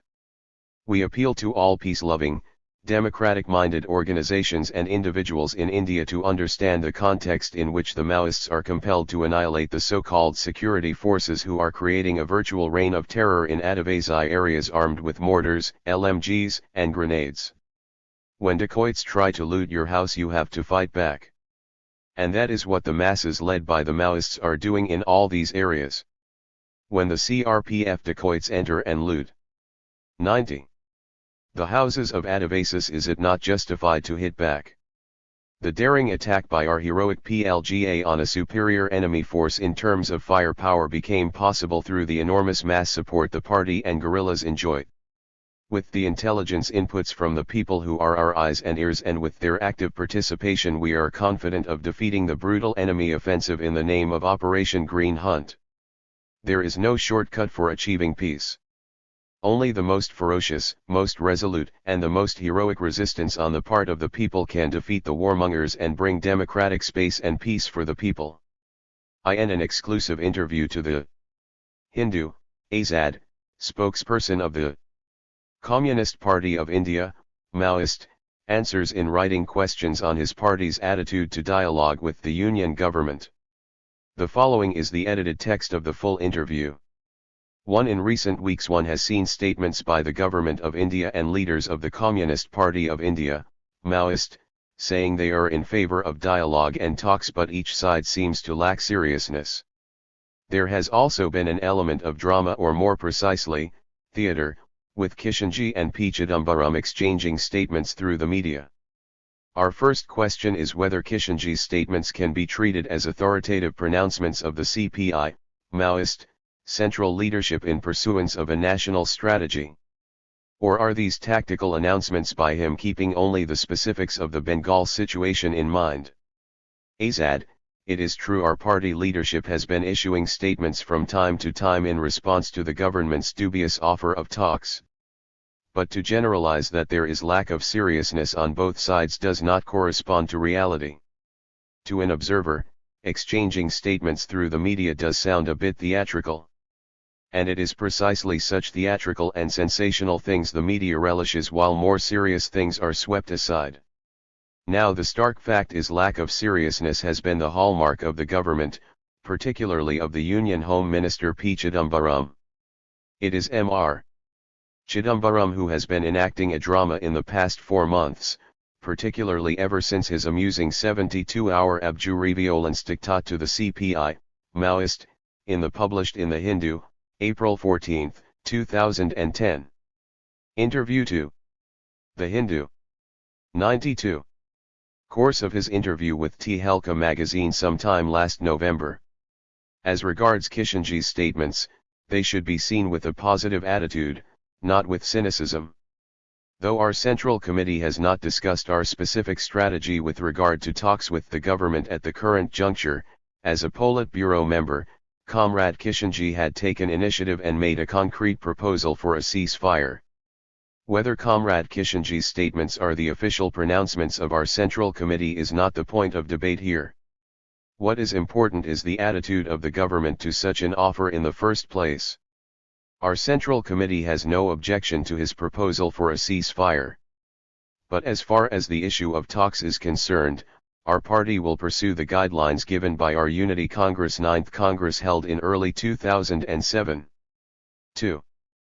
Both the government and the Maoists are also laying down preconditions. Chidambaram says the Maoists should abjure violence and say they are prepared for talks. I would like no ifs, no buts, and no conditions. 0 To abjure can mean to renounce or forswear violence, or even to avoid violence, i.e. a ceasefire. What is your understanding of Mr. Chidambaram's formulation? What do you think is the implication of what he wants the Maoists to accept? Azad, it is a very pertinent question, as no one knows exactly what Mr. Chidambaram wants to convey by his oft-repeated, yet incomprehensible, abjureviolence statement. Hence I can understand your confusion in interpreting Mr. Chidambaram's abjureviolence statement. It is not just you alone, but the entire media is left in a state of confusion. His own party leaders are a confused lot. Some interpret Mr. Chidambaram's statement to mean that Maoists should lay down arms. Some say it means unilateral renunciation of violence by Maoists. Yet others say what this could mean is a cessation of hostilities by both sides without any conditions attached. It is indeed very difficult to understand what Mr. Chidambaram wants to convey. This seems to be a characteristic trait of Mr. Chidambaram, whether it be his pronouncements on Telangana, which are mildly described by the media as flip-flop behavior and interpreted by both pro- and anti-Telanganites according to their own convenience, or on Operation Green Hunt, which he describes as a myth invented by the media, even as the entire political and police establishment, and the entire media, give out graphic descriptions of the huge mobilization of the security forces, and the successes achieved by Operation Green Hunt, or on MOUs signed by various MNCs and Indian corporate houses with the governments of Chhattisgarh, Jharkhand, Orissa, West Bengal, and others. The Home Minister himself had displayed his split personality, not knowing what exactly he wants when he says Maoists should abjure violence. To a layman, what this proposal obviously implies is that the state too would automatically put a stop to its inhuman atrocities on the Adavasis, Maoist revolutionaries, and their sympathizers. But not so to our Home Minister. When you ask us what our understanding of Mr. Chidambaram's formulation is, our answer is, we are very clear that the real intent behind his rhetoric is not a ceasefire between the government and the Maoists, like that with the NSCN, but an absurd demand for a unilateral renunciation of violence by the Maoists. Anyone with a bit of common sense would understand the unreasonableness of the Home Minister's demand.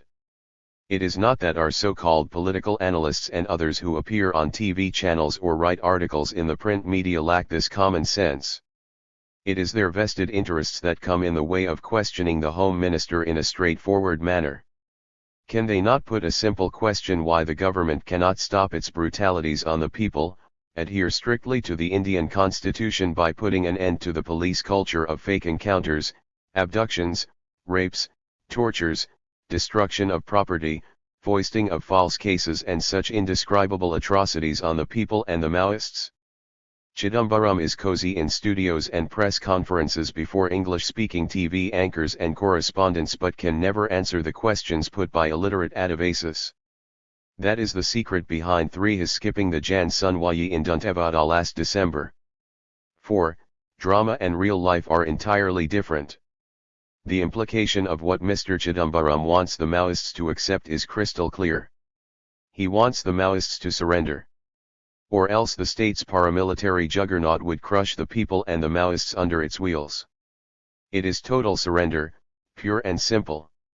While repeating that he never wanted the Maoists to lay down arms, as if he had generously given a big concession, he comes up with an even more atrocious proposal: Maoists should abjure violence while his lawless forces continue their rampage, creating more Gachampalas, Gompads, Singanamadugas, Palakelamas, Dogpadas, Palids, Titamatugas, Takilotas, Angaras, and so on. Not a word does he utter, even as scores of inhuman atrocities by his forces are brought to light by magazines like T-Helka, Outlook, a host of websites, and, to an extent, some papers like yours. What is it if not sheer hypocrisy on the part of the Home Minister to ask Maoists to abjure violence while his paramilitary forces indulge in crimes every day, every hour, in gross violation of the very constitution by which he swears? 3. The Maoists also have their preconditions for talks. In his recent interview to Jan Muerdal and Gautam Zero Aflaka, Ganpati made the following formulation on the issue of talks: to put concisely, the main demands that the party has placed in front of the government of India for any kind of talks are: 1. All-out war has to be withdrawn. 2. For any kind of democratic work, the ban on the party and mass organizations have to be lifted. 3. Illegal detention and torture of comrades had to be stopped and they be immediately released. If these demands are met, then the same leaders who are released from jails would lead and represent the party in the talks. My question is whether these are realistic preconditions. For example, the all-out war can be suspended first before it is withdrawn, i.e. a ceasefire, so why insist on its withdrawal at the outset? Are you asking for a ceasefire or something more than that? Secondly, you want the ban on the party and its mass organizations lifted and prisoners released. Usually in negotiations of this kind around the world between governments and insurgent groups, the lifting of a ban is one of the objects of talks rather than a precondition, and the release of political prisoners an intermediate step. Is the Maoist party not putting the cart before the horse, making demands that the government may be unlikely to accept as a starting point, rather than positing the same as one of the endpoints of the proposed dialogue? Azad, I concur with the logic of your arguments. It is logically a valid argument that such demands could be resolved in the course of actual talks and not as a precondition for talks. But you must also understand the spirit of what Comrade Ganapathy has said in his interview given to Mr. Jan Muerdal and Gautam for Navlika. Some clarification is required here. I will try to clarify what Comrade Ganapathy has said. Firstly, what he meant when he said the government should withdraw its all-out war is nothing but a suspension of its war, or in other words, mutual ceasefire. Let there be no confusion in this regard. What Chidambaram wants is unilateral ceasefire by Maoists while the state continues its brutal campaign of terror. On the contrary, what the CPI, Maoist, wants is a cessation of hostilities by both sides simultaneously. This is the meaning of the first point. A ceasefire by both sides cannot be called a precondition. It is but an expression of the willingness on the part of both sides engaged in war to create a conducive atmosphere for going to the next step of talks. Secondly, if peaceful legal work has to be done by Maoists as desired by several organizations and members of civil society, then lifting of ban becomes a prerequisite. Without lifting the ban on the party and mass organizations, how can we organize legal struggles, meetings etc. in our name? If we do so, will these not be dubbed as illegal as they are led by a banned party? According to us, the ban itself is an authoritarian, undemocratic, and fascist act. Hence the demand for the lifting of the ban is a legitimate demand, and, if fulfilled, will go a long way in promoting open democratic forms of struggles and creating a conducive atmosphere for a dialogue. Thirdly, what Comrade Ganapathy had asked for is that the government should adhere to the Indian constitution and put an end to the illegal murders in the name of encounters, tortures, and arrests. We must include the term murders, which is missing in the third point. There is nothing wrong or unreasonable in asking the government to stick to its own constitution. As regards the release of political prisoners, this could be an intermediate step as far as the nature of the demand is concerned. However, to hold talks it is necessary for the government to release some leaders. Or else, there would be none to talk to since the entire party is illegal. We cannot bring any of our leaders overground for the purpose of talks. 4. Would the Maoists be prepared to establish their bona fides on the question of talks by announcing a unilateral ceasefire or, perhaps the non-initiation of combat operations, NICO, after a particular date so as to facilitate the process of dialogue? Azad, it is quite strange to see intellectuals like you asking the Maoists to declare a unilateral ceasefire when the heavily armed Indian state is carrying out its brutal armed offensive and counter-revolutionary war. How would unilateral announcement of ceasefire or NICO after a particular date establish the bona fides of our party on the question of talks? What purpose would such an act serve? It is incomprehensible to me why we are asked to display this generosity towards an enemy who has the least concern for the welfare of the people and derives vicarious pleasure in cold-blooded murders, rapes, abductions, tortures and every kind of atrocity one could ever imagine. And how would this generous Gandhian act on our part facilitate the process of dialogue with the megalomaniacs in the Home Ministry who do not spare even non-violent Gandhian social activists working in Dantewada and other places? 96. 5. What do the Maoists hope to achieve with talks? Are you only looking to buy time and regroup yourselves, which is what the government said the CPI, Maoist, did during the aborted dialogue in Andhra Pradesh? Or is it part of a more general re-evaluation of the political strategy of the party, one which may see it emerge as an overground political formation, engaged in open, legal activities and struggles, and perhaps even entering the electoral fray directly or indirectly at various levels in the kind of multi-party competition that Prachanda says is necessary for the communist movement? When you say you want the government to lift its ban on the party, are you also undertaking not to indulge in methods of struggle, e.g. armed struggle, which led to the imposition of the ban in the first place? There are other Maoist and revolutionary communist parties across India that is mobilizing workers and peasants through mass politics. They have not been banned. Why does the CPI, Maoist, not believe those are legitimate forms of struggle? In Kashmir, the Hurriyat Conference stands for the self-determination of J&K and seeks to mobilize people for this, but the Indian state, which may use violence and repression and excessive force against people who peacefully protest, has not banned the Hurriyat. Does this not indicate that there is some space in the system for the Maoists to press their demands through peaceful political means? Azad, your question, or rather, a whole set of questions, requires a detailed answer.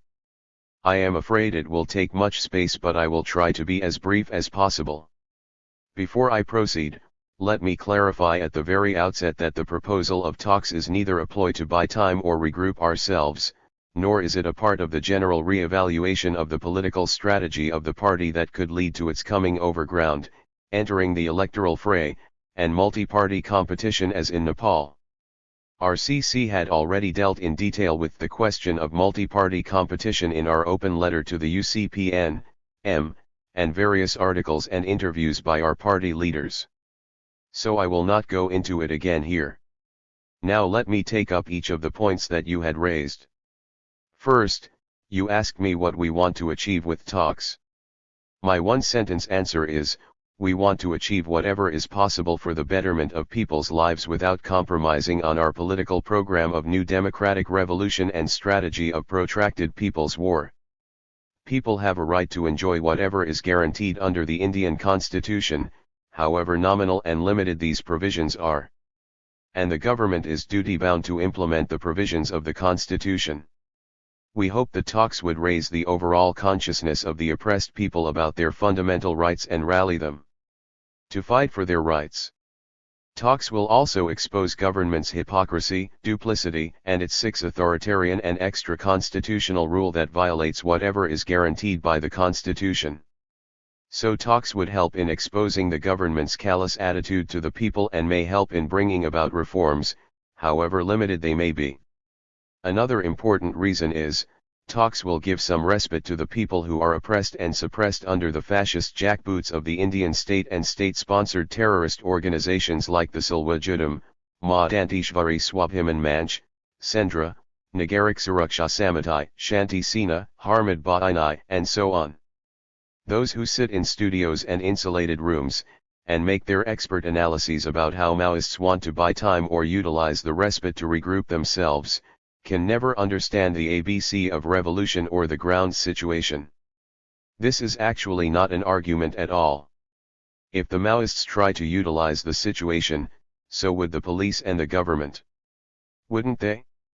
They created an extensive network of police informers during the 6-month period of ceasefire in Andhra Pradesh in 2004. The intelligence hawks attended every open meeting and activity of the Maoists, took videos of people, and could easily target them after the clampdown. Maoists had definitely increased their recruitment, but so did the enemy. It doesn't need much of a common sense to understand that both sides will utilize a situation of ceasefire to strengthen their respective sides. Then could this be called an argument at all? These cynics, or, I would rather call them, war-hungry hawks, itch for a brutal suppression of the Maoists and the people they directly lead, even if it means genocide. They do not care if in the process thousands of police and paramilitary personnel too perish, for they are nothing but cannon fodder in the eyes of these gentlemen. So let me make it crystal clear, the proposal of talks is meant neither to buy time nor to regroup ourselves, but to give some respite for the people at large who are living under constant state terror and immense suffering. How many of our countrymen know that 3 lakh Adivasis were driven away from their homes, that half the Adivasi population in our country is already living under conditions of chronic famine, and even the rest of the population is now pushed into famine condition? And why? Because of the insatiable greed of the corporate sharks that is fueling Chidambaram Raman Singh's war in Chhattisgarh, Chidambaram Navin Patnaik's war in Orissa, Chidambaram Buddhadev's war in West Bengal, Chidambaram Shivu Soren's war in Jharkhand, and so on. Whoever has the minimum concern for the well-being of the masses, no matter what his/her ideology is, would naturally think of how to save 98 them from being decimated. But those who have nothing but sheer contempt for the poor and helpless people and only think of how to maximize the profits of a tiny parasitic class, put forth weird and cynical arguments deliberately to confuse the people.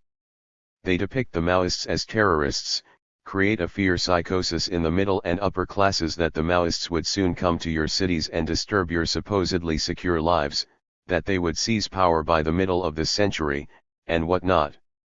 By such hysteria whipped up by the rulers through the various means at their disposal, they justify the brutal war on the people and make the massive displacement, mayhem, 7 massacres, rapes, and atrocities appear like collateral damage in the larger noble objective of achieving peace, progress and prosperity for all. Question of re-evaluation of political strategy of CPI, Maoist, demand for lifting of ban, and the issue of legitimacy of open, legal forms of struggle. There are a lot of questions related to the above, and I feel this needs some detailed explanation, keeping in mind several misconceptions doing the rounds. Firstly, you are wrong in assuming that it is the forms of struggle, armed struggle, pursued by the CPI, Maoist, that had led to the imposition of the ban in the first place. On the contrary, it is the other way round.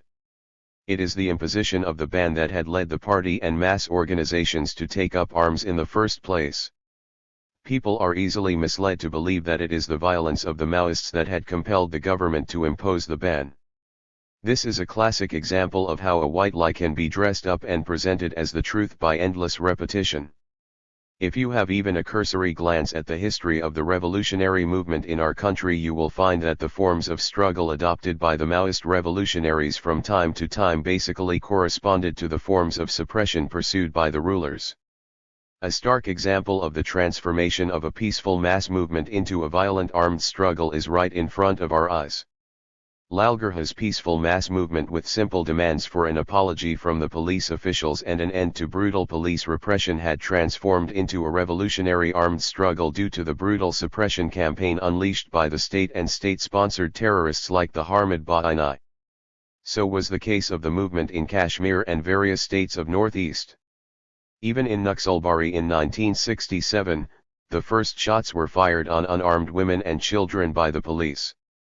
The people retaliated in their own manner, and the party took birth and evolved a correct political line for the Indian Revolution. In Srikakulam, Corona, and Mangana were the first martyrs, and these murders transformed the movement into an armed struggle. Even during the first great armed mass uprising of Telangana during the late 1940s, the spark was first lit when the cruel feudal lords murdered Dadi Komaraya. If you take the case of the transformation of the movement led by the erstwhile CPI, ML, PW or MCCI or the present CPI, Maoist, you will find the same pattern. The revolutionaries go to the oppressed, make them conscious of their inherent strength and the reasons for their misery, make them aware of their fundamental rights, organize and unite them, mobilize them into peaceful forms of protest and struggle. Then the state enters with its baton in defense of the class of big landlords, contractors, industrialists, land mafia, and other powerful forces that control the state and economy. Everywhere, the peaceful struggles are crushed brutally, entire areas are declared disturbed, fake encounters, abductions, disappearances, rapes, burning down villages, and untold atrocities become the order of the day. 8. The Indian Constitution is consigned to the dustbin by the rulers and is not even worth the paper it is written on. At that point of time, any revolutionary party has to quickly switch to non-peaceful and armed forms of struggle if it is really serious about transforming the lives of the people and the oppressive conditions in the country.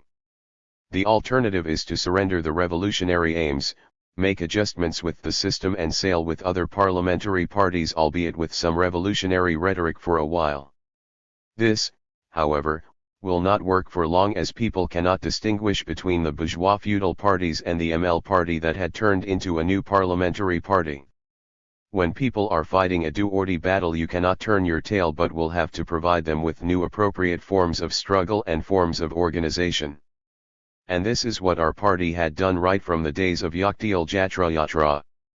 What shook the rulers at that time and compelled them to declare Yaktyala and Sirsila talks in Karimnagar district of North Telangana as disturbed areas in 1978 was not the armed struggle of the Maoists, which had suffered a complete setback after the setback in Naxalbari, Srikakulam, and elsewhere by 1972 itself, but the powerful anti-feudal militant mass struggle that upset the hitherto established feudal order in the countryside. And one of the main forms of struggle at that time was social boycott of the feudal lords and their henchmen, which witnessed the unity of over 95% of the people in most villages. Social boycott had disturbed the peace and tranquility of the feudal barons who functioned like a state within a state. From then on, undeclared ban has been in vogue in parts of North Telangana. 100. Until 1985 when it encompassed the entire state. CRPF was deployed for the first time to suppress the peaceful mass struggles that broke out against liquor. I remember how the mainstream media like the Indian Express published stories of policemen selling arak at the police stations and forcing people to consume liquor in order to foil the anti-liquor agitation of the revolutionaries. We find the same story in the urban areas too. The Singarini colliery workers organized themselves into a trade union called Singarini Workers Federation, SICASA, in 1981, but it was unofficially banned within 3 years. An undeclared ban was imposed on the students and youth organizations, women's organizations, workers' organizations, cultural organizations, and every form of peaceful, democratic protest was brutally suppressed. One must see the development of armed struggle in the background of the strangulation of even the limited democratic space available in the present semi-colonial semi-feudal setup, and the brutal suppression of the movement by unleashing the lethal instruments of the state. To cut a long story short, it is not the forms of struggle and forms of organization adopted by a party that had led to imposition of ban, but the very ban, whether declared or undeclared, on every type of open, legal activity including peaceful public meetings that had compelled the revolutionaries to adopt non-peaceful and armed forms of struggle and underground forms of organization. Our Party 9 appeals to all independent observers and unbiased media personnel to look at this phenomenon historically and analyze this with an open mind. You will realize that what I have said is 100% correct. We are prepared to enter into a debate with anyone on the course of development of the revolutionary movement led by our party in our country and how, why, and when, armed form of struggle had to be adopted by the party. Revolutionaries never mince words. There is no need to. We believe that ultimately people have to take up armed struggle to seize power. But this does not mean we take up armed struggle at the cost of all other forms of struggle and thereby invite the state to unleash its brute force on the people. On the contrary, it is only when all other forms of struggle fail to achieve the objective, when these are crushed under the iron heels of the state, that we resort to non-peaceful and armed forms of struggle. It is very important to understand this, as it has become a common practice for some so-called political analysts and representatives of the ruling classes to charge the Maoists as responsible for all the violence since their very ideology talks of armed struggle. Hence, they conclude, there is no use of talks with the Maoists. These simpletons resort to the method of simple reductionism. Maoists believe in violence and armed struggle to overthrow the state, hence they indulge in endless violence. There is no use of talking to people whose very ideology is rooted in violence, and hence there is no other way than to crush the Maoists with all the means at the disposal of the state. Such goes their argument. I will deal with this later on. I didn't quite understand what you meant when you said referring to other open Maoist and revolutionary communist parties across India that are mobilizing workers and peasants through mass politics. Why does the CPI, Maoist, not believe those are legitimate forms of struggle, you ask? Who has said we do not believe these are legitimate forms of struggle? We consider all forms of struggle as legitimate, right from social boycott as we had practiced in Yaktiyala, hunger strikes as our comrades in various prisons are frequently taking up besides other places, and various militant demonstrations. Armed struggle is also a form of struggle and assumes importance depending on the tactical moves by the enemy. While all forms of struggle are legitimate in our eyes, some so-called revolutionaries, veterans of yesteryears, surprisingly exclude armed struggle from the forms of struggle and lay one-sided emphasis on peaceful forms of struggle. They can well join the Gandhian organizations and fight for some reforms instead of calling themselves as part of the ML stream or as Maoists aiming for the revolutionary transformation of society. For some of them, ML ideology or label is only a fashion. They do not wish to bring about the revolutionary transformation of the society and state but only a few cosmetic reforms. The question of imposing or not imposing a ban on a certain party or organization depends on several factors. It would be too simplistic to conclude that just because a party believes in armed struggle and indulges in acts of violence it is being banned while those who pursue open, legal forms of struggle are allowed to function freely. During the emergency, as we all know, both the revolutionary left as well as the reactionary right parties were banned. Even at the height of sectarian violence indulged in by the Hindu fascist gangs, they are allowed a field day. They carry arms, display them openly, threaten the religious minorities with genocide, indulge in violence against the Muslims and Christians, and yet are deemed as legitimate organizations since they are part of the ruling classes and their integral culture of violence. 102. The acts of destruction in the violence that was organized in a planned manner in Andhra Pradesh by a faction of the Congress in one day far surpassed the so-called violent acts carried out by Maoists in an entire year. Yet our Union Home Ministry issues advertisements against Maoist violence while keeping mum about the mayhem and arson by his own Congress party hooligans. Thus the question of how you look at violence is colored with a class bias. The violence by the ruling class parties is considered legitimate while those by the oppressed masses and their organizations are dangerous and a threat to the security of the rulers. This has been true right from the time of Charvakas. 6. If the government believes the Maoists misused the Andhra talks, your party believes the dialogue there was abused by the authorities to identify and then target your leaders. How, then, do you hope to deal with the risks of once again entering into a dialogue with the Indian state? Azad, the talks we held with the Congress regime in AP provided us with important lessons. And these lessons would guide us in any future talks with the governments of the exploiting classes. It would be too simplistic to conclude that the police could identify and target the leaders by utilizing the talks interregnum. They used it to some extent just as we used it to take our politics widely among the people in the state and outside. The setback we had suffered in most parts of AP is not a fallout of talks but due to several inherent weaknesses of our party in AP and our failure to adopt appropriate tactics to confront enemies' tactics. This is an entirely different subject and can be dealt at some other time. What is of relevance here is that the talks in AP have given us a rich experience and important lessons. If at all a situation for talks arises once again which we do not foresee in the near future given the inexorable compulsions on the government from the corporate sharks for total control of the mineral-rich region, we can instruct our leadership in various prisons to take the responsibility. Our General Secretary had explained this in the course of his interview with Mr. Jan Muerdal and Mr. Gautam Navlika. The mistakes committed in AP during talks with the government will not be repeated. 7. There is a contradiction between the recent offer for talks made by Kishanji and the spate of violence and killing by the Maoists which has followed that. The Home Ministry has compiled a list of such incidents and circulated it to the media. No doubt there has been no let-up in the government offensive. During this period and you could produce your own counter list, but many of these attacks by the Maoists do not appear to be defensive but offensive. Can the offer of talks go hand in hand with the intensification of offensive Maoist military activities?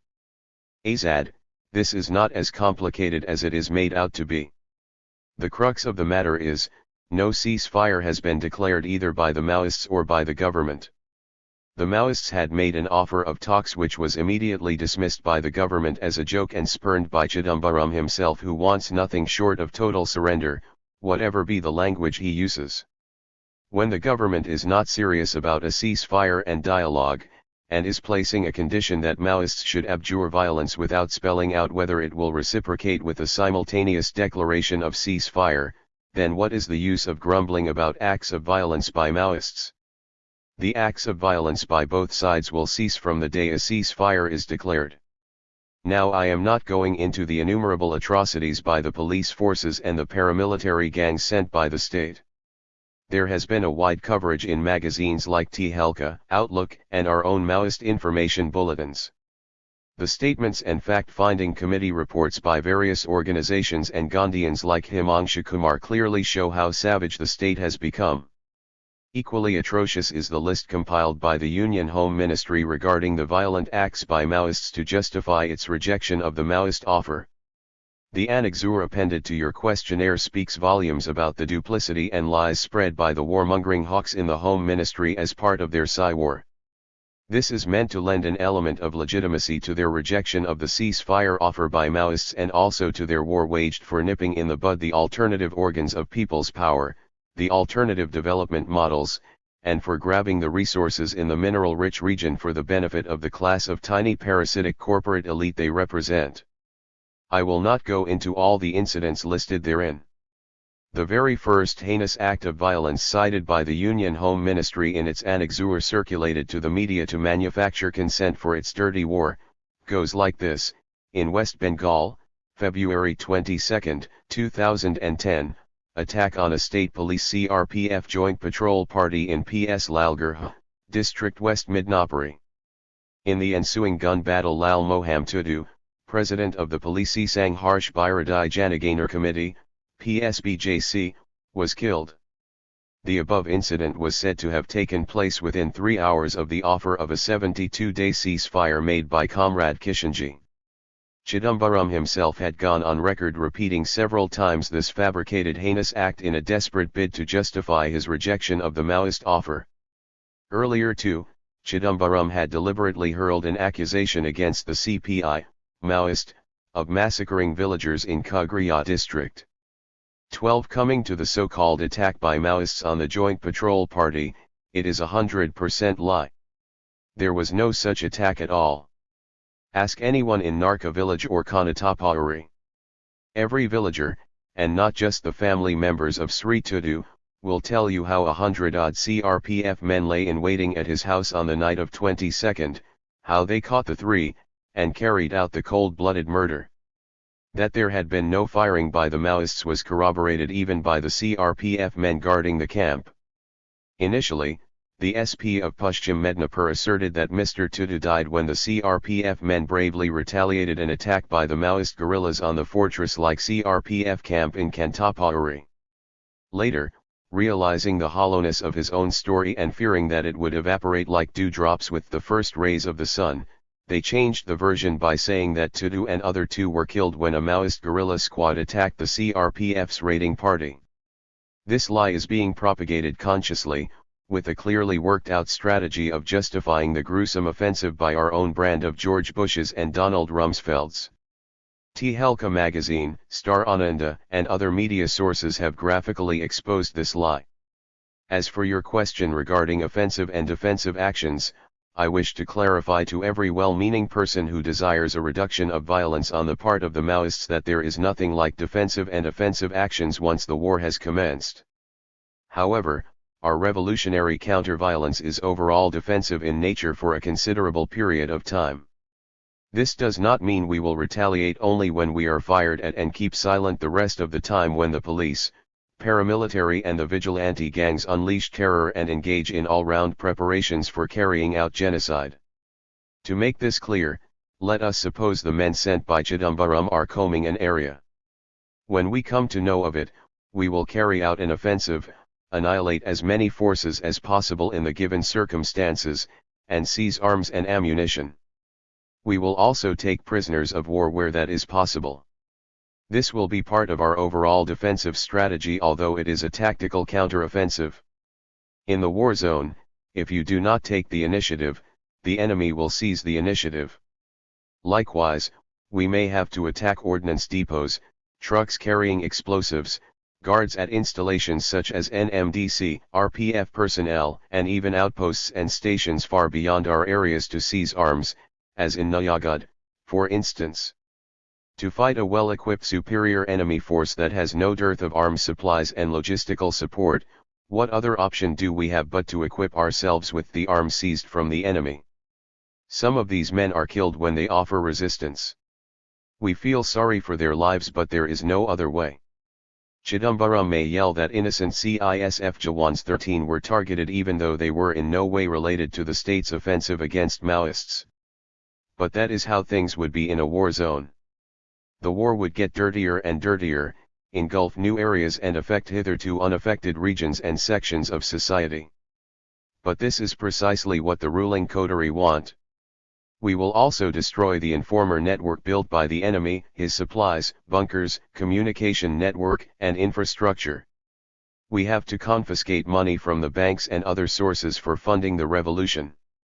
There is no use of yelling about the indiscriminate destruction by Maoists. We have to paralyze the administration, immobilize the enemy troops, cut off his supplies and perhaps even target the policemen engaged in removing the dead bodies of the enemy. There was a hue and cry when our guerrillas placed mines under the dead bodies. But why such a hue and cry? Where are the rules in this war? Who has defined the rules? If there were rules, then why are the peace-chanting pigeons in the Home Ministry completely silent about the beasts in police uniform who had chopped off the breasts of 70-year-old Dude Mue before killing her, murdered in cold blood over 120 Adivasas since August 2009 in Dantevada, Bijapur, Kankar, and Narayanpur, and yet roam freely and continue their atrocities without hindrance?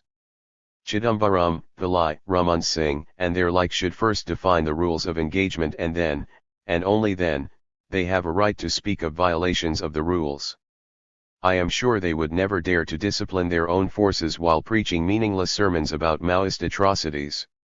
We appeal to all peace-loving, democratic-minded organizations and individuals to ponder over this question, pressurize the government to adhere to the Geneva Convention, punish those who are creating Gompads, Gachampalas, Singanamadugas, Palakelamas, Tidamadugas. 106. Takalotas, Dogpatas, Palids, and several other massacres. If it is to be a war, then let it be, but the state should clearly state whether it would abide by its own constitution and the international conventions on the conduct of war. 8. The Maoists are engaging in armed struggle but have not hesitated in use violence against non-combatants. The beheading of a policeman, Francis Induvar, while in Maoist captivity, shocked the country and was a blatant violation of civilized norms and of international humanitarian law, which the Maoists, like the government, are obliged to adhere to.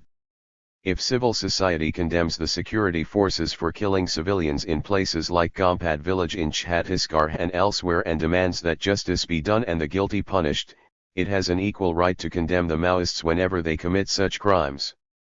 There have been some reports that the Maoist leadership has apologized for the killing of Induvar, but what steps have you taken to punish those who were involved? What steps have you taken to ensure such crimes are not committed by your cadres? If your answer is that the state has also not punished those among its ranks who have committed crimes, are you then 14 admitting that the political culture and moral universe the Maoists represent is the same as that of the state which you decry as illegitimate? Azad, I had already covered part of your question in my answer to your earlier question. Our attempt will always be to target the enemy who is engaged in war against us. Non-combatants are generally avoided. But what about the intelligence officials and police informers who collect information about the movements of Maoists and cause immense damage to the movement? It is true most of them do not carry arms openly or are unarmed. What to do with them? If we just leave them, they would continue to cause damage to the party and movement. If we punish them, there is a furor from the media and civil society. Caught between the devil and the deep sea. Our general practice is to conduct a trial in a people's court wherever that is possible and proceed in accordance with the decision of the people. Where it is not possible to hold the people's court due to the intensity of repression, we conduct investigation, take the opinion of the people and give appropriate punishment. I agree there is no place for cruelty while giving out punishments. I had clarified this in one of my earlier interviews while referring to the case of Francis Induvar. But it is made into a big issue by the media when 1,000 beheadings had taken place in the past 5 years by the police, paramilitary and Salwajudum goons. You are saying the beheading of Francis Induvar was a blatant violation of civilized norms and of international humanitarian law which both sides in the war are obliged to adhere to. Do you really think the government is adhering to the law? And has the media ventured to ask Chidambaram why the state hasn't been following the international law or at least the Indian constitution when dealing with the people in the war zone or citizens elsewhere? Just 10 days ago, two of our party leaders' comrades Shakamuri Apparao and Kondal Reddy were abducted from Chennai and Pune respectively by the APSAB and the Central Intelligence officials and were murdered in cold blood. What cruel tortures these comrades were subjected to by the lawless goons of the Indian state no one will ever know. I can give 1,000 such examples of killings of our comrades in cold blood while in police captivity in the past 5 years. Why is the media silent about these murders but becomes hysteric when one police inspector is beheaded? What is the civil society doing when such cold-blooded murders are taking place in police custody? Why single out a rare case of the beheading of one individual and play it up whenever you need an excuse to bash the Maoists? When our comrades hear of these cold-blooded murders committed by the APSAB or other officials of the state, it is natural that their blood would boil and they will not bat an eyelid to hack any of the perpetrators of these inhuman crimes, say a man from APSAB or Greyhounds, to pieces if he fell into their hands. In the war zone, the passions run with such intensity which one cannot even imagine in other areas or under normal circumstances.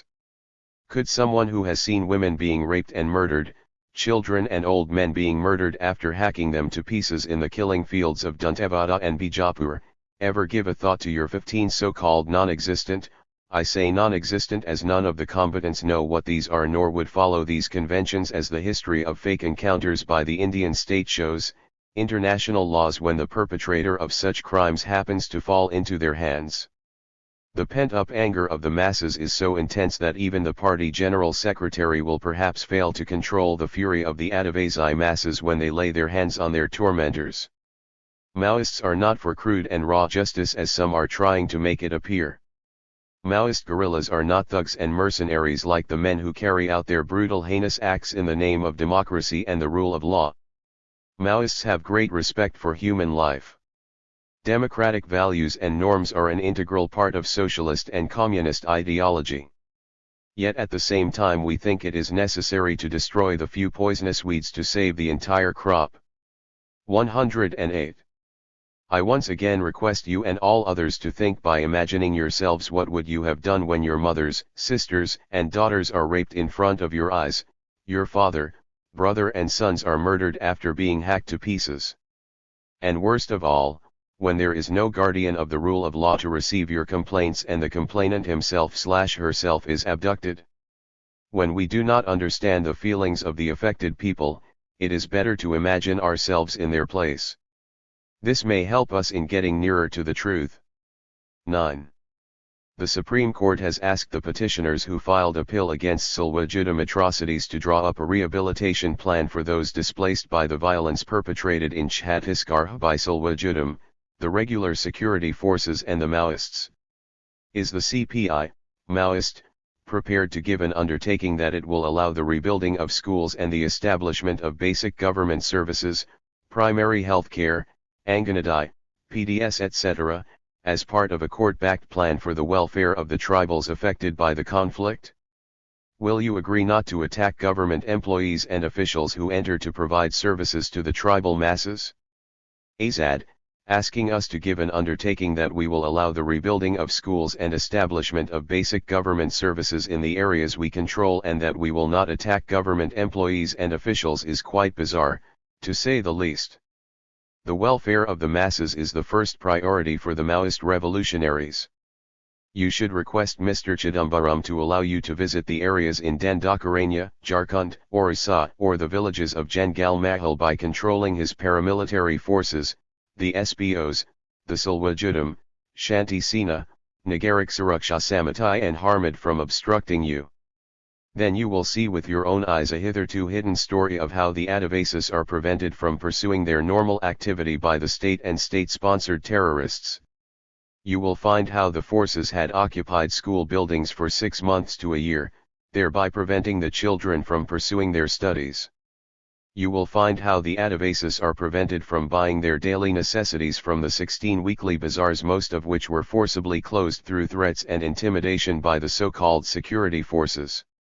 Who is blocking the development of the Adivasis, who is preventing them from carrying on their normal activity like cultivating the fields, tending the animals, collecting minor forest produce, picking tendu leaves, obtaining their daily necessities, and so on will become as clear as daylight once you visit these remote villages.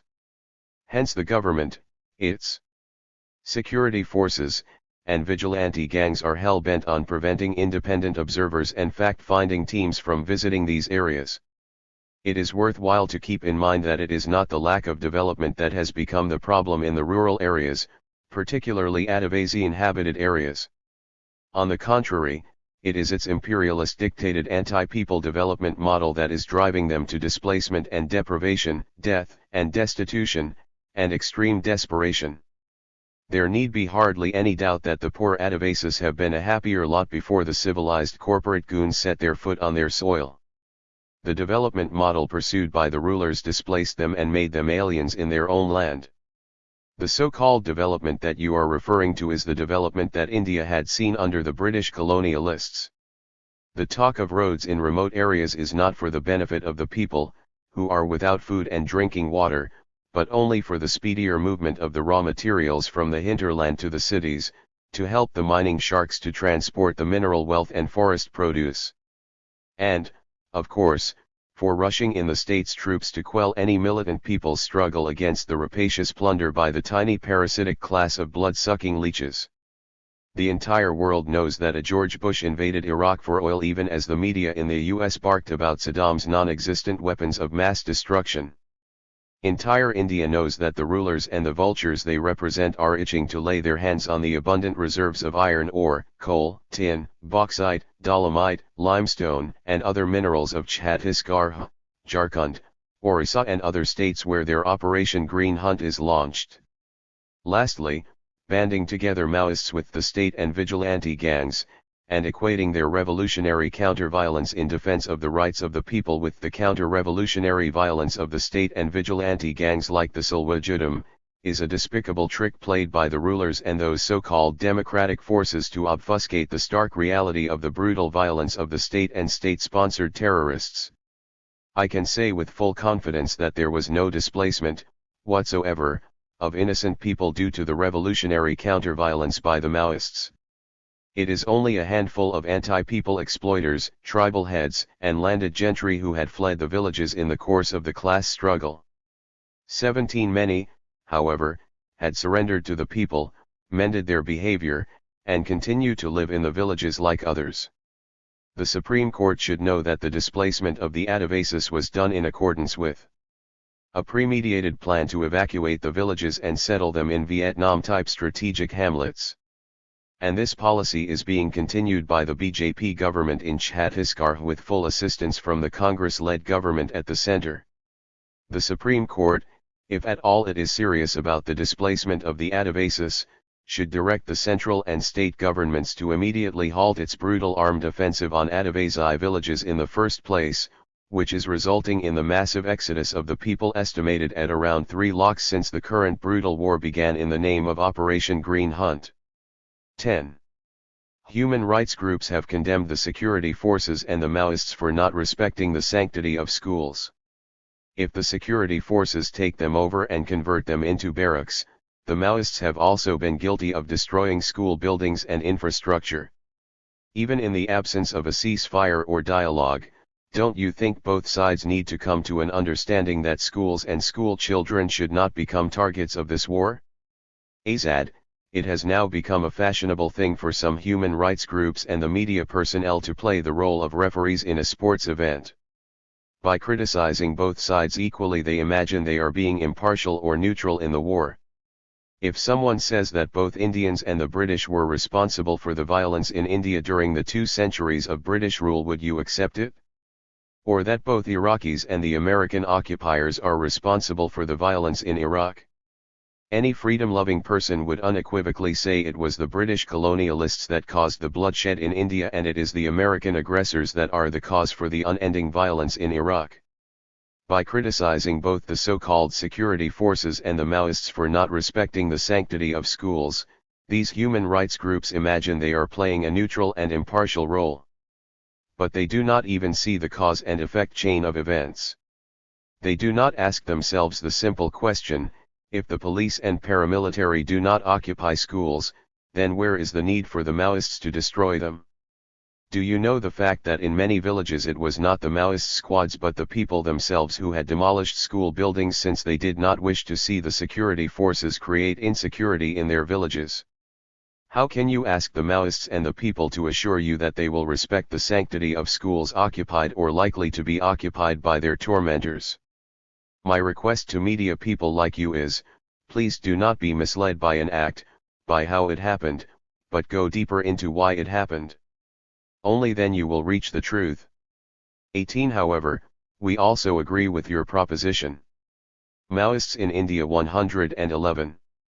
That even in the absence of a ceasefire or dialogue, both sides should come to an understanding that schools and school children should not become targets of the war. We take this occasion to convey to the GOI that it should immediately withdraw all its forces from school buildings and stop recruiting school children as SBOs and as police informers. If they withdraw their forces and assure they would not reoccupy school buildings, then our party will desist from targeting schools. And if the government stops recruitment of school children as SBOs and police informers, then the very basis for punishing these people disappears. But the more important thing and the larger issue is, can schools function even if the buildings are intact when the parents of the school children are murdered, raped, abducted, tortured, and are forced to flee? What do you have to say of the children of the 3 lakh people who had fled the villages due to Operation Green Hunt IN 2? What use are the school buildings and the talk of sanctity of schools when the villages themselves are deserted?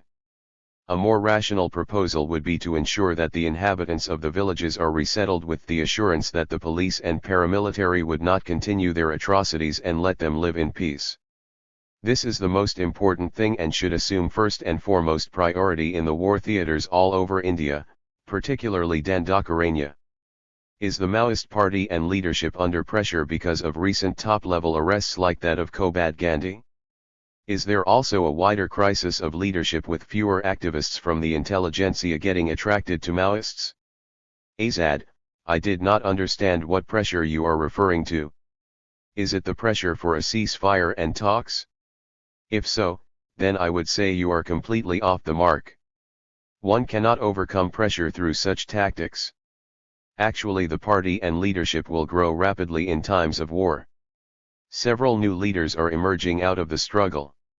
War is giving birth to new generals and commanders, which we never anticipated in normal times. While it took several years to produce a leader of caliber in relatively peaceful times, it is taking a fraction of that time in the midst of the war situation. Today we find even children acquiring high level of consciousness at an early age. War is transforming the world outlook of the illiterate people, their understanding about the class nature of the state and its various wings, and how they have to get rid of the anti-people state and establish their own organs of power. People have begun to understand from their own lives what Comrade Lenin had taught in his State and 112. Revolution. This transformation has contributed to the development of leadership at all levels. At the central level, I agree there is some problem, though not very acute, after the losses in the past 2 years. Overall, it is not true to say that there is a wider crisis of leadership due to drop in recruitment from the intelligentsia.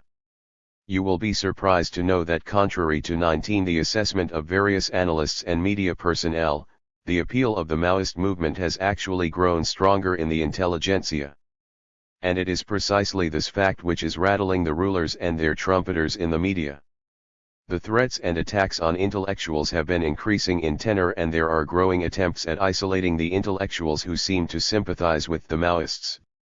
The more the growth in popularity of the Maoists and their politics, the more is the cacophony about the erosion of the mass base of Maoists, especially among the intellectuals.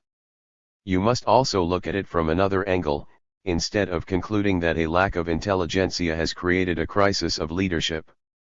The mass base of the Maoists has actually grown stronger, notwithstanding the attempts of the rulers to destroy it by brute force. The more you try to crush it, the more it bounces back. Our leadership is drawn basically from the oppressed class of Adivasis, Dalits, agricultural laborers, and poor peasants. It is precisely because of this circumstance that our movement has become invincible. Intellectuals are a good asset for the party, but it is the basic classes that are the lifeblood of the party. And we have plenty from these sections. 11. In Ganapathi's interview to Jan Muirdal and Zero Aflaka he said, I reiterate that at present no one party or organization is capable enough to be a rallying center for all revolutionary, democratic, progressive, and patriotic forces and people. Hence, at present juncture our party can play a significant role in rallying all revolutionary, democratic, progressive, and patriotic forces and people. This suggests you see the Maoists as one part of a wider force of progressive, patriotic people. Who else do you consider part of these forces? Which organizations or parties do you regard as progressive and patriotic part of these forces? Does this not include the CPI and CPI-M? Why then have Maoists in Bengal been involved in assassinating cadres of other communist parties like CPI-M? Azad, it is not only now, but all along we have been considering ourselves an indivisible part of the broader force of other revolutionary, democratic and patriotic sections of people. Firstly, we are one of the several revolutionary detachments in the international detachment of the world proletariat, and we see ourselves as a part of the broad world-wide anti-imperialist front. Our mass organizations are a part of the International League of People's Struggles, ILPS, and are in the forefront of the struggle against American imperialism. Within India, our party took birth in the midst of the revolutionary upsurge of the late 1960s, particularly with the glorious Naxalbari uprising, and hence we are an indivisible part of all that is revolutionary in the Indian political stream. We are also an heir to the great Telangana armed agrarian uprising, 1946-51, the Tabhaga uprising of 1946, and all the revolutionary struggles led by the Communist Party since its birth in 1921, notwithstanding the betrayals by its central leadership at every critical turning point in the revolutionary political history of our country. Second, and the one more pertinent to your query, is the fact that the communist revolutionaries are politically, i.e., in terms of its program, a part of the wider democratic stream of all anti-feudal and anti-imperialist forces in the country. This is the essence of our program of New Democratic Revolution, NDR, which seeks to unite all those opposed to imperialism, feudalism, comprador bureaucratic capitalism into one broad front to overthrow these enemies and establish a government comprised of the four-class alliance of the working class, peasantry, urban petty bourgeoisie, and the national bourgeoisie. Once you grasp this political basis of our NDR, it will not be difficult to understand why we are trying to form numerous tactical united fronts as part of forming a strategic united front in various states and at the All India level. To identify the organizations or parties that can be called progressive, usage of the term democratic would be more appropriate, and patriotic, one has to see not only whether they have any anti-imperialist, anti-feudal and anti-state or anti-authoritarian aspect included in their political programs, but also their actual practice. We consider most of the ML revolutionary forces as part of this front. We consider national liberation organizations like the NSCN, ULFA, PLA of Manipur, and the JKLF in Kashmir as part of the wider democratic forces fighting the Indian state. We consider the various non-parliamentary trade union organizations, various progressive organizations belonging to the religious minorities which are persecuted by state-backed Hindu fascist organizations, various organizations of Dalits and other oppressed castes, Adivasis, and women, the non-parliamentary organizations that are fighting for demands like separate Telangana, Gorkhaland, Vidarbha, Bundelkhand, and so on, the organizations that are waging struggles. 114. Against SEZs, mining, and other so-called development projects leading to massive displacement of people, organizations fighting against the liberalization, privatization, globalization, LPG, policies of the reactionary rulers, those which boldly confront the growing authoritarianism and unbridled state repression resulting in fake encounters, mass murders, and violation of all fundamental rights of the people, and so on, as part of this broad-based non-parliamentary Democratic People's Front. There are also a large number of intellectuals and other democratic individuals who are concerned about the well-being of the people and the sovereignty of our country at large.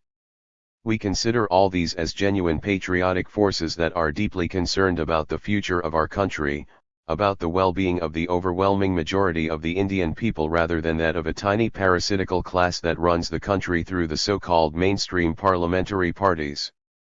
I am obviously leaving out the names of the organizations and individuals who, in our opinion, could play a crucial role in the revolutionary transformation of our country into a self-reliant, genuinely democratic society.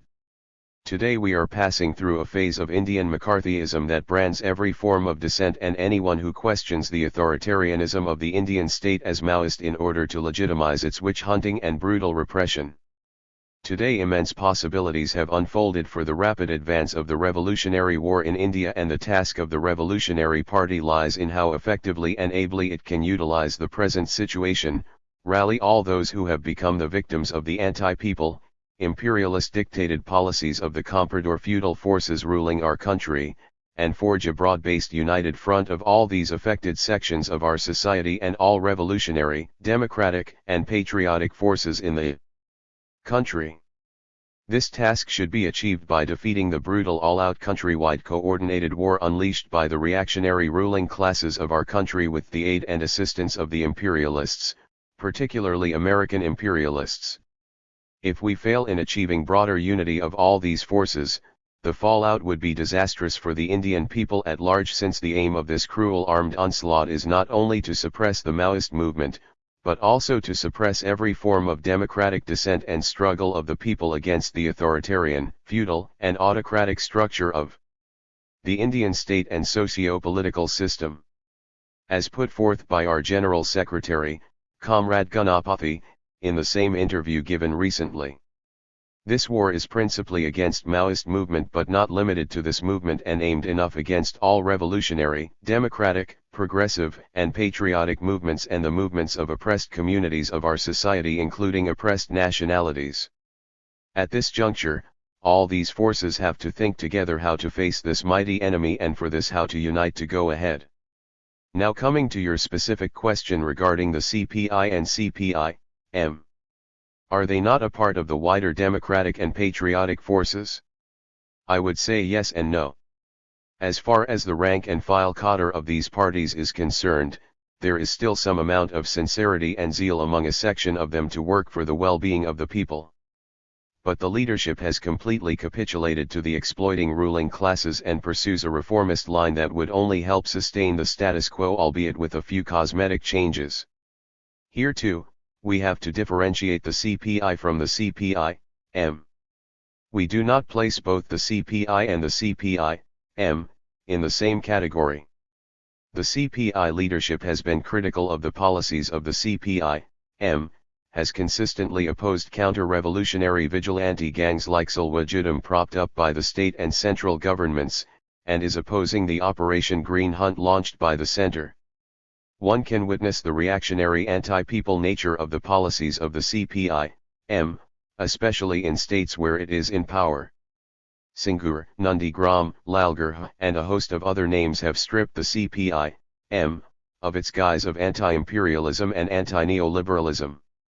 The CPI-M is not even a thoroughgoing democratic force, let alone being communist. However, we are prepared to join forces with even these revisionists if they come forth into non-parliamentary struggles on the basic issues of the people, and to the extent they uphold democratic values. It is wrong to say we are assassinating the cadres of the CPI-M. We are confronting the armed onslaught by the stormtroopers like the Harmad Bainai and other armed men maintained by their party leaders by putting up courageous resistance. The struggle against the CPI-M is part of the class struggle of the people against exploitation and oppression. We challenge them to an open debate on any issue. Despite their diplomatic and opportunistic stand that their fight with the Maoists is mainly political, they are in the forefront in the war waged by the Indian ruling classes against the Maoists. Unable to confront us ideologically and politically, their leaders and spokespersons have 116. Unleashed a vicious campaign of outright lies and slander against the Maoists.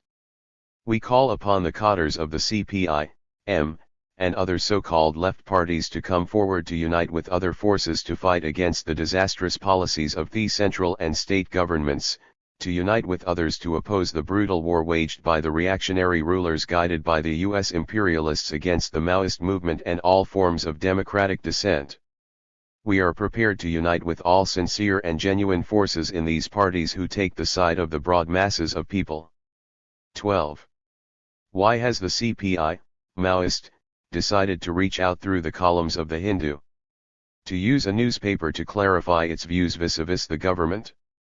Azad, among the daily newspapers, the Hindu has a reputation for giving out serious news and less of sensational stuff that has become the genre of the media these days. Our party leadership has given interviews to this paper earlier too, such as my interview on the developments in Nepal, which was covered in 2 parts. On a lighter vein, I think it will reach out to our direct enemy number 1 at the present juncture, Mr. Chidambaram, too. I think the media can play a role in carrying the views of a banned party to the government and the people at large, particularly at a time when facts regarding our party are distorted, misinterpreted, and obfuscated in a meticulously planned manner. And when there is no scope for a dialogue given the determination of the rulers to carry out their pre-programmed war offensive that was worked out a year ago, we think it appropriate to reach out to the people at large through the media too. Finally, I thank the Hindu for the thought-provoking and incisive questions it has placed before our party. We look forward to more of such interaction with the media in future. On behalf of our Central Committee and our entire party, I welcome any questions related to our ideology, political program, strategy, tactics, and practice. I hope through regular and active interaction between organizations like ours that are proscribed by the government and the media, an opportunity is provided to the people to arrive at a correct judgment and seek truth from facts. Or else, truth is certain to become a casualty in this world dominated by corporate sharks that control virtually every source of information that is fed to he people. Letter to Swami Agnavesh. Letter May 31, 2010. Source www.swamiagnavesh.com. Dear Swami Agnavesh, we heard that you and other democratic intellectuals had gone on a peace march in Dantewada in the first week of May 2010, braving the disruption organized by the goons of the BJP and Congress. You might have realized how the state government and the center are determined to sabotage any attempt to bring peace to the region and to prevent anyone from making efforts in that direction. We appreciate the efforts of well-meaning intellectuals and social activists like you to bring peace to the region. We also appreciate the efforts made by you to convince the Union government to come forward for a ceasefire and dialogue with our party, which had prompted the Union Home Minister to state the government's position on the issue. We had gone through the letter written to you by the Union Home Minister P. Chidambaram dated May 11, 2010, which mentions the government's position on the peace process and its offer for talks with the CPI, Maoist. The essence of his letter is that the CPI, Maoist, should announce they will abjure violence and specify a date from which they will not indulge in violent activities, should stop all violent activities from that date for 72 hours, and that the security forces will not conduct any operations against the CPI, Maoist, that talks would begin sometime during the period of 72 hours when there is no violence, and that the CPI, Maoist, should continue to maintain its position of no violence until the talks are concluded. We had already stated publicly our party's position on ceasefire and talks with 118. The government several times in the past. We wish to reiterate our party's position once again in light of the proposals made by Mr. Chidambaram in his letter sent to you. Firstly, we hold the opinion that the ceasefire should be mutual. You are well aware of the continuous persecution of ordinary innocent people by the security forces in all the regions where the latter are deployed as part of the Operation Green Hunt. Not a day passes without an incident of murder, rape, abduction, torture of the Adivasis and destruction of their property or stealing their belongings by these so-called security forces. How can the people or the party and its various wings get confidence that the government is serious in its intent for peace when it allows its forces to indulge in heinous atrocities on innocent unarmed people, when the government itself allows the suspension of all basic democratic rights of the citizens and consigns their own constitution to the dustbin? In such a situation, it is necessary on the part of the government to prove its seriousness regarding the peace process by first halting its operations against innocent unarmed people and unequivocally stating that it is ready to observe ceasefire simultaneously with the CPI, Maoist, starting with a specified date. The practical measure to really ensure peace is the declaration of mutual ceasefire for a definite period, say, 2 or 3 months, to start with.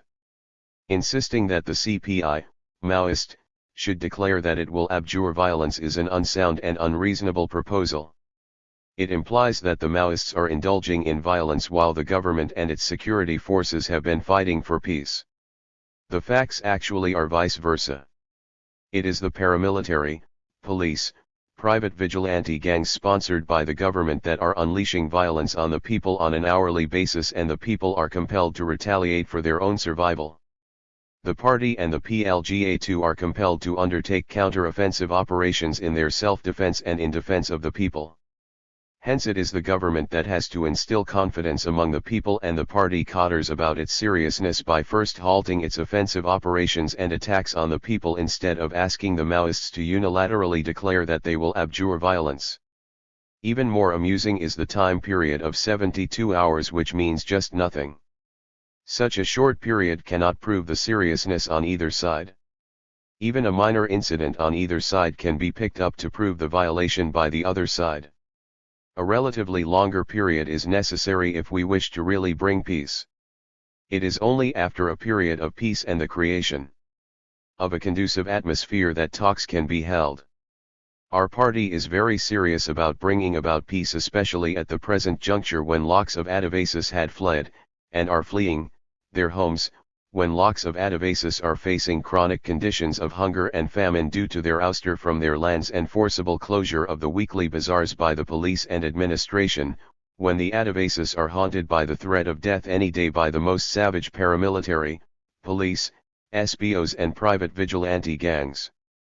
One should not be swayed by victories and defeats at this critical juncture in the life of the Adivasi community in our country, but try to create conditions whereby their survival is ensured.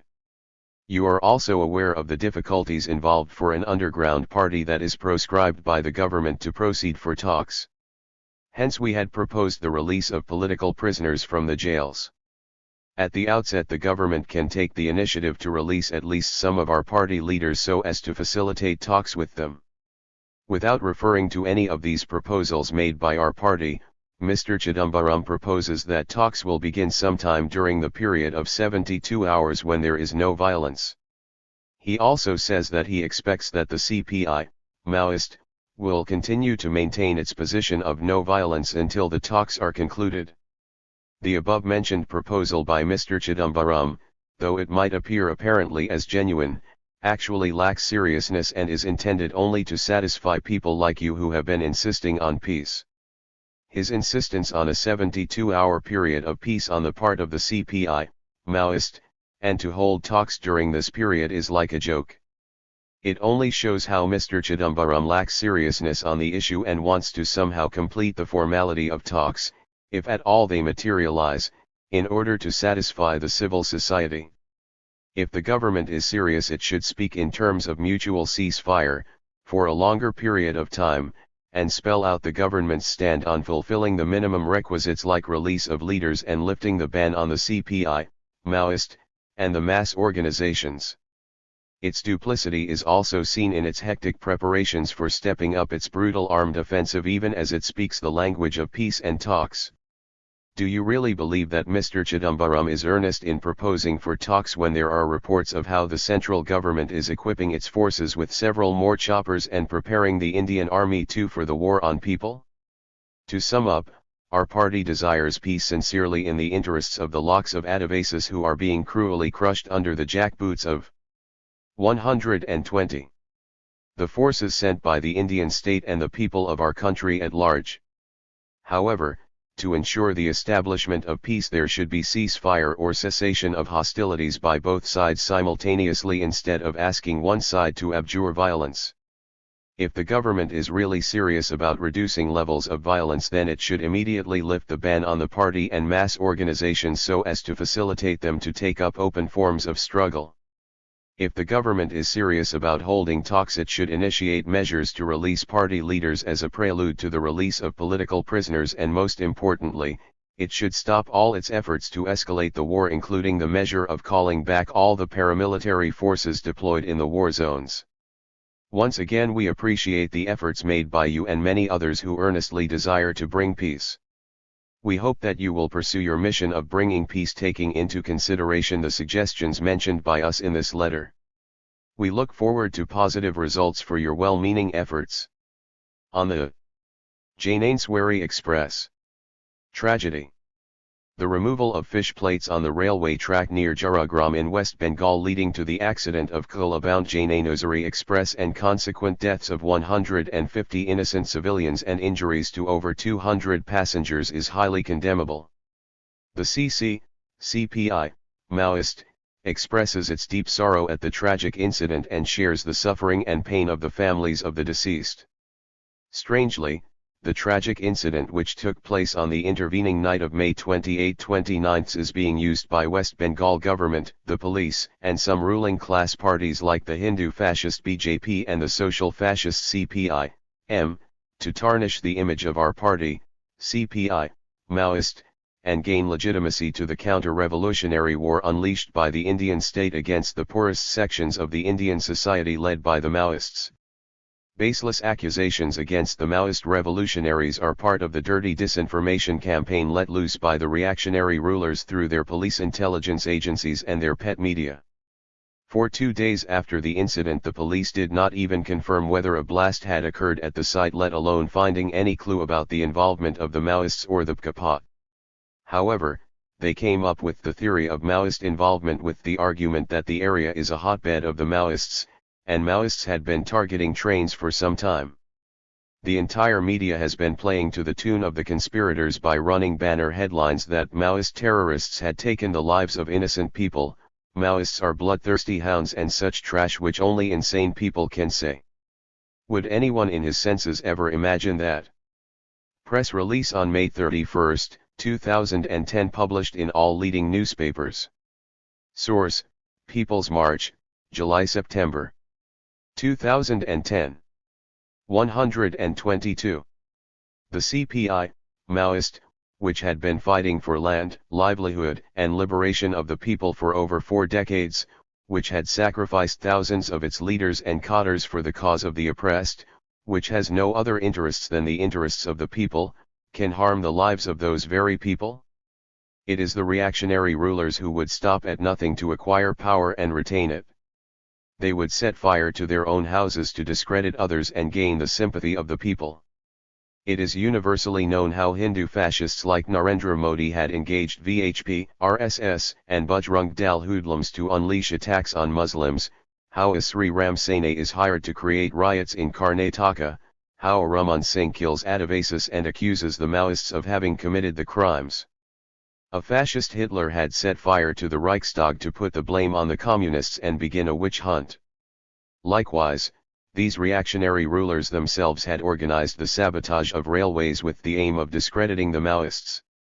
With an eye on the elections and unnerved by their fast-eroding social base, the social fascists think they can gain sympathy through such dirty tricks.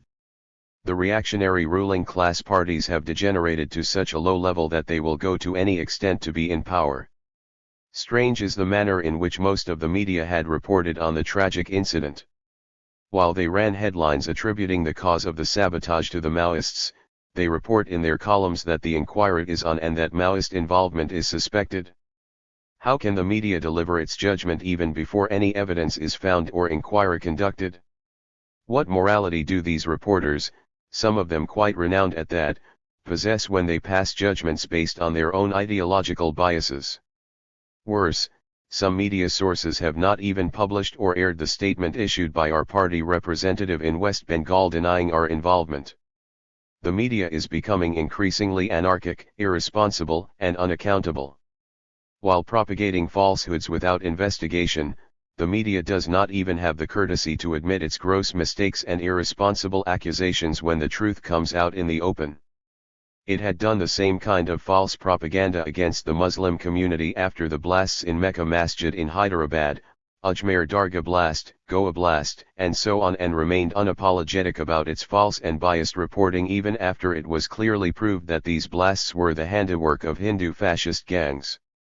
The CPI, Maoist, condemns this kangaroo trial by the media and its irresponsible accusations against our party's involvement in the train tragedy. We consider this as a deep conspiracy by the rulers to defame the Maoist revolutionaries and gain legitimacy to their suppression campaign. We warn the reactionaries who have been vomiting venom against Maoists to stop their vicious campaign and hurling false allegations. We call upon the democratic and progressive forces, civil rights groups and people at large to see through the intrigues and diabolic designs of the reactionary rulers in spreading such lies and falsehoods against the Maoist revolutionaries. We demand an impartial inquiry into the incident to bring out the truth. Our party will never hide the truth from the people. When we commit a mistake, we frankly admit it, apologize to the people from the depths of our hearts, and assure them that we would not repeat such a mistake. This has been the hallmark of our party in all its history. In this particular incident of the Jainaswari Express, the party leadership is not aware of the involvement of its cadre, but if it is found that anyone close to our party had indeed carried out the sabotage of the railways, then we will take stringent action against them and openly admit the lapse on our part. We will investigate into the incident and come out with the facts in the shortest time. We assure the people of our country that there will not be attacks on trains in future, and we will instruct our party care to abstain from such acts as they can cause loss of ordinary lives. 124. On Bhopal verdict, the justice delivered by a Bhopal court on June 7 sentencing 7 of the murderers of 25,000 people and destroyers of the lives of at least 500,000 to 2 years in jail, but permitting them to get immediate bail, has shown for the umpteenth time what the world's largest democracy means to the majority of the people. The chief culprit of the genocide, Warren Anderson, who is considered to be absconding, has been enjoying full protection from the imperialist government in Washington and roams scot-free. The story of Bhopal and the story of how the comprador agents ruling our country can save top criminals like Anderson in the name of rule of law is the story of India's democracy. Bhopal gas tragedy is not an accident, it is a genocide carried out by the multinational corporate sharks in collaboration with their native comprador agents who control the economic, political, and military spheres. It is the story of treachery and betrayal of the people of India by successive regimes of Rajiv Gandhi, VP Singh, P.V.N. Rao, Vajpayee, and Manmohan Singh. These traitors and bootlickers of the imperialists are directly responsible for the crimes committed by the multinational companies operating in India and amassing super profits by not adhering to even the minimum safety measures. It is these traitors who had saved the murderers of Union Carbide with all the means at their disposal, getting fat commissions in exchange for their shameless servility to their masters. It is these traitors who allowed Dow Chemicals to shirk its responsibility of cleaning up the toxic material from USIL premises until date, thereby exposing more people to suffer the effects caused by the poisonous chemicals. These traitors have absolutely no concern for. Press release. June 9, 2010. Published in People's March. July-September 2010. The people and are interested in GDP growth and inflow of FDI, which have no meaning to the majority of the people. While yelling loudly about extradition of small-time terrorists who are alleged to have a hand in some bomb blasts in India that had killed a handful of people, these criminals ruling our country allow a terrorist like Anderson, who had killed over 25,000 people, to fly back home and giving him VVIP treatment. The Congress and the BJP are direct accomplices to the crimes committed by multinational sharks like Union Carbide in India. Even today, these criminals continue to invite such multinational sharks into our country, most shamelessly roll out the red carpet, sign up MOUs, grant them extraordinary concessions like free land, water, power, tax holidays, ban legitimate trade union activity in their companies, and allow them to rape the country's resources and ruin the lives of the people. Now an even more ghastly scenario looms before our eyes. The hawkish nuclear lobby headed by Manmohan Singh is pushing ahead to pass a nuclear liability bill placing a cap of a paltry 500 rupees crore in case of a nuclear accident like the Bhopal accident. The experience of Bhopal shows that these nuclear suppliers too can get away like Anderson after a terrible nuclear disaster. Such disasters are all the more likely to happen in countries like India given the poor safety standards and callousness of the imperialist MNCs in the backward countries. Our Manmohan Singhs and Chidambarams would be only too glad to make the Indians the sacrificial goats for their megalomaniacal dream of building a shining India with two-digit growth rates and burgeoning billionaires even as the vast majority of the population live in extreme misery and destitution. By facilitating the escape of Butcher Anderson to the US and meting out nominal punishment to some of the chief perpetrators of the crimes, these bootlickers of the imperialist bloodsuckers are sending signals to the multinational vampires that they can step into India without any fear, loot the country's resources, exploit the people at will, and go back happily with their super profits even if their low safety standards create genocides like Bhopal. Thus the danger of hundreds of potential Bhopals looms all over the country. If we keep silent now and allow the criminal rulers to have their way, then entire India could become a Bhopal. The CPI, Maoist, expresses its deepest anguish at the terrible plight faced by lakhs of people of Bhopal as a result of the effect of gas leak due to the criminal negligence of the American imperialist sharks, followed by even more criminal negligence by successive governments led by the Congress and BJP. It demands that the assets of Dow Chemicals be confiscated and the criminal be forced to clean up the toxic material. 126. From the side of the USIL, pay compensation to the 5 lakh victims, and the management be punished for continuing criminal negligence. It calls upon the people to realize that they can never obtain justice through so-called courts of law or from the traitorous ruling class parties, whether it is the Congress, BJP, or the so-called left. 26 years is a sufficiently long period to grasp the fact that the existing exploitative system and its oppressive police, courts, jails, investigation agencies, etc. are all at the service of the rich and the powerful. It can never deliver justice to the poor and helpless citizens of this country. Peaceful petitions, demonstrations, and other forms of struggle have not moved the rulers and their institutions to deliver justice to the victims. And there need be absolutely no illusion that they will. It is only a militant revolutionary struggle to overthrow this unjust, cruel anti-people social system nurtured by the most reactionary parliamentary parties ruling our country, and usher in a just, equitable, genuine democratic order under people's democratic governments in its place that can bring real justice to the toiling majority. To obtain justice in a system where the rule of law protects a handful of the rich and powerful, it is necessary to advance the struggle from peaceful demonstrations to the boycott of all parasitic political parties and the corrupt civil administration, setting up our own administrative organs, and defending our basic rights through all forms of struggle including armed struggle. We appeal to all democratic forces to unite, oppose, and militantly resist the continuous sellout of the country's interests to the imperialist sharks and a handful of comprador corporate houses by the Sonia Manmohan Singh government in Delhi and the saffron fascist, social fascist and other reactionary governments in the states. The time is running out. Unless we act collectively and in a concerted manner against the disastrous policies pursued by the traitorous UPA government and the various state governments, we cannot prevent entire India from becoming a Bhopal. Let us rise up as a collective fist to drive out the multinational companies from our soil and along with them sweep away the treacherous rotten regimes at the center and states that hobnob with them to plunder our country. Are eating BG. Verghese's article Daylight at the 1000-Star Hotel in Outlook, May 3, one is stunned by the abysmal poverty of thought and colonial mindset of this renowned intellectual.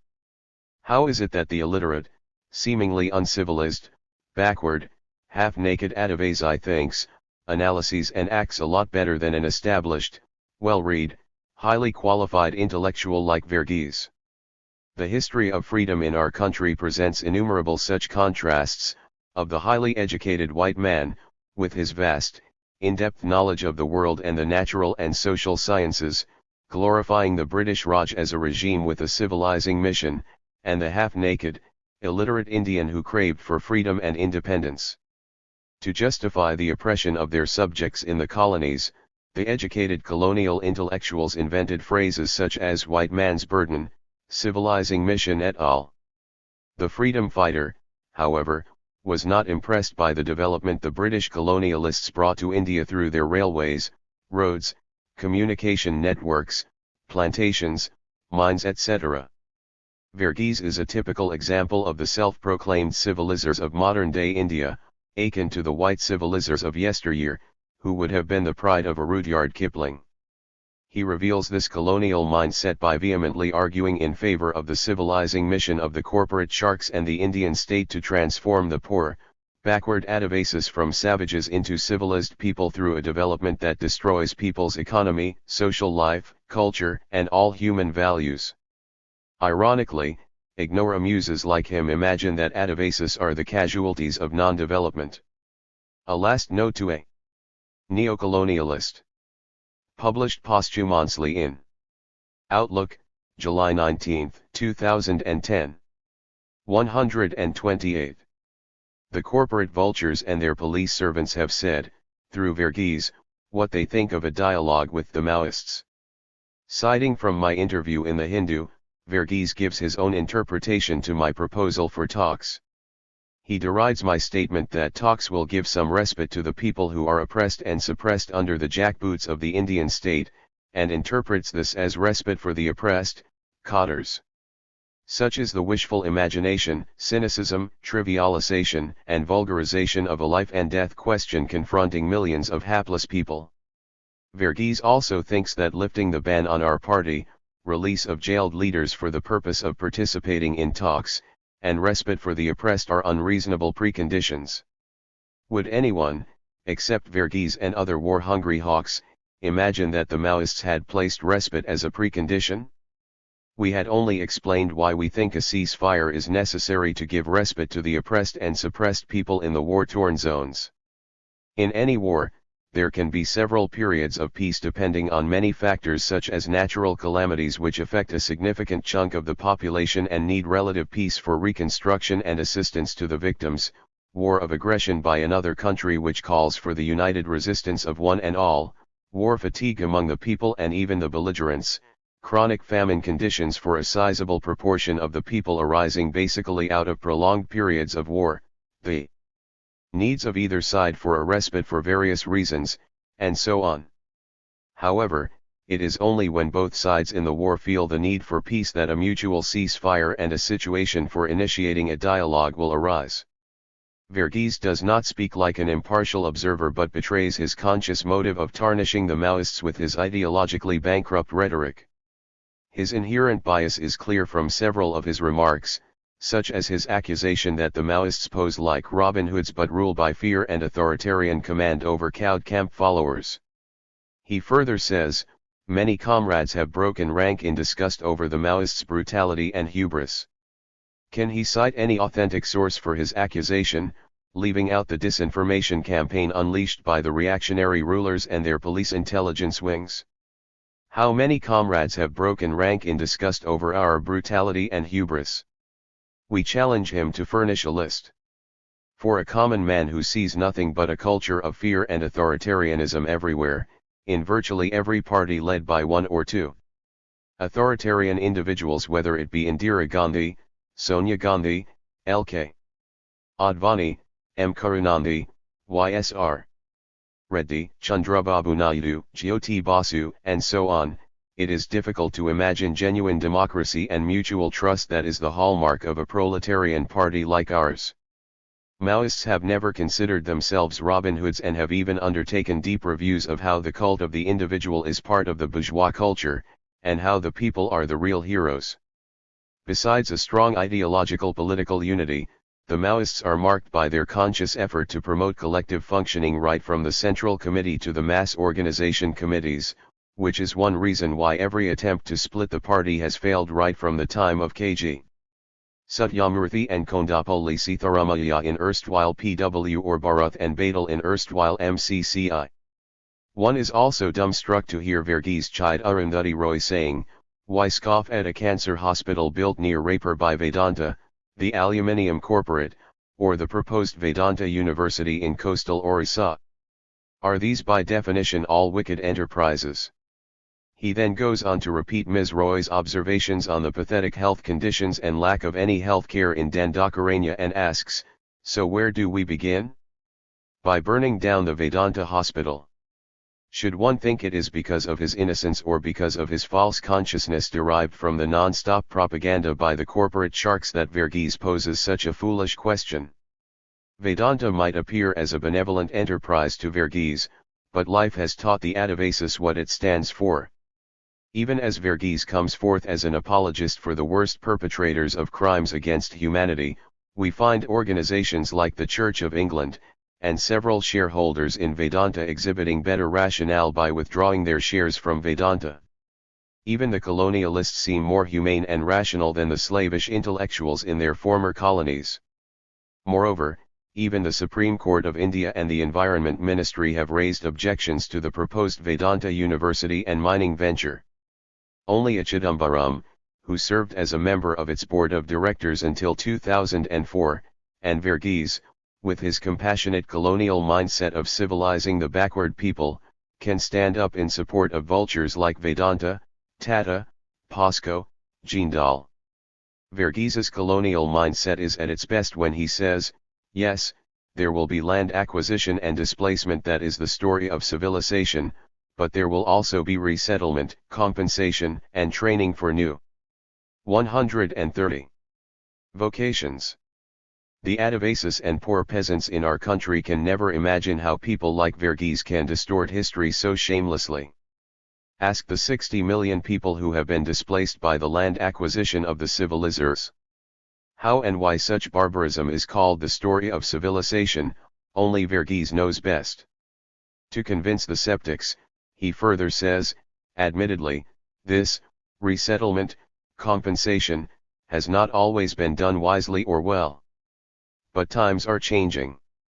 New legal frameworks, better norms, closer monitoring, improved R&R, and livelihood packages have continuously been put in place. Verghese here comes out as an incarnation of the typical Indian bureaucrat, like a G.K. Pillai.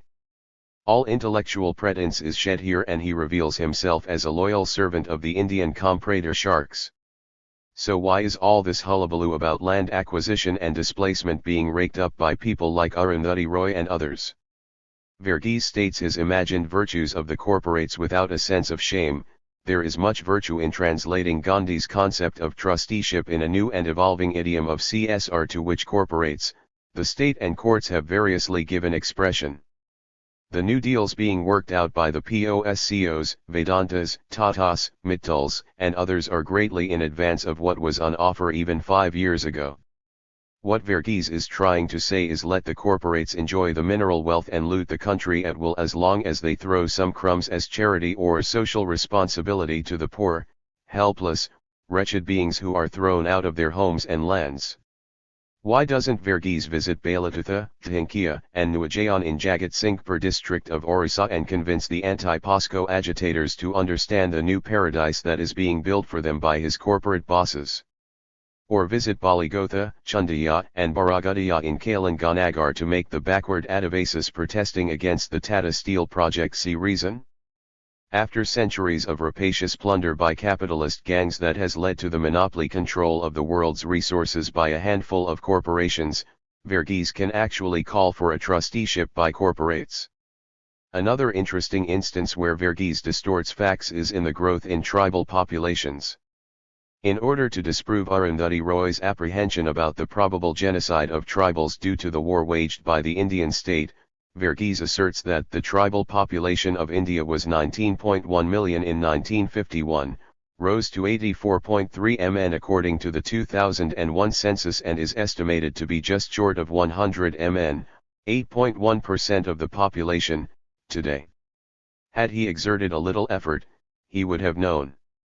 That the seemingly huge growth in the population figures of scheduled tribes in India is not because of an increase in the population of the tribes but due to the inclusion of several hitherto non-tribals in the ST category. Verghese's attitude towards the occupation of schools by the security forces is also criminally casual. He says, yes, schools in Naxal-affected areas are often occupied by security forces, not to prevent education but because schooling and other developmental activities, such as they are, have come to a halt. Even worse, he accuses the Maoists of opposing schools and of being interested only in agitprop centers to indoctrinate the young. This reveals the extent of indoctrination this intellectual mind has been subjected to by the omnipotent imperialist media and the servile education system he is a product of. He goes on to say, development and connectivity threaten them. Hence they destroy roads, culverts, bridges. Hence the wanton attacks on railway and highway projects that would, if completed, connect and open up remote, backward areas. If education, health services, roads, irrigation, markets, and communications are provided and poverty rolled back, the Maoists would be out of business. Throughout his article, Verghese acts as an apologist for the reactionary deeds of the rulers, and at times his language is indistinguishable from that of Chidambaram.